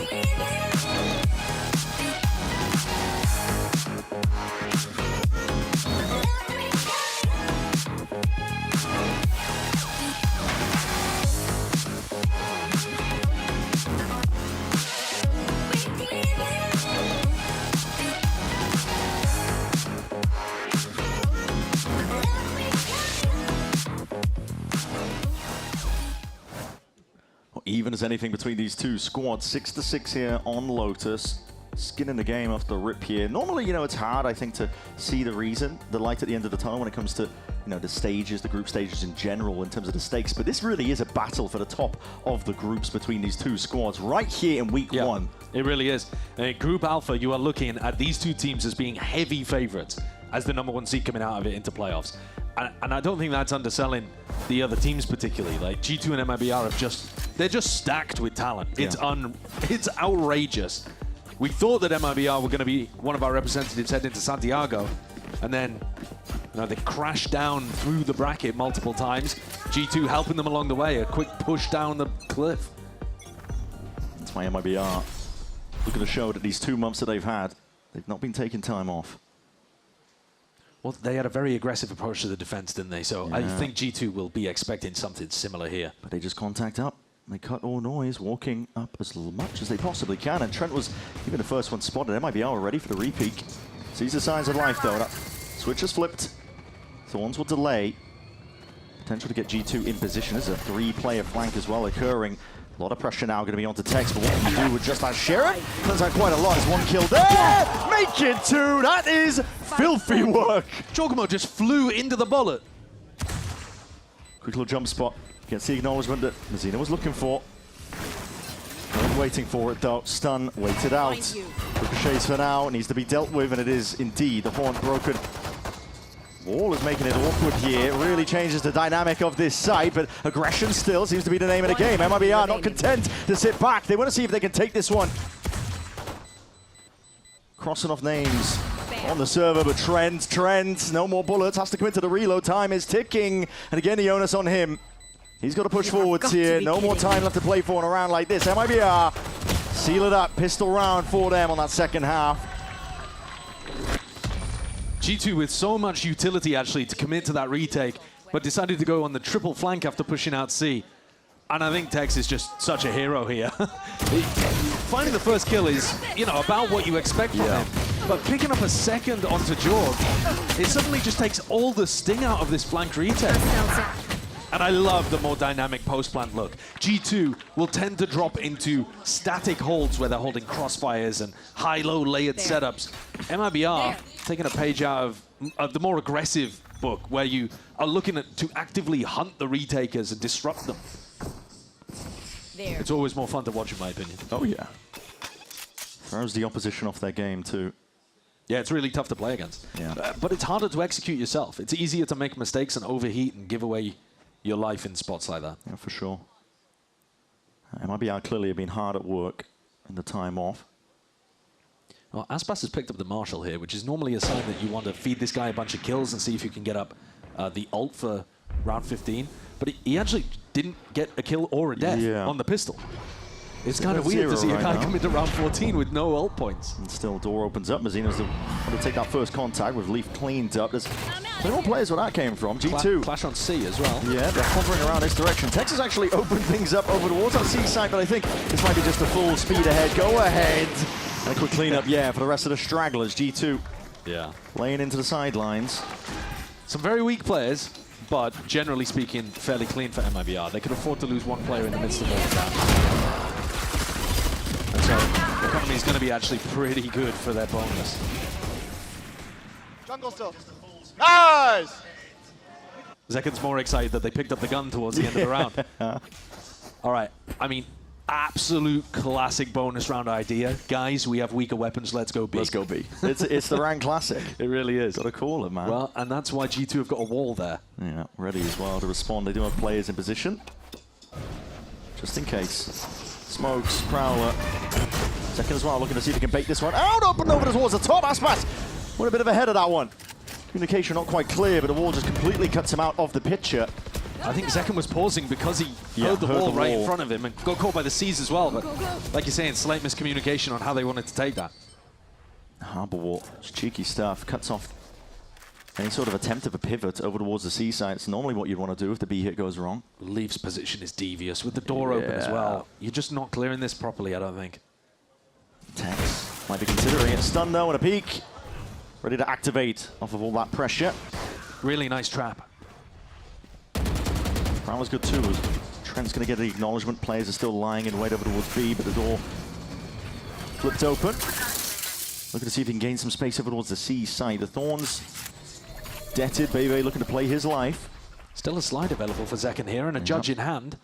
Could do some damage. Potential for chaos. Yeah, and it looks like they want to fight even further forwards. Why not? Risks to be taken in a round like this. It's a bonus round. Might as well go for it, but a loss through the wall on either side here. Zekin does have chances, opportunities potentially with that judge, but again, it's just backs against the wall. G2, you know they're going to be playing this disciplined style. Spike. Not going to let anything slip, but Zekin strikes when the iron's hot. Found that slightest of window opportunities and even picks up an upgrade in the process, but Jorgamo right from behind. Unanticipated, unexpected, and looks to be that insurance policy. Eventually cleaning up Mazino, but Zekin's still a player in his own right. Looking to see if he can really take over. It's 3 in a round, he's healthy, he's got that rifle and plenty more bullets. Damage done, ISOing the fight, and Ace is available. Ready and waiting for the taking. Jorg will shut it down. Almost an unbelievable moment from Zekin there. 18 and 11, looking super hot. My God. Jorgamo handles it towards the end, credit to him, but at the same time, yeah, look at this. Kind of, and in fact, I don't think he meant to commit with the blast pack. I think he might have put the blast pack down and tried to cancel it. And just been stuck there. Anyway, the story of the round is what happened towards the end rather than towards the beginning. Valen's very happy that they ended up securing it. Of course he is, but the damage is still horrible. Yeah, look at the economy. buy. They won the round and they're having to eco. Yeah, that is never a good sign. We've seen a Judge No Armor, Bandits online. And you could make an argument that Zekken's essentially won the previous round for them. Yeah. Doesn't go up on the top of the board, but it's almost as good as. Big knock to the economy. G2 going for an aggro play of their own when they got the weaker buy. Deep towards A rubble. I mean, wouldn't it be an amazing moment for Jorgamo to do something similar of his own? He's got a rifle. Flip switched again. Now Verno, you're the player with the spike. You can't be doing that. Can't be doing that. Through a slowing wall. Yeah. Not ideal. Well, that is nice from Azino, though. Utilizes the teleport to be able to get through the harbor wall, bait out the vice wall, and still get out. Perfectly played. Not a point of damage done either. But still, on the other side of this one, that's Leaf waiting, Judge in hand. He could do some serious damage to this one. Prowler forward, stun over the shoulder. Zekken's there, but even out. Horn dealt with on top of it. Trying to follow the sound cues, but not realizing the Texas already inserted himself. He's found that lurk position. Jorg trying to get ahead of that. Sliding straight through it, and this guy is active as anything still. MIBR. Slam the door shut in their faces, now looking for that pivot option. Quick rotation and even faster plays on top of it. Valen is not letting them really get away with a thing. He's just trying to catch them unaware. But all handled, all accounted for. MIBR leading this map by 2. Aspas even playing for the added bonus on top of being able to get fun money and an extra ult for himself. Leaf getting outplayed in the Judge v Judge. Jorg nearly had his moment as well. He was the player with the hero rifle. Now G2 can buy again. They're behind by 2. Nice! Aspas went for the plant money, as I said, and the orb point in the previous round rather than trying to upgrade to a rifle. So he's coming in to this one with an outlaw. There are a bunch of targets, though, that he could go for with light armor. Standard affair with a util. G2 not looking to opt into a bit of a rubble fight, just pushing back, breaking portions of it. Bring them down. Wait, side. Flash left side. Yeah, some. Wait, I can get Fatal when we reheal this, maybe. Oh, no. Wait, I'm already I have from B, guys. A is good. Or you. Backside. One more. I'm holding stairs. I'm holding stairs. 2 heaven remain. 2 heaven. Draw heaven. Yeah, buddy. I'm gonna ult heaven after. I'm coming back to you guys. One drop. I'm ulting. One stuff drop. I'm ulting him. Yep. Thorn stairs. Drop. Nice. He's deep spawn. Yeah. I'm Okay, gonna hunt early. now. His plan is Damage? Any damage on him? No. Careful heaven. He can go heaven, Aspas. He can go heaven. I played like a pussy. They have no smokes. I have your stairs, Aspas. You can hold sight. Yeah, can you go here? I'll go like this. Perfect now. Perfect. Guys, I first. Put that flash somewhere. He should save. He should. Yeah, he should. This guy was hiding here, the neon. Nice fucking round, guys. I shit on this guy. Yes, sir. It's my Good shit, bro. Let's go, bro. Go. Working these dogs. So guys, they have harbor and neon. You can hear that. The comms from MIBR, I mean, it's interesting insight, isn't it? In the midst of all that chaos, they're looking to see if they can hunt down Baby, but it's all clear. The communication between all of them. Zekken as well, I love it. Silent duelist just running, taking liberties up and towards heaven. Yeah, I mean, he knew that Verno was going to be looking to ult the guy, so I think he's looking to play off his teammates. Yeah, and he knew he had a tie shield. Yeah. But it's nice to hear insight from the teams in spots like that. It did look pretty clean. And I like the way that they were optimizing in the post plan as well to make sure that they didn't get overwhelmed by anything. G2 are forced to take a timeout at the back of that too. This is the second time that they've been ecoed in this half. In as many rounds. And one of them coming out the back of a round that they won. Yeah. So really tough situation for G2. They looked like they were in control of this game at the very beginning. And since then, MIBR have basically just been all gas, no brakes. From round 6 onwards, G2 have only won 3 rounds. Yeah, the pace has been unbelievable, to be honest. Finding the right moments to strike. Zekken sitting at 21 kills. Yeah, just to loop it back to what Mimi was talking about on the desk. One of the big win conditions she had for G2, just in general, not necessarily in this match, but across stage 1, is that Jorg needs to prove that he is the neon guy that everyone associates him as, right? I think clips of him playing neon for EG a couple years ago are just kind of like living rent-free in people's psyche. But Zekken's outplaying him here in terms of actual impact in the server. And, I mean, Zekken's an amazing player and an amazing neon, so the more opportunity MIBR have to be able to run him on this, it's going to be tough to hold a candle to. Yeah. It really is when you're up against Zekken. He's lauded as one of the best players in Americas. So is Leaf, by the way, but playing on a very off roll at the moment and not really finding that same level of value that you would expect from the guy. If you're expecting a turnaround, it's probably not going to be around like this one for G2. What is that? Rack him up. Zekken! He's just feasting. Listen, I know G2's on a lighter buy, but it's just filthy mechanically. Yeah. The Hell of an devious adjustment. The devious stuff that Zekken was doing when Neon was first broken in that off-season. I say broken, and I mean broken. Yeah. But we never got to quite experience the most busted version of Zekken's Neon, I think. So we may be in for a treat this stage. He's locked in. And the maps that we have today, if they're playing double duelist on Lotus, they are definitely playing double duelist on Split and Bar. It just makes sense, right? Yeah. Almost everyone is playing double duelist on these maps. Now maybe they'll swap it up. Maybe we'll see some Neon Waylay, for example, combined if we end up there. Last player standing. One kill to Baby, but will lose the rifle as a result of it. Does build up to his ult.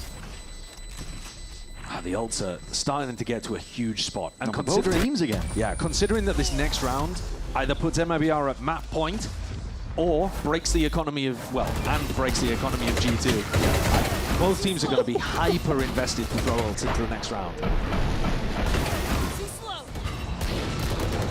That is rapid decision making. Yeah, lovely on-the-fly target selection too. Immediately switches up, recognizing that the Neon wasn't going to be ready to respond. Zekken pulls out a judge in this round. So they've got some specific game plan that they want to go for. And we mentioned how important it is. Everything is on the line here. G2, it's all about staying into the game for MIBR, get themselves up to map point. Rickham's close. Yeah, but they made cricket, bro. I'll probably care. Deep might be behind the tide. When this smoke fades, I'm gonna flash. You take your shot. Okay. Yep. He may see the flash. He's gonna walk through the wall soon. Ready? Flash. 3, 2. Raise. Close. Fight. 2. B. Go. Close. Neon. Backing up. Went stairs. No. No. Yo, try to Paranoid attack break. out there. I have ult. Let's try to play. Close break. Break. We're gonna split B. In B. I have the pivot. Heaven with the shotgun. Heard. I can ult. Yeah, I can also. In the heaven. Stairs gap. Holding your stairs. Fatal thing. I'm gonna fatal thing early. One in heaven. Heaven smoke. Should be Neon. I can stun it for you guys. I'm gonna ult into break. We gotta retake. We should go quick. Sunny early. Hell. Still pit. From B. Pit. Nice. Break with shotgun. Break and B. From B left side and break. I'm gonna look for a break kill. He's gun. He's facing. Cove in the bomb. You're getting grabbed. He ran away. Have it. Yeah, Wait. break. Break. I heard a break. Break. Double swing. Wait. 3. I'm just on. Half. Face. Nice. Let's go, Jake. Go. Good round, Jake. Let's go. Come on, brother. That is one hell of a way to turn around like that. I mean, G2, backs against the wall. The site was entirely theirs for MIBR. And when we're talking about how important it was for the economy, listen, a couple of their players did end up dropping, but wouldn't around, keeping it together. When Aspas gets these two, I thought it was good. I thought it was done. Yeah. He takes down Jokuma and Baby Bay. Valen getting big value out of the kit too, though. I'm pushing these people completely out of the site with the Harbor ultimate, and then Cove on to be able to get a guaranteed half. But look at the timeline. That's only the 4th round that they've been able to get in so long. You got to keep it going. One step at a time, one round at a time. Very aggressive, though. Off the rip here to respond to the util. Paranoia jogs forwards with that judge in hand, and he's skipping, hopping, taking the liberties with it now, and just trying to avoid the eye with a horn tagging up onto him. He's out of there. What a movement. Like a thief in the night. Avoiding the value that Werner was looking to get. Tex on the other side of the map, trying to open things up, seeing if he can equalize things for MIBR. Baby Bay's just jump spotting this. Baby Bay also has ult. Would hate to go down in a spot. Looking to just play this one as slowly as possible. MIBR looking to see if they can contact their way in, but not quite. Mazzino's got that Paranoia off the contact, catching the players. The TP accounted for Mazzino. Almost a prediction name there. He's locked in. Knows exactly where these players are lying in wait as they look to retreat out of the site. It's G2 who've been cut to pieces. And they know that Tex is lurking around somewhere behind too, so G2 have got to either up the pace really fast before Tex can get into position, or constantly be worried about their backs. Still Garden, ult's expended It's not down. great. It's not great as a pocket to play in, and that means the rifles they remain intact. Util's going to be swatted down out of their faces, and wall up to see if G2 can play in towards it. TP, Mazzino barely getting out of dodge, barely alive, but it comes down to the sharper shooting and sharper aim at that. Collecting up, corralling up these kills.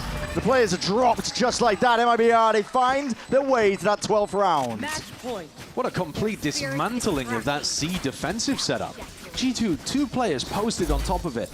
A high-low, broken almost immediately. This is a 4v5 recovery from MIBR. That prediction from Mazzino as to where Leaf had disappeared to, and the fact that both of the defensive players split in opposite directions against the Paranoia. Come on. I have to turn Reno up, hold on. So those hours of Omen gameplay knows the limit to the agent.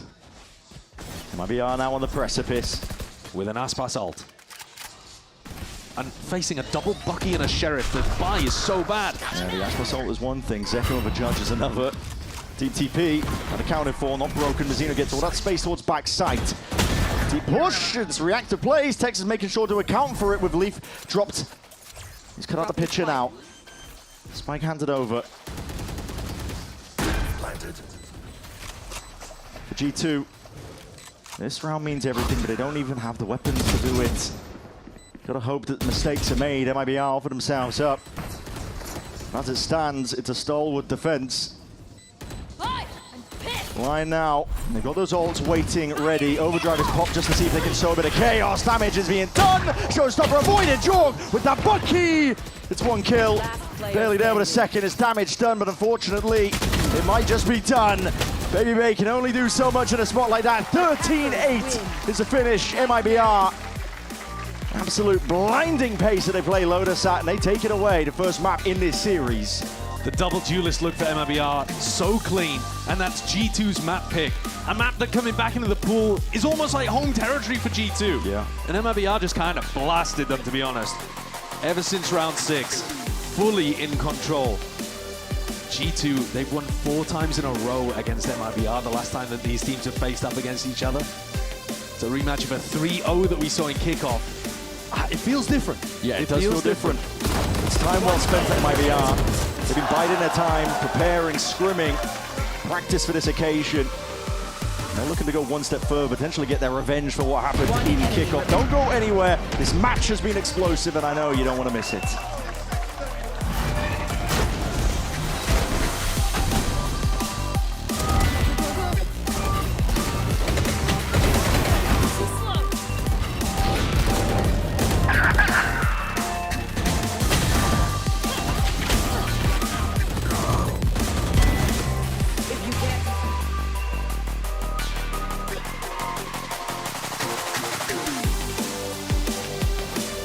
XL2566X Plus, which uses the newly developed Fast TN panel and upgraded Diac 2 technology, provide clearer and sharper images, helping you focus and avoid the distraction of unwanted after images caused by rapid motion.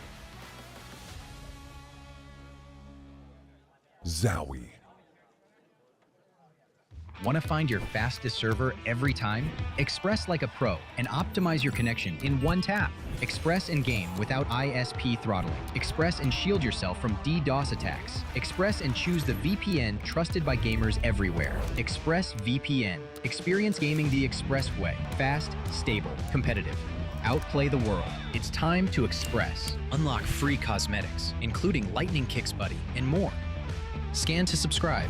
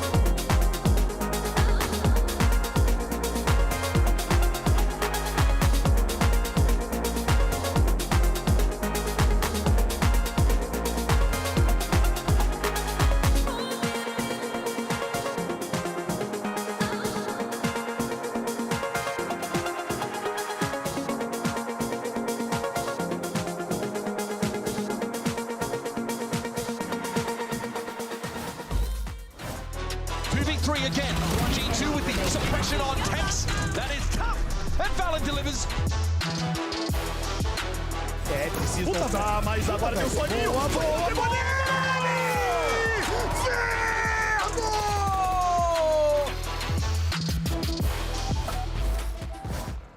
MIBR, they get the map win against G2 and Fraud.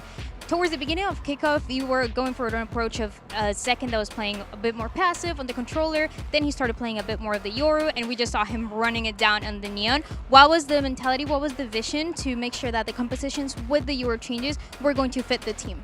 Yeah, I mean, to be honest, that was always the vision. I think kickoff we suffered from, like we've been saying, about lack of practice. We had some off-season stuff going on, so we really had to like make comfort and quicker decisions for kickoff just to like find something to go with, I guess. But we kind of knew that this is what we need to be doing, so we just needed that moment of time to get some more practice in, do some testing, and it was perfect to have that little break after we lost kickoff to really dive into what we've been planning on doing from the beginning.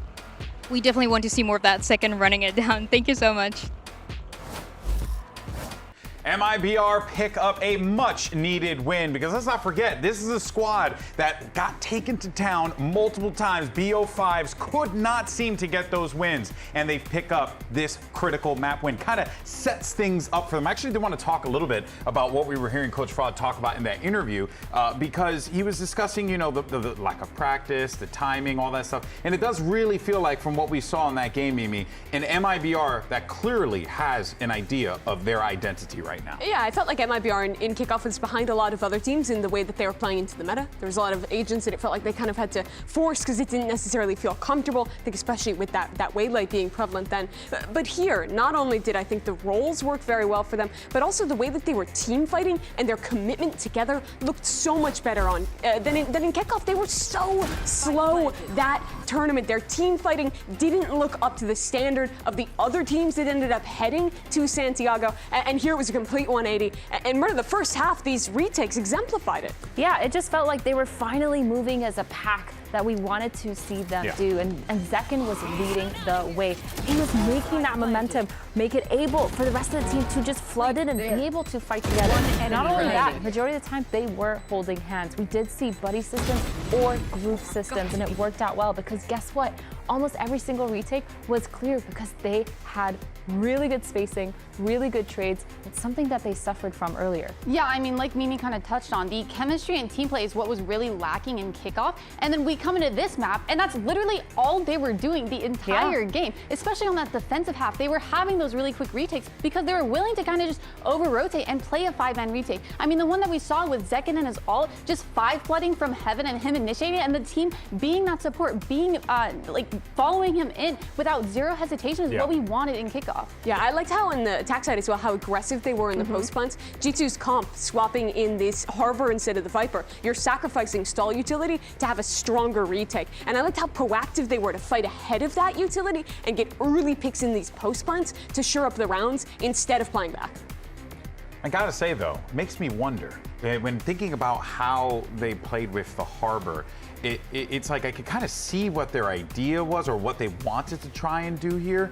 But the problem was that they never got a chance, really, right? Am I reading that wrong? I felt like they never really had a chance to get the plan out because they were just getting punched in the face all the time. Yeah, I mean, you could see them kind of going for those 4-1s that Mimi was talking about on their attack app. You saw them kind of trying to do that push and pull thing, but the fact that MIBR was just so ahead of them, willing to kind of rotate and brawl out and just literally, like I said, kind of full man retake onto them, the Harbor wasn't really having that much effect. It couldn't really stall too much when they're disrespecting everything, even when they swap sides. Yeah, and a big part of the reason why they were able to do that was because of this guy right here on the Neon. It's Zekin, and this dude, we saw him in the Yoru jail. He was having to, handle a lot of that business, a lot of the messy rounds. But this time around, he's playing the Neon. He's zipping all over the place, and it feels like he's comfortable out there, Myrna. Yeah, I really feel like his movement and just his insane, obviously, presence in the server with those frags was one of the main reasons why MIBR were successful. I mean, 360 ACS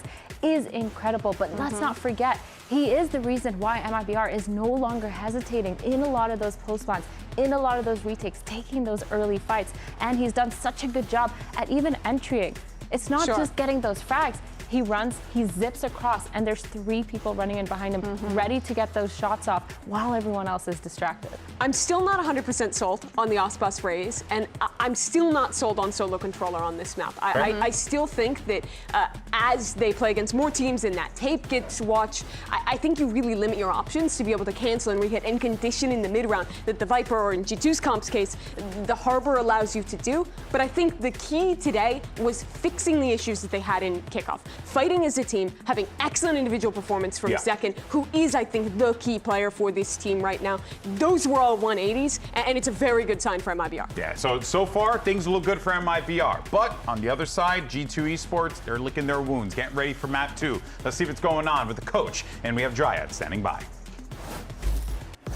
Well, G2 is down 1 map, but Josh RT, something that we know about G2 is that you guys are amazing at coming back. But going into this series, did you expect an MIBR that was going to be so aggressive with Second running it down on the Neon, or were you expecting something else? Yeah, we were expecting it. I mean, they said it that they were going to change the styles, and like they're just adapting to the times. We caught them off guard in our first bout against them, 3-0, being aggressive. They obviously learned from that, and we saw them live adjust in their next BO3 or BO5 in the next series, and sure enough, like it makes sense that they continue that style. But yeah, like we didn't do our job handling the aggression. There's a lot of moments where Zekin took more than we thought, or I thought that he should have got, and it's honestly based on us like not handling and absorbing the aggression. But yeah. Yeah. So how do you answer to that aggression going into split?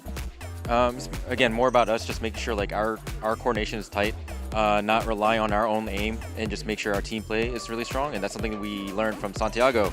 It's more about actually old G2 and make sure we team fight correctly, double peek, make sure there's some distance away from the judge, because that judge always multi-kills. But yeah, it's always a challenge, and can't guarantee that it will be a success. But I think we'll do our best for a split. All right, sounds good. Thank you so much. Great to hear from Coach Josh RT. Mimi, I just want to touch on something really fast that he spoke about, which was, you know, the old G2, seeing a little bit of the old G2 come out. Feels like this team is needing to really find that identity between what that new version of G2 coming out of kickoff was, and then what's that G2 that won them so many championships in the past here in Americas. That was the balance they started to find towards the end of Santiago. It got dismantled at the final hurdle by those specific teams, but I think that's a big question now going into Split, a map where I think we can expect some more changes from G2. Well, you got questions? Thankfully, Brendan's Sideshow will have answers, kind of. I mean, they don't really have a lot of answers, but, you know, they'll show you the game. So in any case, so Map 2 is coming up right after this short break. Don't go anywhere. Thanks, guys.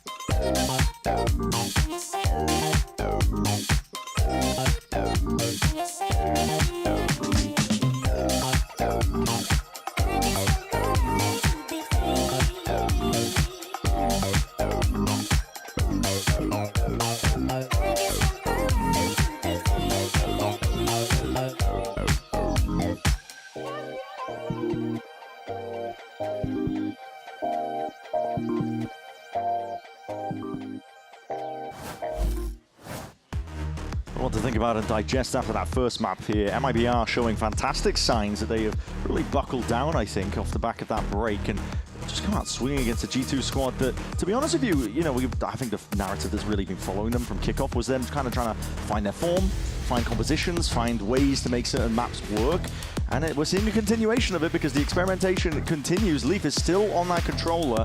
He's been playing the Astra. No Viper, critically as well. I mean, no Viper on Split with double controller is crazy stuff. That's crazy work. I think that is kind of crazy work, yeah. Playing double smokes with Val and Harbor on both of these maps, they look like they're leaning really heavy into Harbor being good right now. Valen was great at playing the Harbor on Abyss at Santiago. I was very happy with that. But that's a map where we've already seen Harbor be really powerful. Running it on like a lot of maps in the pool is more questionable. Frankly, having a split match with no Viper on either side is crazy stuff. Yeah. But hey, if this is the world we're living in Americas, I guess we better get used to it quick. Baby on the Vice too, so yeah, if you're thinking about like how these teams are going to be looking to apply lurk pressure over towards A ramp, that's going to be a lot on trying to use pullback smokes, I guess, or go and take A ramp control early as part of your attacking default. I guess Valen should be able to put a bit of pressure there. But the problem with using Harbor to do that is that you know the Harbor has to be there. I mean, that's the benefit of the Viper wall, is that you don't know if the Viper's there when they're putting the wall up. Yeah. It forces you to use util when the when you see a Harbor wall going up, you know like, the Harbor's there. Yeah, exactly. It's so it all out. really interesting, different theory going to be shown in some specific areas of the map here. And we get to see G2 start out on the attack side with pressure on them, on MIBR's map pick as well. We were expecting this to be a very close game, maybe even being G2 favored. The predictions were split, actually, pretty much 50-50 between people. But G2 dominated last time they played by running double duelist, and that is not what they're opting for today. No. MIBR, though, seems to be what they're going to be going for most of the time, at least, if this is any sort of indicator. No real presence in mid at all. MIBR have left it completely vacant, with the exception of just one wall up towards heaven. Yeah, the wall gives them good information, but the question is, can Aspas get there to help Tex in time? No playing off of it. Jorg is separated, isolated. Players are starting to get a bit of a move on now. The nade as well rebounds and pushes them back out into the extremities. MIBR looking to contain. There will be a retake from them. Doesn't look like a retake comp particularly, but they feel fairly happy doing it, I guess. No paranoia to work with, but they've got a stun for Zekken and a horn for Verno. You could see the pace turned up very quickly at that. As you said, the util's being layered down. This is a defense that G2 are looking to try and hold on to, at least onto this site. The bodies starting to come out now, swinging wide, taking the fights together, and that's where MIBR are going to be thriving here. Aim needs to be good. Tex is just lighting them up at this point. The pull baits it out nice and early in his crossfire setup, accounted for, skipping, hopping, and twirling in the air. It leaves it all down to Leaf. It's 100 HP, damage done to Tex, and Tex, though, wow, it's a one-man army. It's really clean. And they even optimized to be able to get in the ult point towards the end too, with less than 2.5 seconds on. I think it's so interesting coming out of the coach interviews as well, Brad. And Josh Artie's talking about how their lesson learned from Santiago was it's about the team fighting. It's about how well you play off each other and with each other. Well, MIBR were way better on that round than G2 were, actually. Give it to you. They were like a death ball. They're a death ball roaming through, picking people off, always having advantage fights. Here's the force, though, from G2. Okay. Got the plan down. Why not? Spend the money. Make it work. Airplane Bucky in the hands of Jorg. Spectre, a couple of stingers, looking to see if they can really do some damage here. Offload him with a util now. That's a wall that's going to be flying forwards, and it does split up, segment up the site quite nicely here, but the Thorns are going to be deaded early enough, seeing if they can put a stop to it. And G2, not looking to commit. Waiting on the other side of things as well as Zekken with that judge. Calling for the pause though, has pulled his MIBR players away. They're now looking to explore up towards mid again. And puts the pressure on the Tex. He's going to be the one sitting up towards that backside. Does have the wall still, and it hasn't been triggered. Now finally there, Jorg is just trying to find a way to play his team back in, but he is completely separated! And Zekken is there responding off of that pressure. Spraying and hailing down those bullets. These G2 players, lucky to be alive, they are being shredded to pieces. You imagine that these force buys, in my opinion, must be working better when they run the double duelist comps as well. Because you can just burst into sites. Yeah, but doing it against the Vice as well, I mean... It's so strange because G2's comp doesn't feel like a burst comp, but in my opinion, it doesn't feel like a slow lurky comp either, because they don't have the Viper. So I'm thrilled to see as this half continues what the theory looks like. But right now, Verno and Mazzino set up to destroy them. What is that? It's a crossfire setup. Bullets are rattling on either side here, but that's a spike drop down into the laps of MIBR. No time to work with for Baby Bay. So, failed attempt at a force. That is going to be cutting the economy back quite a degree for G2. Yeah, it's not great. MIBR, everybody survives. I think the silver lining for G2 is that they didn't just feed a bunch of kills directly into Tex, who was the closest to being able to generate his ultimate coming out of the pistol round.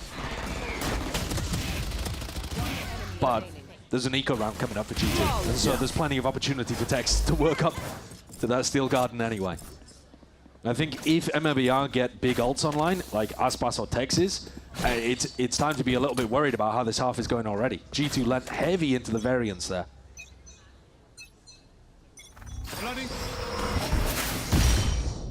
Beginning util Similar scenes to what we saw in the previous round, only this time G2 looked towards mid. I think this is the better option when you're up against the Vice.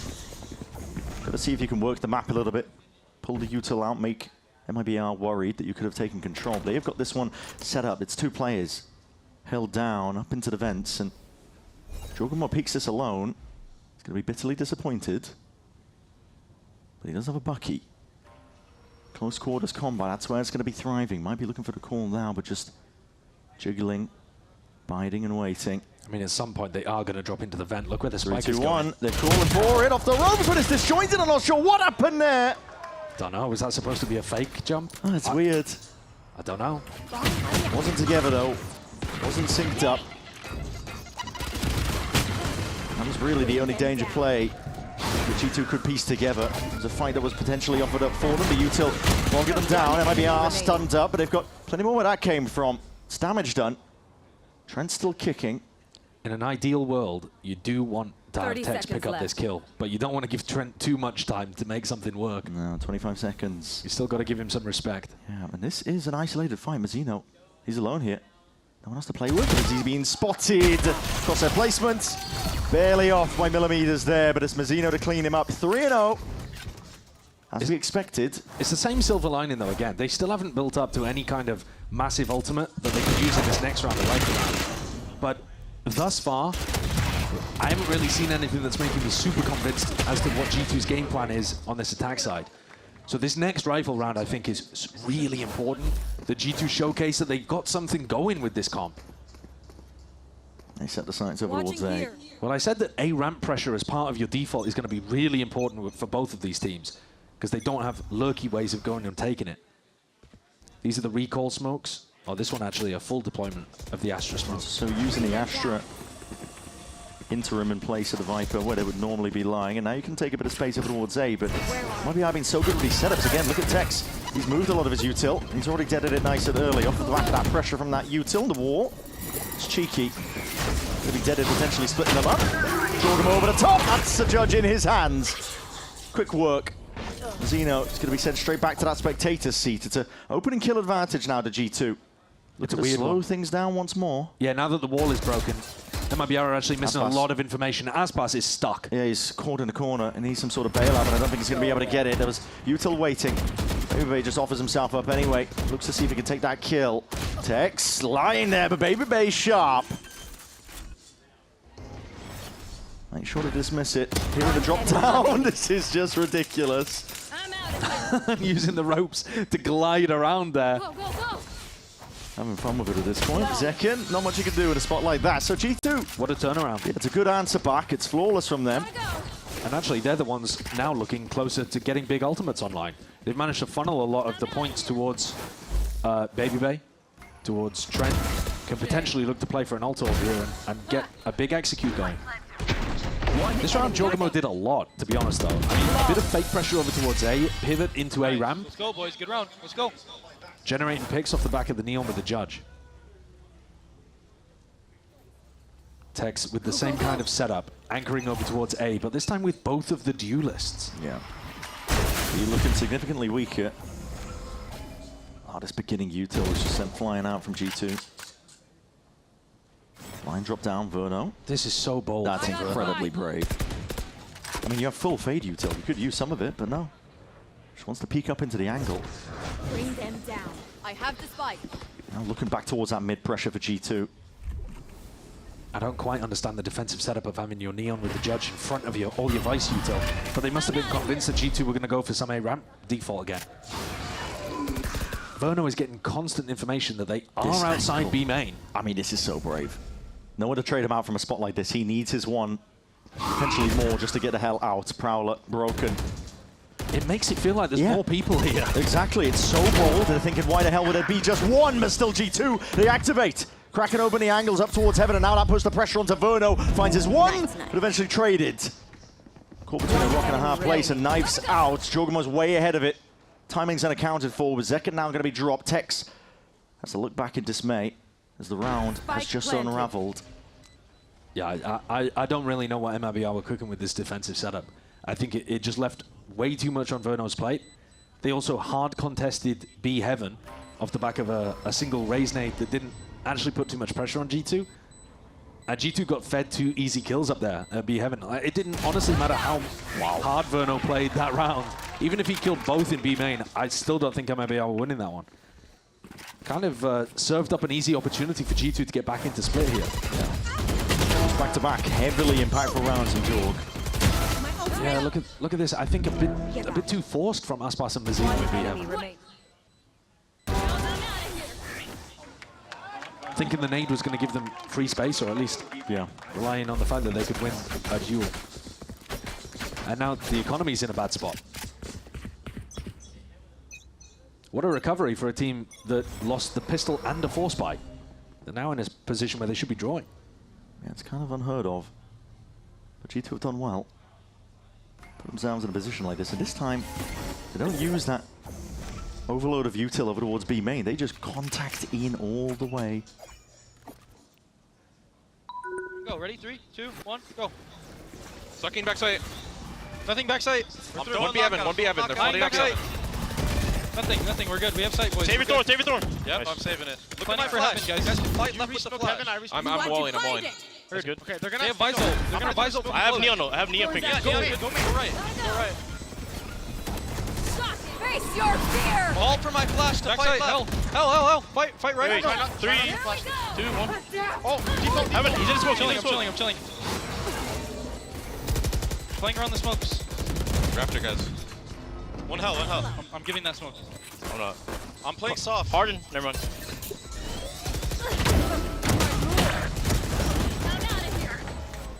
Raptor. I'm flashing. Good smoke. Raptor drop. Nice! Come on! Go, boys. Let's go! Damn, we just had so much stall there, bro. Holy shit. Burn a lot of ults. What? Let's just believe on the face of Trent towards the end. I mean, that was chaos. I mean, Leaf said it best, I think, at the end. They had so much stall util. Yeah, they did. I mean, great call. I can't remember exactly who went for it to tell BabyBay to save the Thorns. I think he was already ahead of that. So Thorns saved to slow them down in the post plant, and BabyBay's making the comm. Tell me when you want the flash as well. You see the flash just there on the screen.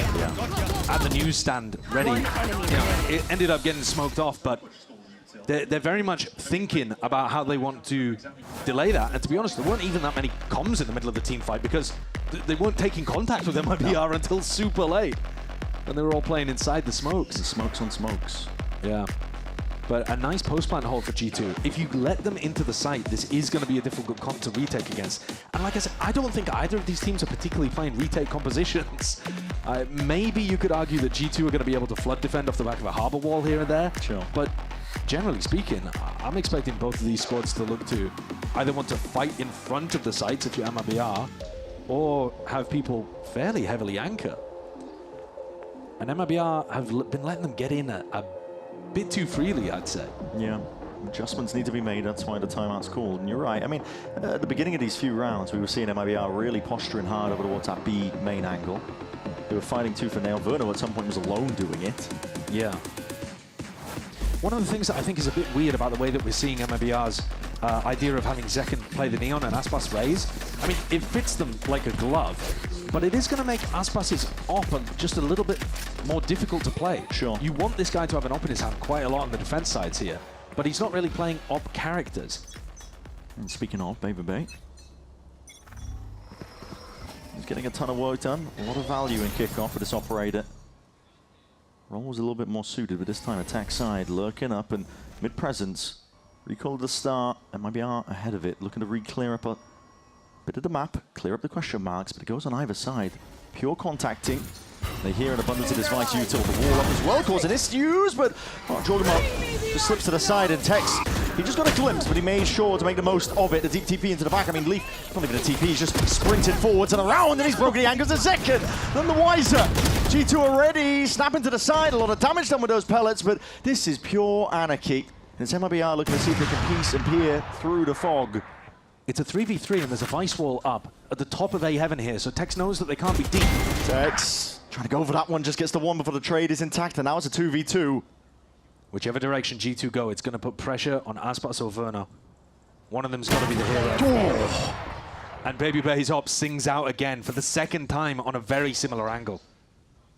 G2 perfectly happy to pressure a lot, cut noise, wait for the fight to come to them, wait for the reaction of MIBR. But Verno, a lot on his plate. chance for the timing. He's adjusting the aim a little bit with the movement there. Now just making sure that he's not that easy target.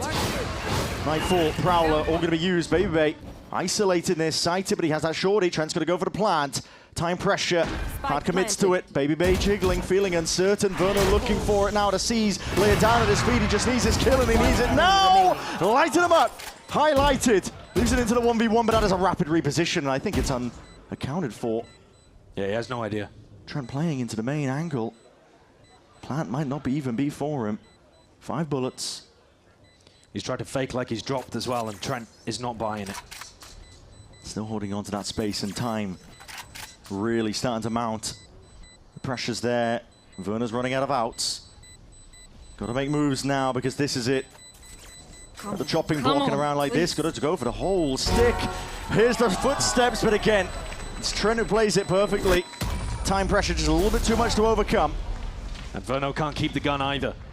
Yeah, G2 are doing such a good job in these moments of being able to create something out of nothing, is how I'm going to put it. Because in this spot, how on earth is Leaf being able to pick off Second at the back of the site? He full sprinted into the back of Albo. As an Astra, by the way. Yeah. Baby also coming up clutch with a couple of big shots. Nice, go Trent, nice shot. And then delaying Verno for long enough that Trent can win the clutch. I think MIBR are looking a lot less confident and comfortable in taking re-clear fights. We saw them run quite a lot of trap refights on Lotus, where they were catching G2 off guard. And they just haven't looked as hot with those here. Yeah. The money is taking a bit of a tumble here for MIBR. I mean, they can force a couple of rifles, but Aspas has no armor. Second, of course, has the overdrive. Can play with the Bucky. It's not the best. It's really bottom of the barrel that's being scraped up. Haunt? No one there to break it. I think Second was expecting Verno to break that for him. Flash and a peek. Tex.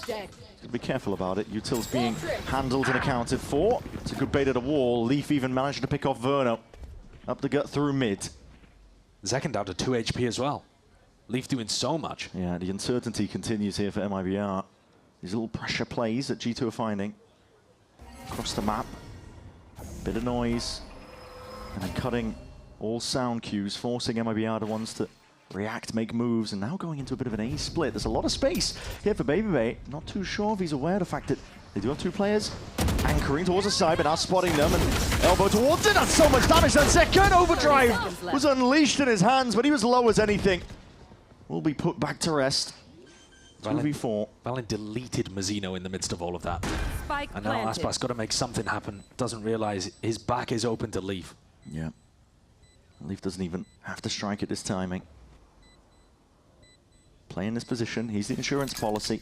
Doesn't want to show himself, doesn't want to give it up just yet. He's just making it so damn uncertain. That is snappy stuff. Potentially a jump scare, but now time to strike is nigh. 5-3, G2. It's a string of rounds they put together now. Yeah, and it's also much, much bigger value coming out from Jorgamo and Leaf. I got to remind people that this is MIBR's map pick. The maps have felt like the opposite team has been stronger. And this was a weird way of playing the refight over through mid. Second just trying to distract as much as he could. Credit to Leaf, though. He keeps his crosshair trained on the guy behind. Sick him, boy! I just accidented. That might be the vibe differential, I think. Did you hear Leaf at the end there as well? He just said that he got the accidental kill on Verno. I was giving him credit. Got to be careful about this one, though. All propped up. What a defense. Valin takes to the back of his comrade. Second's normally quite a cerebral player who'll look to jump off the chance when he's on the weaker guns if he thinks there's a pocket to play in. Window of opportunity to strike. Go, go, go. Glide to the side, looking to clear. Dissecting up most of this heaven angle. A lot of players to account for, though. And Straw going down out towards that back area. There's 3 players looking to flood in. MIBR trying to really see if they can make anything of this. But now Leaf has been left isolated. It's a good swing. Pieced together there. Satchel across to cut up the crosshair placement by Aspas. But now they've got a little bit more to chew through. Involves the name of Baby Bay. Deep insert. Yeah, look how quick G2 were there to just spread around the map. As soon as they realized that MIBR were bunched up trying to take a team fight in A heaven, G2 reacted by taking all of these little pockets. Trent and Baby Bay spread out so fast to absorb that map control. It was a light buy round for MIBR, but they are running out of rounds to play with in this half. Only 3 left. Des was talking about it. We needed to see big performance, a turn up from Jorgamo himself. He's sitting at the top now, 9 and 5. With 3 first bloods as well in the first 7 rounds. So, you know, he's definitely getting them that early round impact too. Aspas finally with an op. Finally with a showstopper. It's online has to make a difference. Same util, standard affair here from G2, looking to see if they can fly forwards though, and there will be nothing to stop them. No semblance of the util, Jorgamo. Jorgamo not turning around, he's got a lot of space, but spam down, and that's just off the radar. He spotted where he was on the mini-map, but all from that pressure. Text towards the back again.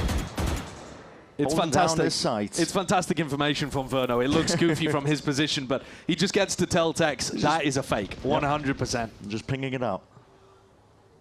Yeah, he gets to, I mean, he tells his team to be able to pressure Jorg, but other side of the map, Tex is super ready for this. Yeah, very ready. MIBR looking for a clean close to a round like this. If they don't use any ults, even better.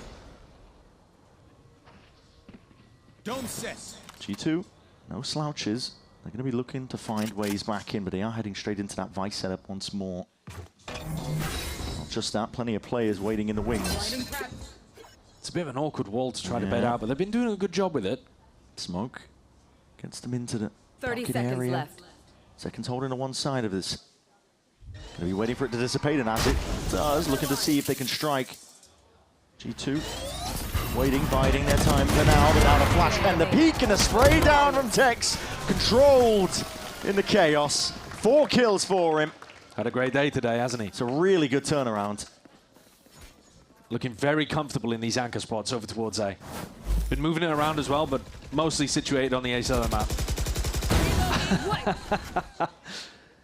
Verno cooked them in this round. Yeah. And like you said, they get to keep the ults, so they now have a Vice ultimate. It was lovely, Raise but we ult. got it done. Keep it up, keep it up, keep it up. I'm playing it. All business in the comms. Tex confirming that he's going to anchor A again this round. Yeah. So Aspas gets to take an early peek in mid. So as an operator, this is just blind fire straight through the smokes. Valen getting the better of Zekken. Looking to hold down an area towards this. The thorns are going to be broken. Smokes propped up. Prowler. Aspas forced to rattle off a shot, so warning them, and that is a cheeky play. Yeah, he's going for the Forsaken push. Yeah, seen that one before. Verno gets caught dead to rights.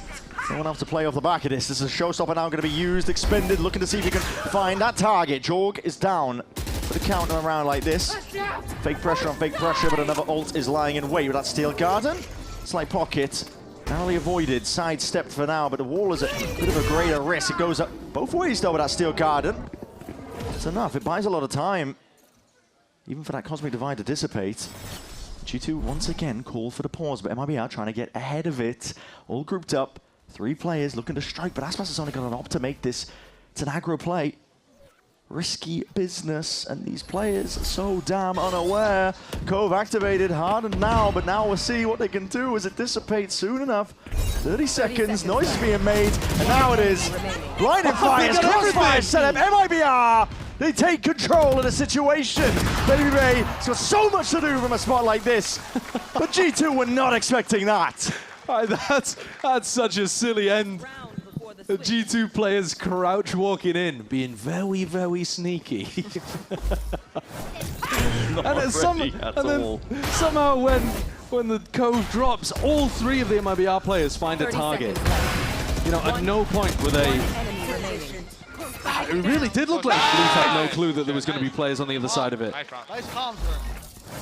Pieced together. They found one win con in a round like that. Now we're looking at potentially a similar affair to the beginning in Lotus. This would be a ridiculous recovery from MIBR though. It really would. They had been up the first 3 rounds, but they were down and out for the count beyond that, so they are dragging it round by round. Jorgamo not firing off the judge just yet. Prowler's getting broken for him. He's been whittled down to 36 health. Not the most to deal with. Offer's going to be spotted and heard out, and as that overdrive now going to be used. Nightfall, we can see if he can sidestep it, but it is going to get that tag. Collecting onto a multitude, overwhelming these anchoring players. Mizzino is going to be done and finished. Zekan trying to play the rest of his team in, but he might not even need it now. He's taken over control over towards that ramp area fully in the hands of MIBR. They have that heaven angle, and now putting and applying the squeeze entirely. It is picture perfect. The retake protocols online and the aim even truer. Valin and Trent have got a lot to do from this spot. Backs to the walls, rocks and a hard blaze! Barely there, almost. Able to control that rifle in time, but it's MIBR who round out the half 6-6. That's the first round where MIBR actually looked like the retake was working well for them. Zekan stunning for Aspas to be able to peek off the back of it. They take some elbow control. Aspas outplaying Leaf over here towards A-ramp as well to give them some space. But in terms of the scoreline, if you just looked at the rifle v rifle rounds, G2 were the better team here in the first half. They were cooking. But because MIBR managed to win the pistol and stop the force buy from G2, they've managed to come back and even this one. Could be anyone's game. We'll find out on the other side of this.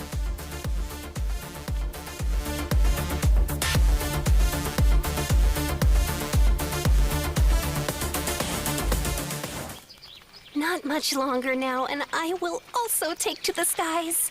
Me too. You? No, you will always be a worm. Just wait and see. Red Bull gives you wings.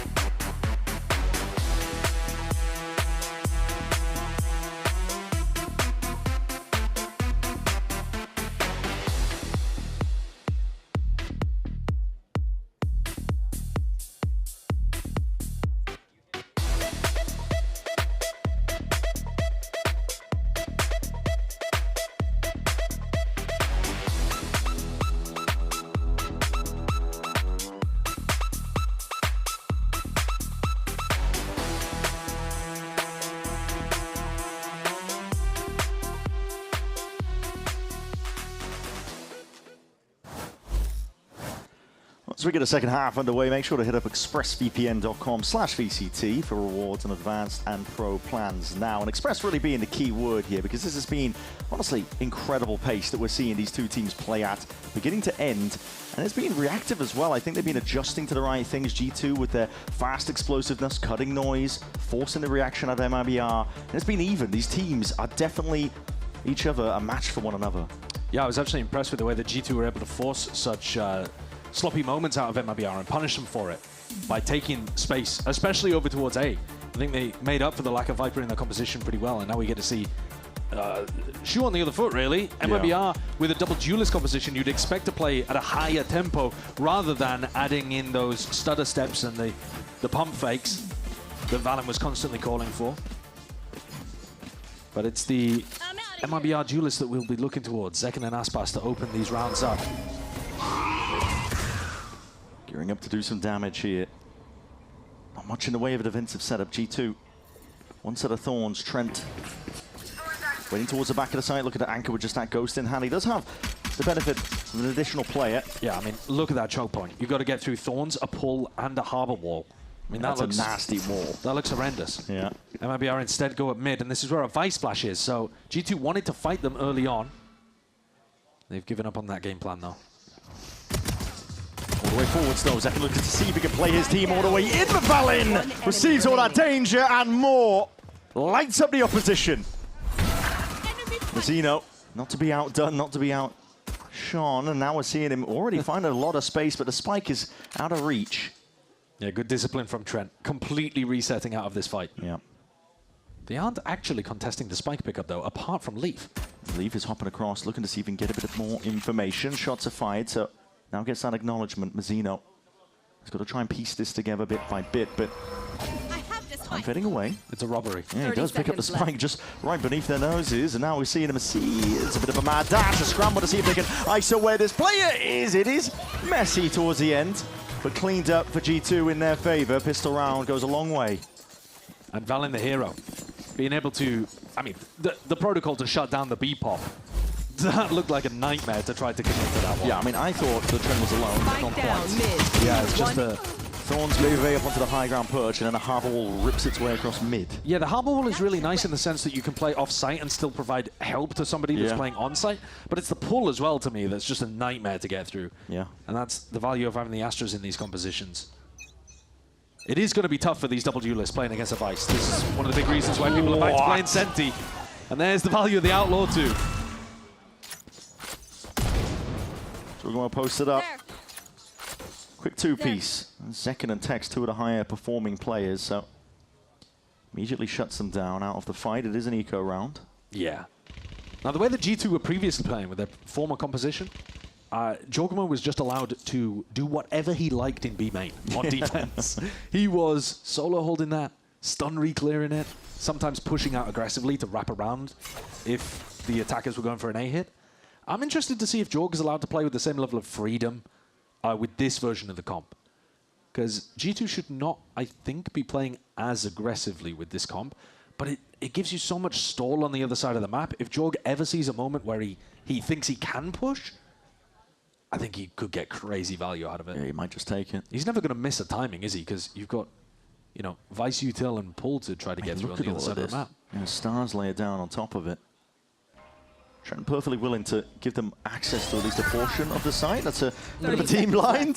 That's unfortunate. We'll be workshopping that one. Yeah, possibly so. Leaf, though, looking to see if he can fill in the gaps on all the extremities here. One small misstep, but no casualties on the side of G2. It is flawless. Yeah, it's completely clean. A much better start to the half for G2 compared to what was going on at the beginning of their attacking setup. See that one again. That is quick reactions. One enemy remaining. Two players coming into the next round with light buys in terms of the armor. I don't know, bro. How did my right? It's life, bro. How does life happen? Yeah, I have a judge. Gotta roll with the punches. Yeah, that's a defense to use if you ever get... That's life, man. Yeah. Mess up your util. That's life, bro. Deal with it. That's life. Things happen. When you were mentioning it, 2 players on the light armor.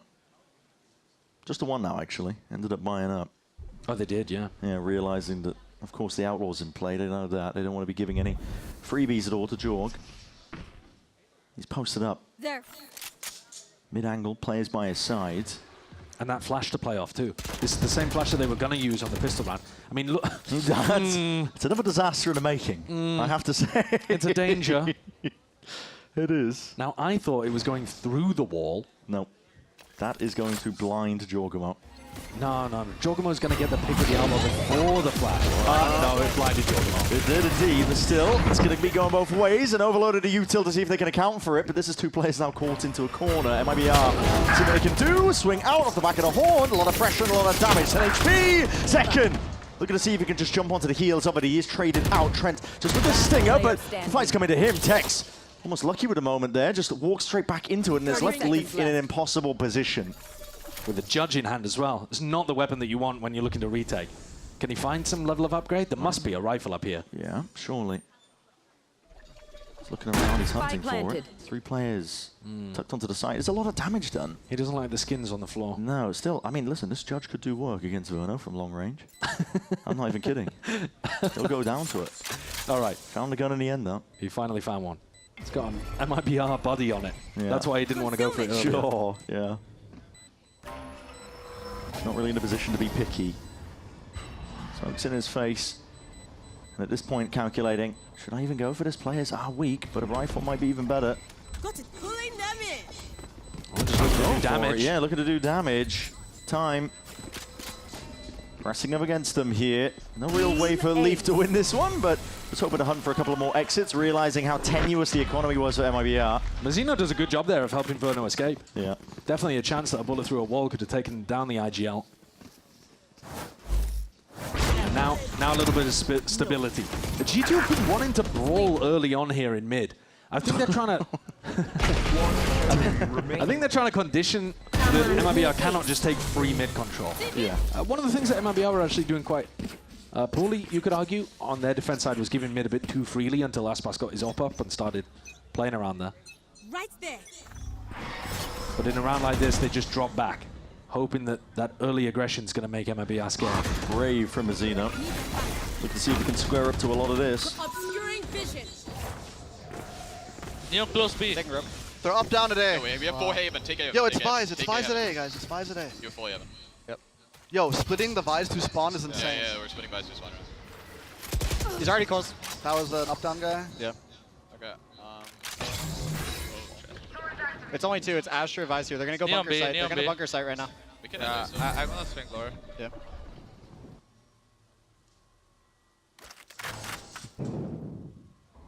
They're doing mid. They're not facing. I'm contacting. Yeah, bomber. You want to smoke their burn on you? Yeah, can you get smoke? Yeah. Can you guys pressure? Maybe Aspas gets a kill. They're pressuring now. One spawn. No idea where's the A player and you have already? Map.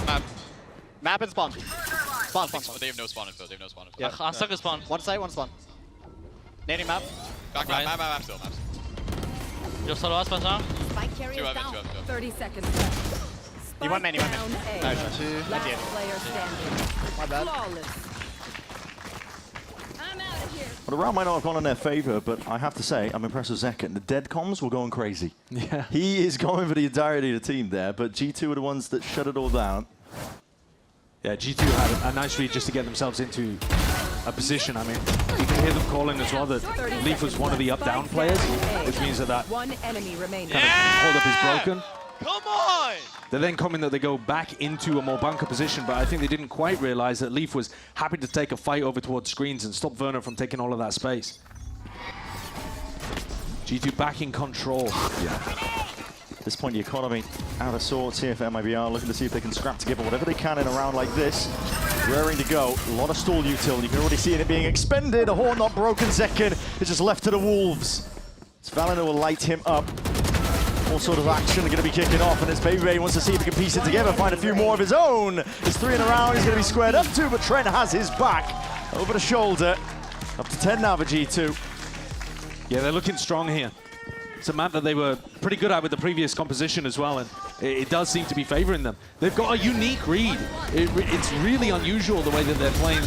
I don't think you'll see too many people pick up this comp, but it seems to vibe with the slightly slower pace that we're now seeing from G2. Yeah. Dangerous that they could potentially be running the fast or slow tempo against you. Come on, bro! The fuck? Excuse me? You're going to mute that one. MIBR are going to take a tag time out here. They've got to adjust. Something different has to happen. And I think that these faster rounds, I think if you see MIBR play with this comp against a lot of other teams, they are going to be doing a lot of pops. You know, this composition on the attack side just screams we wanted to be doing fast execs into sites. But against G2's comp, you can't do that. You got Astra util, you got the Harbor Walls coming in from long range, you got the Thorns set up as well. Yeah, maybe you could do that if you are really heavy faking it at the beginning of the round, resetting into a default and then popping. Yeah. But just going for these early round pushes, you saw how isolated Zekken got in that moment. There's no hope if you do that kind of thing. So Fraud's taking the time out here, getting in touch with the Brain Trust and trying to see if there's a way that they can crack into this. Yeah, working mid could be an option. But I think you're right on the money. You've got to try and work the map, pull out the util, piece together where the setup is early, find out where the Vice is. Yeah, it's very tough. It can be very tough. We haven't been in a meta where Sentinels are getting played for a while as well. No, they're coming back in vogue, I suppose, right? They definitely are, A lot of the Neon play. It's one of the best ways to stop and stunt a Neon from just running you down in your sight. Yeah, and especially now that you can't have the Yoru that just gives you so much information. It's one of the better ways of getting info around the map as well on defense side. G2, heavy setup and presence from them. That's 4 players. Looking towards that mid avenue. Yeah, because now you know, coming out of attack timeout, there is a 0% chance that Fraud has called for a side pop. Now, Jorgamo, it's going to be cleaned up. It's an instant response. Aspas takes a hit clean off. A lot of util those going to be used. And even an ult expended as a steel guard, and Baby putting the pressure and applying it, exerting it, but this is going to be just dissipated. MIBR happy to take a step back and pause this early on in the round. Love the adjustment coming out of the tactical timeout. Here's the pressure onto Tex. Never reclear though. Tex might be sorely disappointed, yeah. Valent squares up, postures against it, wins the fight out. If he didn't, the trade was probably intact at least afterwards. Throwing in a little shoulder peek into it as well. Mazzino knows that there's a wall here, but doesn't feel confident enough to try to bait this out. Are they just going to 3-2-1 across? It has to be clean. Everybody together here. Mazzino's been left behind. Goodbye, Mazzino. Yeah, luckily the spike in the hands of Aspas. And he will have a showstopper if he plants. So a safe plant, guaranteeing that the spike gets down and the ult gets out. There's win cons. Definitely win cons here for MIBR. Looking to get ingrained in these positions. Tight looking up towards heaven there. There's Zekken. Looking to see if he can put a stop to it. The ult just skips straight past him, so he's not going to be blinded up here, and he could be the playmaker here and now. Here in a drop down, looking to activate that showstopper. Buying a bit of time. This is G2 that can't afford to play into this one. They're going to let that fuse drop, and eventually the rocket flies forwards. That will give them the right time now to strike forward, press the advantage, but they're already being faced. MIBR are not letting anything said and done. This is fights taken, full throttle altogether. Once MIBR get to the site, they can convert these rounds. Beautiful play, by the way, from Zekken, getting deep inside that smoke. Even waiting for a second one. Yeah. Almost looked like he'd unplugged his mouse. he's just waiting for the second guy, knowing that Valent will never look behind him in that situation. But also the timing of the showstopper perfect so that everybody else was cancelled from coming in. This is not a retake comp really for G2. They want to be holding you at the door. So if you manage to get in, you've conquered more than half the battle. And I think Tex's ultimate should allow them possibly another entry in the mid-round into a site. A lot of pressure on Jorg from a spot like this. Smoked off though. That operator in hand is not quite ideal. I think this was meant to be a default to bait out the wall. They realized the wall isn't there, and they were thinking, should we go for it? Should we go for it? They decided to kind of cancel that and reset, but now they haven't accomplished one of their goals, which was to bait out the Vice utility. They did get the wall out of Valent though. The Vice wall sitting still intact in mid. MIBR will be able to hear signs of life from it. They walk steadily up to this angle. Prowler, a couple of stray shots. Baby not scared to fight back. Baby Bay knows that they are going to be jump peeking that wall, so he is trying to punish them. There it is. Thorns are going to be dead nice and early, seeing if he can diffuse a lot of this pressure. Zekken's already a stun from long range. That is supportive util from Jorg. Calling for the pause though. Now MIBR going to look to get a bit more of a move on Valent from that long range sightline still. This is MIBR looking to take it by storm. All together now, Valent stunned up in towards the back. The Haunt is big, looking for that peek off of it, but Trent too much to get through, especially with that Cosmic Divide. Just seeing a glimpse of the player, takes with the movement. Leaves it uncertain in the hands of Leaf. Bebe's forward, steps up to the challenge and the mark, but MIBR again more than ready for it. It's exactly like you said, Josh. I like the adjustment for both teams coming out of the tag timeout. I think G2 read it really nicely that MIBR were going to go for slower rounds and decided to fight over mid more, but MIBR's adjustment, like Frod's impact here is being felt so heavily. The adjustment to go for more of these slower rounds where you default at the beginning, you pump fake at the beginning, in fact, to try to draw util out, and then it allows you to mid or late round hit. This is working really nicely in the last couple. And now G2 knocked onto a low buy and are going to have to adjust themselves. G2 still have both of their timeouts to work with, by the way, so Josh at any point could call for one of these. Interjection. Could have changed this one, but G2 have been pretty much in control the whole time. Good standard util, nade and a haunt. Sets the pace, gets a bit of control up towards mid here for MIBR. They have guns. Just the one ult to work with, but they're worried about walking and wading into a trap. G2 on the weaker buy, and that Bucky, this is Prime again! How is that not a kill? What? Aspas barely alive, is going to be limping away from that one at 10 HP, and Tex rejoining the rest of the pack. Stall util going to be expended. And it's all going to be down to Leaf. Baby Bay out towards the back, he has that rifle, what is that? Dropping down, fade away with the Bucky in hand still, it should be all managed. Verno's taken a long time to get the plant down here. He's worried that he's going to get pushed. He's hoping that somebody else will take up residency in the smoke before he goes. Yeah, he's calling for Mazzino. Yeah. Gets that help, but he also buys time for G2 to get into good position. This is not a great plan. Hello! Bandit! None the wiser, these shots are starting to hurt. Bullets for the wall, they might be. Sees missing off to the side. A horn is going to be accounted for and broken by Valin running over them now. Mazzino! Weak as anything, and a single shot to the chest will do it. What a fumble for MIBR. What a fumble. Against a G2 half buy with player advantage for MIBR. They can't hold on a post plant. An absolute freebie in the back. Tex just got taken down on top rafters. They were really scared inside that smoke over towards screens as well. They wasted a lot of time getting the plant down and then kept some pretty poor post plant positioning. That's a massive round for G2 to hold a bit of momentum that MIBR were getting out of the tactical timeout. Pressure off the shoulders. Didn't have to use much in the way of ultimates, now earned up G2. Look at the swap up in terms of the defensive setup. B is really light here. Just banking on the fact that MIBR aren't going to go there. Oh, steadily walking forwards. It's a recall star. Yes, it is. But Verno, more than ready. And already just sending it straight up the gut through heaven. Zekken's not worried about putting his body on the line, but it's so fast and rapid, nobody can play off the back of this. Trent, we're going to put a stop to it. To pull, a lot of util expended, but Verno's still the man of the hour. Mazzino just slips his way through, found the weak spots. Just like that, blink of an eye, it leaves it down to Baby Bay, but he's no more. No longer in the server. Is that a defensive pullback in mid that caused two players to drop? Yeah. I mean, it felt perfect for the attackers, so I was assuming it was Mazzino's, but got to take a look at this one again. I mean, look, Giacomo and Valin are just out in the open. I think it was. I mean, there's another star down, unless it was just there to replace it. But. Man. Crazy play by MIBR. An instant answer back, and now look at these ults again. I mean, I pointed out earlier, G2, they don't really have the money to work around it, but... No, they keep going from broken buy to broken buy, but they won the last time. Let's see if they can do it again. MIBR, though. Again, Tex setting his sights up towards this. Leaving that Bucky. Retreating for now. Previous light buy round. Trent went walkabouts in B main. Got super deep out. Yeah, I mean, Zekken made a footstep, but I think Leaf was in astral form, so he wouldn't have heard it. Bit of a misstep. Trent flashing a peek, and he's going to be no more. Lit up from behind a box. Not much in the way of cover.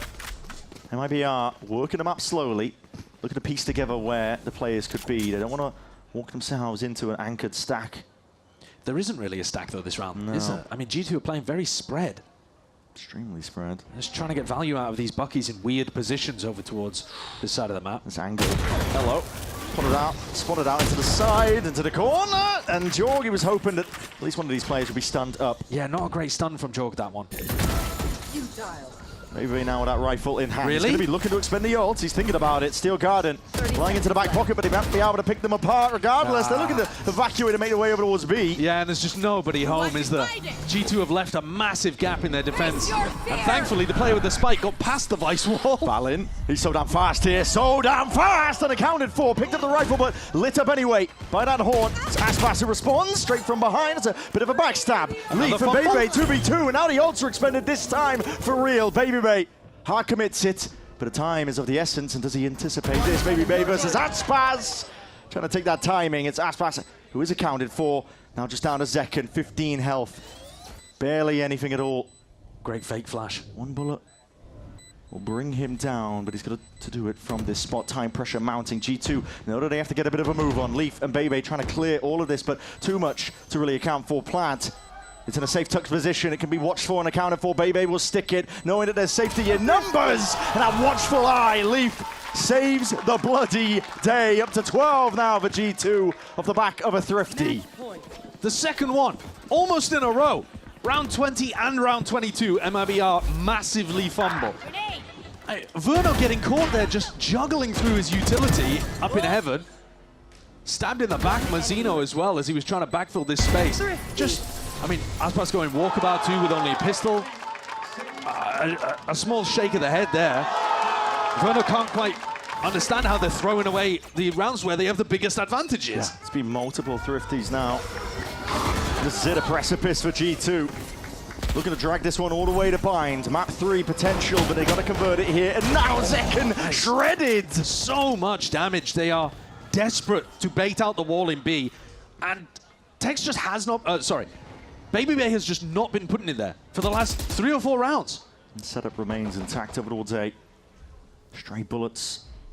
It's fired back and forth. They also didn't use that space to pick up an orb for Aspas, so, you know, they don't have the showstopper that they could have probably gone for.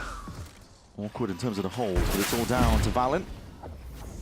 Sense flying his own util as well to expend, but he could be quickly overwhelmed here at a moment's notice. B main control called for by G2, looking for a contact play and a stun on top of it. Aspas, crazy entry.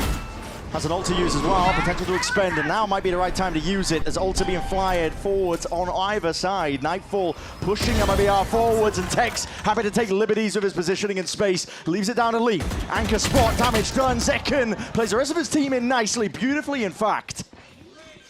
And that should be the round. MIBR with another lifeline in a 4v2. You cannot let spots like this fall away from you.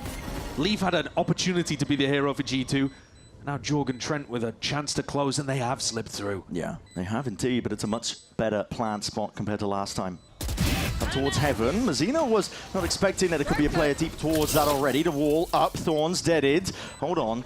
Jorg is half on a defuse. Not going to be sticking this all the way. At least pulls out these. Oh, whoa! Okay. Oh, it is messy out here. Oh, good. That could have been disastrous, I won't lie. Could have been disastrous. It almost is disastrous though, Brent. I mean, you're in a 4v2 and you're being forced to use Aspas' ult just to close it out because you're fumbling the post-plant positioning so bad. I don't know, man. It could have been worse. They could have lost the entire map, but... That's the last of them. Nice. Yeah. Gotta laugh it off. Yeah. Gotta laugh it off. G2 are going to take a timeout. The first one that they've used in this whole map, by the way, as things get very tight towards the end. I am really surprised that Josh didn't try to hit the panic button earlier when they were winning Thrifties by the skin of their teeth. Yeah. But fair play. They got to a position where they're at map point, a desperately needed map point, because if MIBR push things to OT, they got a chance to take the entire match. At this point, you know that MIBR have been working much more towards B main at the start of the round. And they're doing this regardless of whether the wall is actually being placed in B for BabyBay, because you can't risk it. No, if you all in, it's game over. But also, if you don't default B main in a round where BabyBay does have the wall there, they are just getting permanent good information. Yeah. And don't have to put the strong side over towards B at all. And you're not pulling defenders in that way. So I think there is an opportunity here for G2 to either run some kind of like B-main trap play, maybe take some space over towards mid, like a mid walk down could be interesting as well. On an early timing, but instead it's a massive clash potentially over towards A ramp. And again, the money is just dire for G2. They might be up to 12 here, but MIBR should be the prime spot to answer back. Now saying that, Mazino and Zekken not too hot in terms of the weaponry themselves. There's a flash been placed for BabyBay, or from BabyBay rather, for Jorg to play off. Let's see how he manages in a spot like this. Tucked tight to the corner. Here's a lot of util, a lot of presence, and now the rumble of the footsteps potentially. Deep harbor wall. It's going to cut its way across, but MIBR all the way past this one and more. Deep space onto A. It's already going to be gathered up for them. Zekken is the one who's done the hard work. Cleared most of the way. G2 just didn't think MIBR were going to go for a sight pop. No. They haven't been doing those at all. It's all in, and it comes down to the gunfights at this point. Steel Garden again. Overlaps up. The Harbor ult's going to be joining it now. Seeing if they can find a way to push their way forwards once more. It's a wall that cuts it up. A slight pocket is created to be able to play in, but time pressure starting to mount. Zekken's there, Judge in hand. And a bit of running cutting, why not? That's a perfect antidote towards it. Spray control intact from Mazino. And we are going to OT. Mazino with a Spectre appears out of nowhere. Overtime. Pops up from vent, delivering death from the back. He had the pull to be able to play for the late game. G2 had no ability to be able to scale off the back of the Harbor ultimate as well. Wasted. What a crazy situation. I felt like G2 played the first half a lot better on the attack side, and yet we still ended at 6-6. Next half, I feel like MIBR, to be honest, played way better. And yet, you know, G2 were winning Thrifties to be able to get things to a spot where they had the advantage. And MIBR had to scrap just to get it to OT. Josh is frustrated with that one. It's been up and down here on Split. Tumultuous map. There's going to be frustration there because G2, they had it in the palm of their hands. They could have been sending it all the way to bind by now. Not quite. Side swap, and MIBR go for a very different approach. Double walking down mid, right off rip. They're very eager to get as much map control as they possibly can. It's akin to how they were playing Lotus, to be honest. Always being proactive. They're basically walking into Valin. So U2 are going to be broken here. G2 are doing a lot to try and cut this up, but this is awkward, isn't it? Look at this. Verno accounted for. Valin had his eye on it. It was Verno the one forced to react. Quick snap from behind. And Aspas is not done just yet, but he's, again, twisting, turning, looking in different directions. This is just madness. Yeah, I mean, the push down mid got them a decent amount of information, but then they overflank really hard, especially against a G2 team that was playing so slowly on their attack side. Maybe MIBR forgot exactly how Valin was calling these rounds, but the tempo was slow from G2. And this is just free. Yeah. MIBR are going to gamble stack over towards A just in case Valin makes the wrong decision. 30 seconds left. But this is going to be a hell of a retake if MIBR can pull it off. Yeah, everybody has to play it on side with this.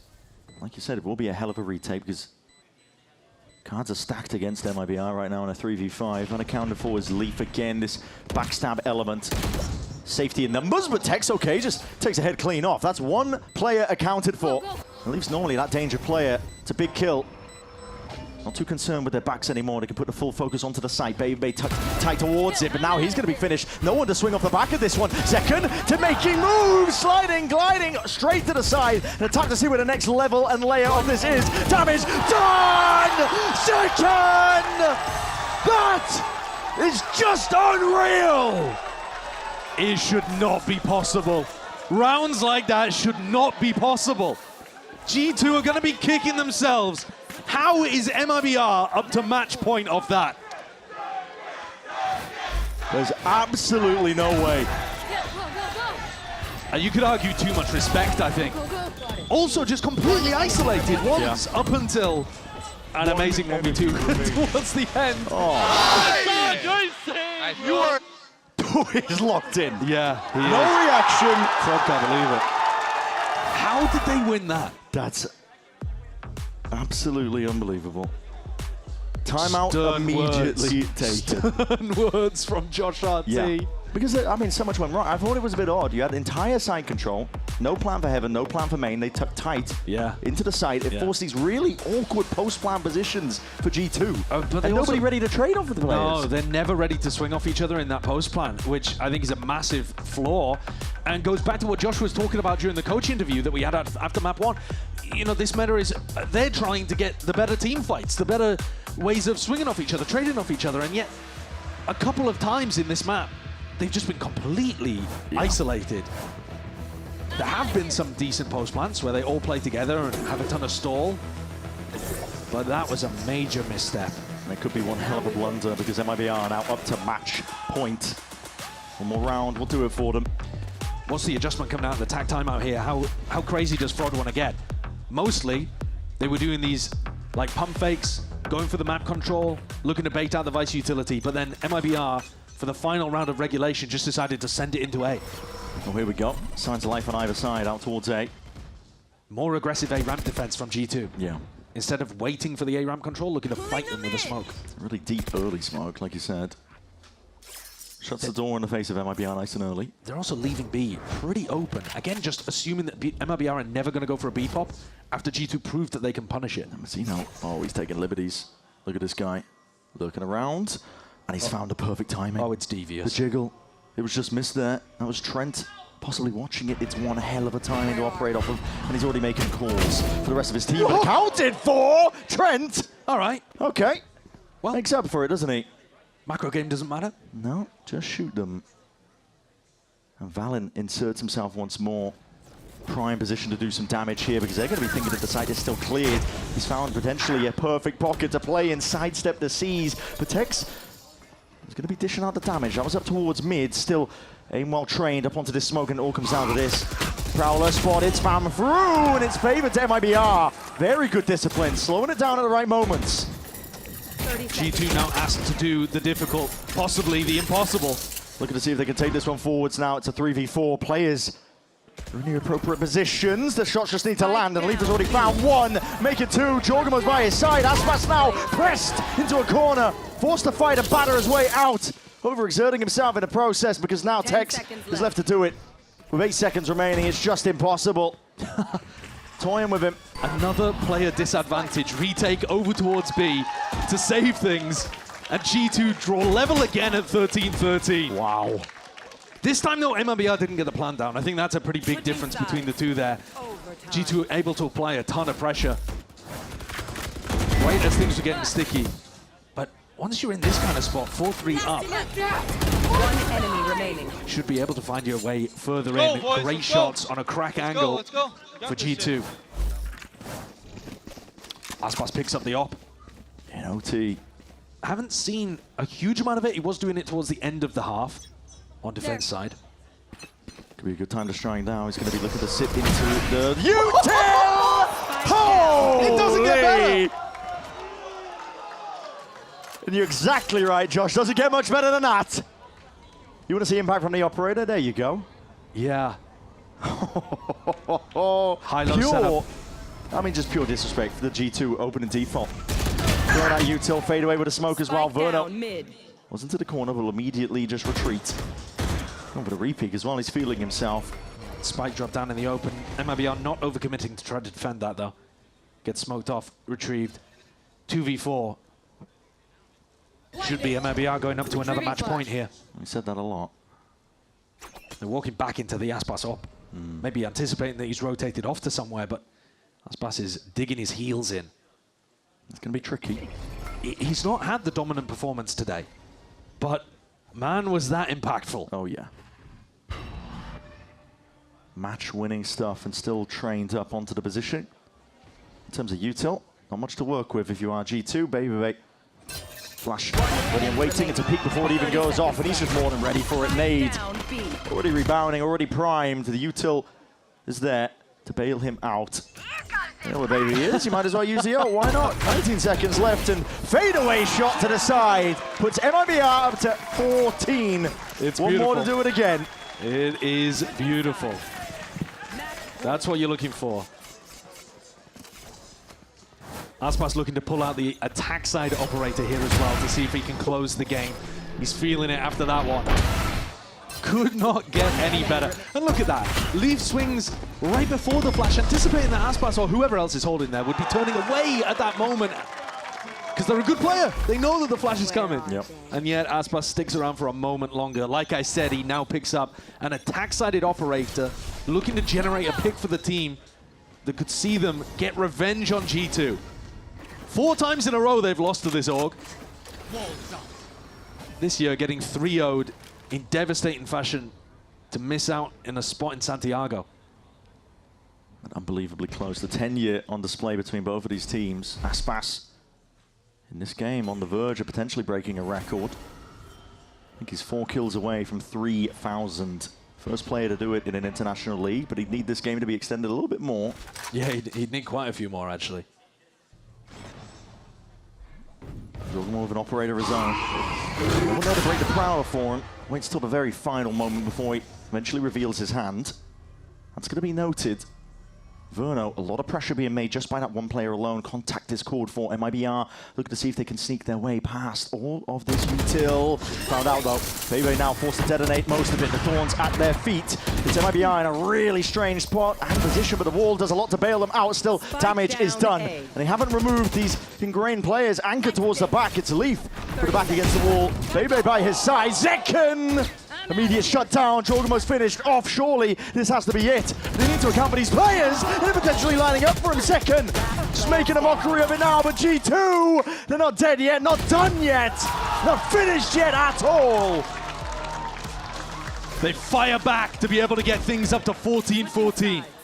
MIBR with plenty of opportunities here to try to put G2 away. And yet, the dominant team of Americas of recent history have got that grit. I thought Zekken was about to get a spray down there in backside. He's been a hero for them today, but couldn't quite manage it. Come on, good job, Nate. Yo, that. They're looking to take it one round at a time here. Baby Bay trying to keep them focused. But it's been MIBR on the cusp of closing things recently. G2 had their map points early on in regulation, looking to do a pop into Tex. Now here it is, the walls are up in their face. This is going to be segmenting most of the site up, splitting it up for the taking, and with those thorns down, it's Jorgamo ISO'd. Alongside that wall, there was no one to really help him in a spot like that. We've talked a lot about the fact that MIBR can't run pops into G2, but I think the same applies in the other direction. And trying to run it into the vice. I mean, you're slamming your head into a brick wall. Yeah, it's so difficult for Jorgamo to do anything there. Oh, this is Verno? so aggressive from Verno, If man. he goes down, he evens it out. He's going to be taking a peek anyway, regardless! Feeling himself! Hot hand, and he takes it one step further. Sends his team into a 2v4. So there's a peaks, the damage surely already done. Shred of HP, the nade splits them up. Valen wants to see if he can step up.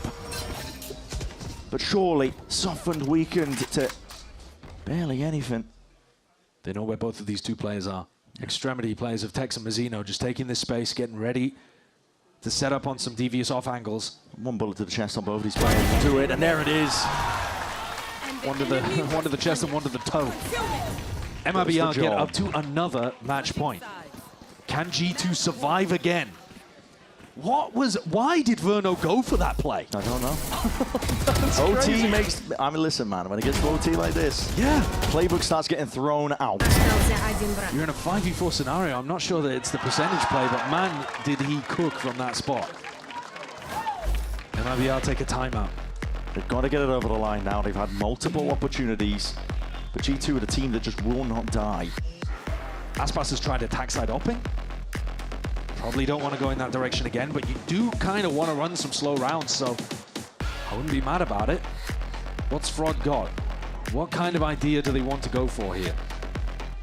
In the previous round on attack, or one of them, they noted that Mazzino could actually get a walkout into B. Yeah. So now you're starting to think, well, all right, does Baby Bay then put the wall genuinely on B main this round?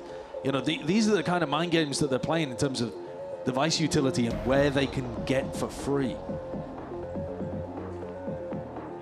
I'd be very tempted to do some kind of contacty stuff over towards B, just to mix things up. Yeah. I'm not saying that it's the best way of playing these comps, but when you're deep into OT like this, it's about throwing curveballs. You want to throw something unusual, right? Yeah, Which, I mean, listen, when you get this deep into OT, you've kind of tried almost everything. So it's tough to do it. I don't know about this one though. They haven't tried an attack OT judge for Zeka. Okay. This might do it, but there is Vice Util reinforcing the B setup, the anchoring positions here. Trent might be alone, but he'll be tricked by just a mini-map with a little global util that G2 have ready at their disposal. And Baby Bay has put that wall down at B main. Yeah. Worried that Mazzino would con that to the rest of the team and they might do something funky. One's are deaded early as soon as the smokes are propped up. I mean, Zeken's got to want to do something fast here into B heaven, surely, with the judge. Over to take it now. It's a Prowler. Paves the way, at least a decent degree, but there's that high tide. Rips its way across now. This is going to be awkward to get through. Many layers towards it, but a util's going to be flying out on either side. Stuns on stuns. A lot of it now onto the back of these players, and it's all onto Baby Bay. This guy's being squeezed from multiple positions. There's no bailout waiting to receive. He needs help, and he needs it now. Long range with the smokes, looking to see if he can anchor a position here. Weather the storm. Batter down the hatches, but how do you overcome this? This is methodical from MIBR, and they are determined to put a stop to this, to put an end to it. Rounds like this, they are flattening G2, and finally slamming shut any opportunity for Leaf. He's gonna open it all up, but it has just gone too wrong. 16-14, that's the finish. Split going away of MIBR. And listen, don't get me wrong, it was tumultuous, it was up and down at times, but for MIBR, this is revenge that has been 2 months in the waiting. Absolutely. We talked about this potentially, probably, being the fight for the top team in the Alpha group. You look at these two teams on paper with what they've achieved, with what the players have achieved. Yeah. And even though it is week 1, this match could really matter for the standings later on down the road. And MIBR came out with fire. Loved the tactical timeouts as well. Frod and Verno showing excellent adaptations. Even in that final round, the pathing was beautiful to be able to bait out the wall early on and then go through heaven in order to escort the B main player in and put pressure on the anchor. Love the pathing. Yeah. And the second Neon, I am a fan. I'm a fan too, I'm man. a fan. It looks good. It looks prime. It looks ready. This is an MIBR squad. They've not just been resting on their laurels, sitting back and relaxing. They've been watching with eagerness, ready to pounce when stage 1 began. And they've got their sights firmly set on London. For teams like this, for teams, both of these teams that were on the stage today, it's not too early to start talking about form heading towards London, because this is all about learning the right stuff, picking the right compositional archetypes, and trying to figure out how to hone yourself for the Masters that is coming up on the horizon. But both of these teams should have their eyes very firmly set on that goal. That's why this match was so important and will be important as well. We keep talking about the will be, could be aspect, but listen, these are the 2 top teams in their group. The battle for first seed may have been decided with this match here. It was MIBR that came out on top. A lot of unexpected stuff as well. G2 moving away from the double duelist. Playing with Leaf as their primary controller player, and also playing Harbor on both maps. Like really unusual, different compositional reads from both squads. MIBR heavy with the double duelist too. I've got to imagine if we had gone combined, they were going to play double duelist there. Different reads from these teams. Always interesting as well, the back of the meta changes. But for MIBR, they're the victors today. It's a big one. Massive scalp to take off as well, with G2 being taken out. Especially after they lost them 3-0 last time. In the middle finals. That's what I'm saying. They had skin in the game with a game like this. They wanted to beat them, definitely so. MIBR were also a team that wasn't playing up-to-date compositions necessarily at kickoff. Remember, Aspas was, struggling in terms of his health and scheduling and stuff, so they hadn't had as much time. Now they are actually reaching their peak form, potentially. Absolutely. Well, I believe we're ready as well. Dryad is standing down on the stage for that Verizon post-match interview. Take it away, Dryad. MIBR, they get the win 2-0 against G2, and I'm here with Tex to talk about it. Tex, first of all, congratulations on the win today. I want to ask about something that you guys talked about, the preparation or the lack of time that you had going into kickoff. But today, we saw a team that had great teamwork, was really good at working together, whether it was the small fights or the macro. What was the preparation like since you go 0-3 in the grand finals to now make sure that you're winning and getting that revenge today? Yeah, it just felt like in this split we had way more time. In kickoff, we were always behind, always fighting from behind, always practicing from behind. There was rosters that have been practicing together for so long, and obviously, like, my team has such insane talent. All we needed was the time. And it's also not only making sure that you're catching up, but also trying to stay ahead. What do you think your team has to make sure that you're always staying ahead with the meta or the flexibility that you have? Really smart coaching staff and really smart players. Honestly, they give us a lot of freedom to play and try what we want because we're trying to make the meta in our own way, in a way. So honestly, the coaching staff has full trust that we can try what we want to play, we can do what we want, and yeah, they prepare us really, really well. Also, something that has been really interesting is the way that you guys are laughing with each other or having fun. And I've heard from multiple players in MIBR that they say you are the funniest guy that they've ever met. They always enjoy having your company in different teams as well. So what do you think, what is it about your personality that helps you bring those moments and bring that lightheartedness in when you have to win? Honestly, I just like having fun. Like in practice, I try to have fun and make everyone laugh because, like, honestly, in any FPS game, if you're tilted or you're not happy, they're not going to play as well. So if you're happy and everyone's laughing, and it all kind of comes together, you know. And about my personality, honestly, I don't know. I just can't really take many things seriously. I'm just like trolling permanently, always trying to find something to make fun of, and yeah, it's just, I've always been like that. I don't know. Yeah, I mean, it's always it's something that I've heard from different teams, different players as well. But I want to ask you, going forward, what is the mentality as well that MIBR has? There's a lot of pressure from the fans, rating you guys as the best team, if anything. Are you also seeing yourself as the best team, or are you taking it one step at a time for this stage one? Definitely one step at a time. I would say we're all very confident and very hungry. We all want to win so bad. You know, woke up hella early today, DMing.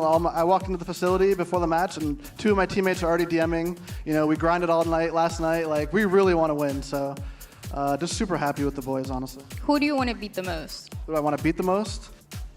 Definitely NRG.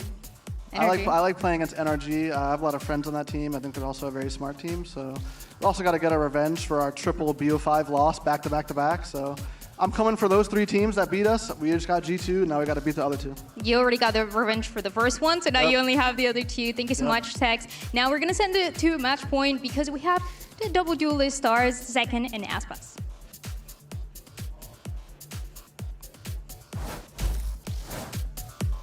All right, everyone, welcome back to Match Point. Of course, this is a show where we do some shenanigans at the end of the day. Now, if you're up on your Aspas lore, you might know that he's a big fan of Brazilian chocolate milk. We wanted to see how it stacked up against the competition for a blind taste test. Told you we were gonna like it. We've got 3 cups here. One is Aspas's favorite chalky milk, his beloved. Then another is from Zekin's home state of New Jersey. And then finally, the third one is just a generic brand from God knows where he pulled it out of a gutter. So we want you guys to work together to identify which one is which. Why don't you go ahead, take a sip of A first. Let us know which one do you think it is. You think it's A? Yeah. Well, you know, I won't help you at all. I'm just drinking chocolate milk. All right, let's see here. Good posture on the sip. All right, it's what you want. Okay, they're analyzing. Okay, that's not mine. It tastes like chocolate milk. That's great analysis from Zekin. What Aspas immediately identified it, not his. What do you think it is? Do you think it's the Brazilian? You got to put the cup over here too. You think it's the Brazilian, the American, or the generic brand? I think Zach is just drinking the whole thing. He's just thirsty after the game. It's good. I don't It's good. It's good. All right, make a decision. Place the cup I trust whatever you trust. That's American. That's American. I think it's generic. Okay. All right. I'll tell you what. For the sake, you think it's generic? You know what? Screw it. We'll just leave it like that. All right. Let's do B. Let's do this. What we have. We need a palate cleanser, man. You do. You know, could I get some water? I see one of our amazing PAs is actually making it happen, man. Thank you. Yeah. You need the palate cleanse. Chuck the water in here. I catch it. I catch it. Wait. There you go. One. Quick. Hey, dos. Hey, okay. Oh, and that's for me. Great, because you know your boy is sweaty. We gotta be accurate. Here we with go. This. Thank you so much. I need a palate cleanse Zach, as well. swap, buddy. I think you swap. What? Oh. All right. I'm gonna wait for you to drink. You're gonna know why. Wait, we don't want to lose him. We don't want to lose him. You got to do the. Oh my God, I know exactly what this is.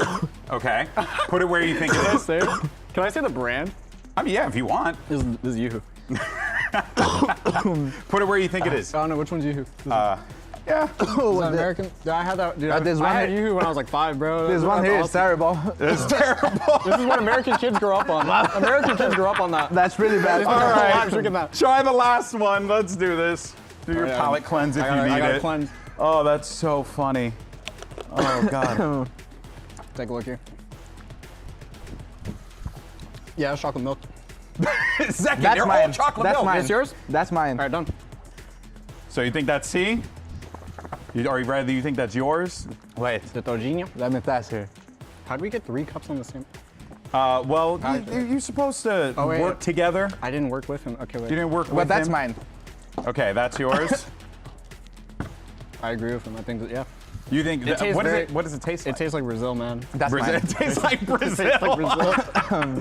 All right, put the damn cup down. All right, so there you have it. Let's go ahead and reveal. First, we'll start with the generic brand. We had one guess for A. Turns out it was right. I think this was Aspas. You guessed that was me. Okay, well done, well done. All right, next up, we have our US ones. You guys thought B. Aspas, you thought A. And of course, it is B, which means you are correct. Tojinho. Blammo! That's yours. We also have a couple more in the back. I'll come and get it for you at the end of the day. All right, everyone, that's going to do it for us. So day 1 is in the books. Here are standings as they are right now because we have some great matchups along the way for y'all coming in tomorrow. But let's talk about what happened today. You guys picked up a massive win against G2 Zek, and that had to feel good out there. Yeah, it felt really good. Yeah? I lost my voice screaming, but we had a really good time. I mean, the close matches are always the fun ones, even though they're stressful. Yeah. But enjoyed it a lot. Yeah. And Aspas, you guys were coming into this one with different approaches than in kickoff, right? You mix some things up. How do you feel the team played this time around? I think we played really well. We are a very different team compared to kickoff. Yeah, and I think a lot of people are feeling that as well. So congratulations on the win. Of course, we have 100 Thieves versus Evil Geniuses, and then it's going to be Envy versus Loud. That, of course, is going to do it for us here today. I need a napkin because your boy is sweating his butt off today. So that is going to do it for us here. And this is your Samsung OLED Fast Replay. We'll see you mañana. Take it easy, everyone. Bye-bye. Thanks, guys. Thank you. And we are back. This week, 12 teams return to the stage, and they've all got their sights set on Masters London. They get a Sheriff actually to walk away with that one. What a push forward, though, to take down Jonah P. Pushes forward for another one. He's still able to fight through it. Oh my God, he's going for the ace. Just misses the head there. Redux on the right. There it is. Does get it. It's coming through. All the Sentinels hoping to punish some players in the first place, but no. What? 2 in a row? Are we gonna do it? Oh, 2 aces in a row! KRÜ take the first map, 13-8 over Sentinels. John Cutie with the Phantom, and they're kind of getting scattered on this Sova ultimate. John Cutie has to come up huge again on a 1v1 inside the gulag. He gets it now! See, Dante's actually going to peek out of that one on his own. Still goes for more. He's going to get 3 Vans. How is he doing this? Look at the peeking, but he's also weaving vision to both sides of the team. Oh my gosh. Blast and Silence are putting the finishing touches on. MW's Air taking down the court to see it. KRÜ come out swinging. It's MIBR versus G2. 2 of our juggernaut teams in Americas, by the way. It should be a phenomenal matchup, and they've got skin in the game off the rip here. Looking to take away some of these guns. A time again, but that overdrive. Wide swing, and Zekken! Running a mockery over him. This is the site opened up, but Zekken is still here. As long as he's in the server, he's a bit of a problem for them. Damage being done! And that is pure disrespect. MIBR, absolute blinding pace that they play Lotus at, and they take it away. 2v2, and now the ultra expended this time for real. Does he anticipate this? Maybe Bay versus Aspas. Bay will stick it, knowing that there's safety in. No! That watchful eye leap. The full focus onto the side. Bay tight towards it, but now he's going to be finished. Second to making moves, sliding, gliding straight to the side. An attack to see where the next level and layer of this is. Damage done! Second! 16-14, that's the finish. But for MIBR, this is revenge that has been 2 months in the waiting.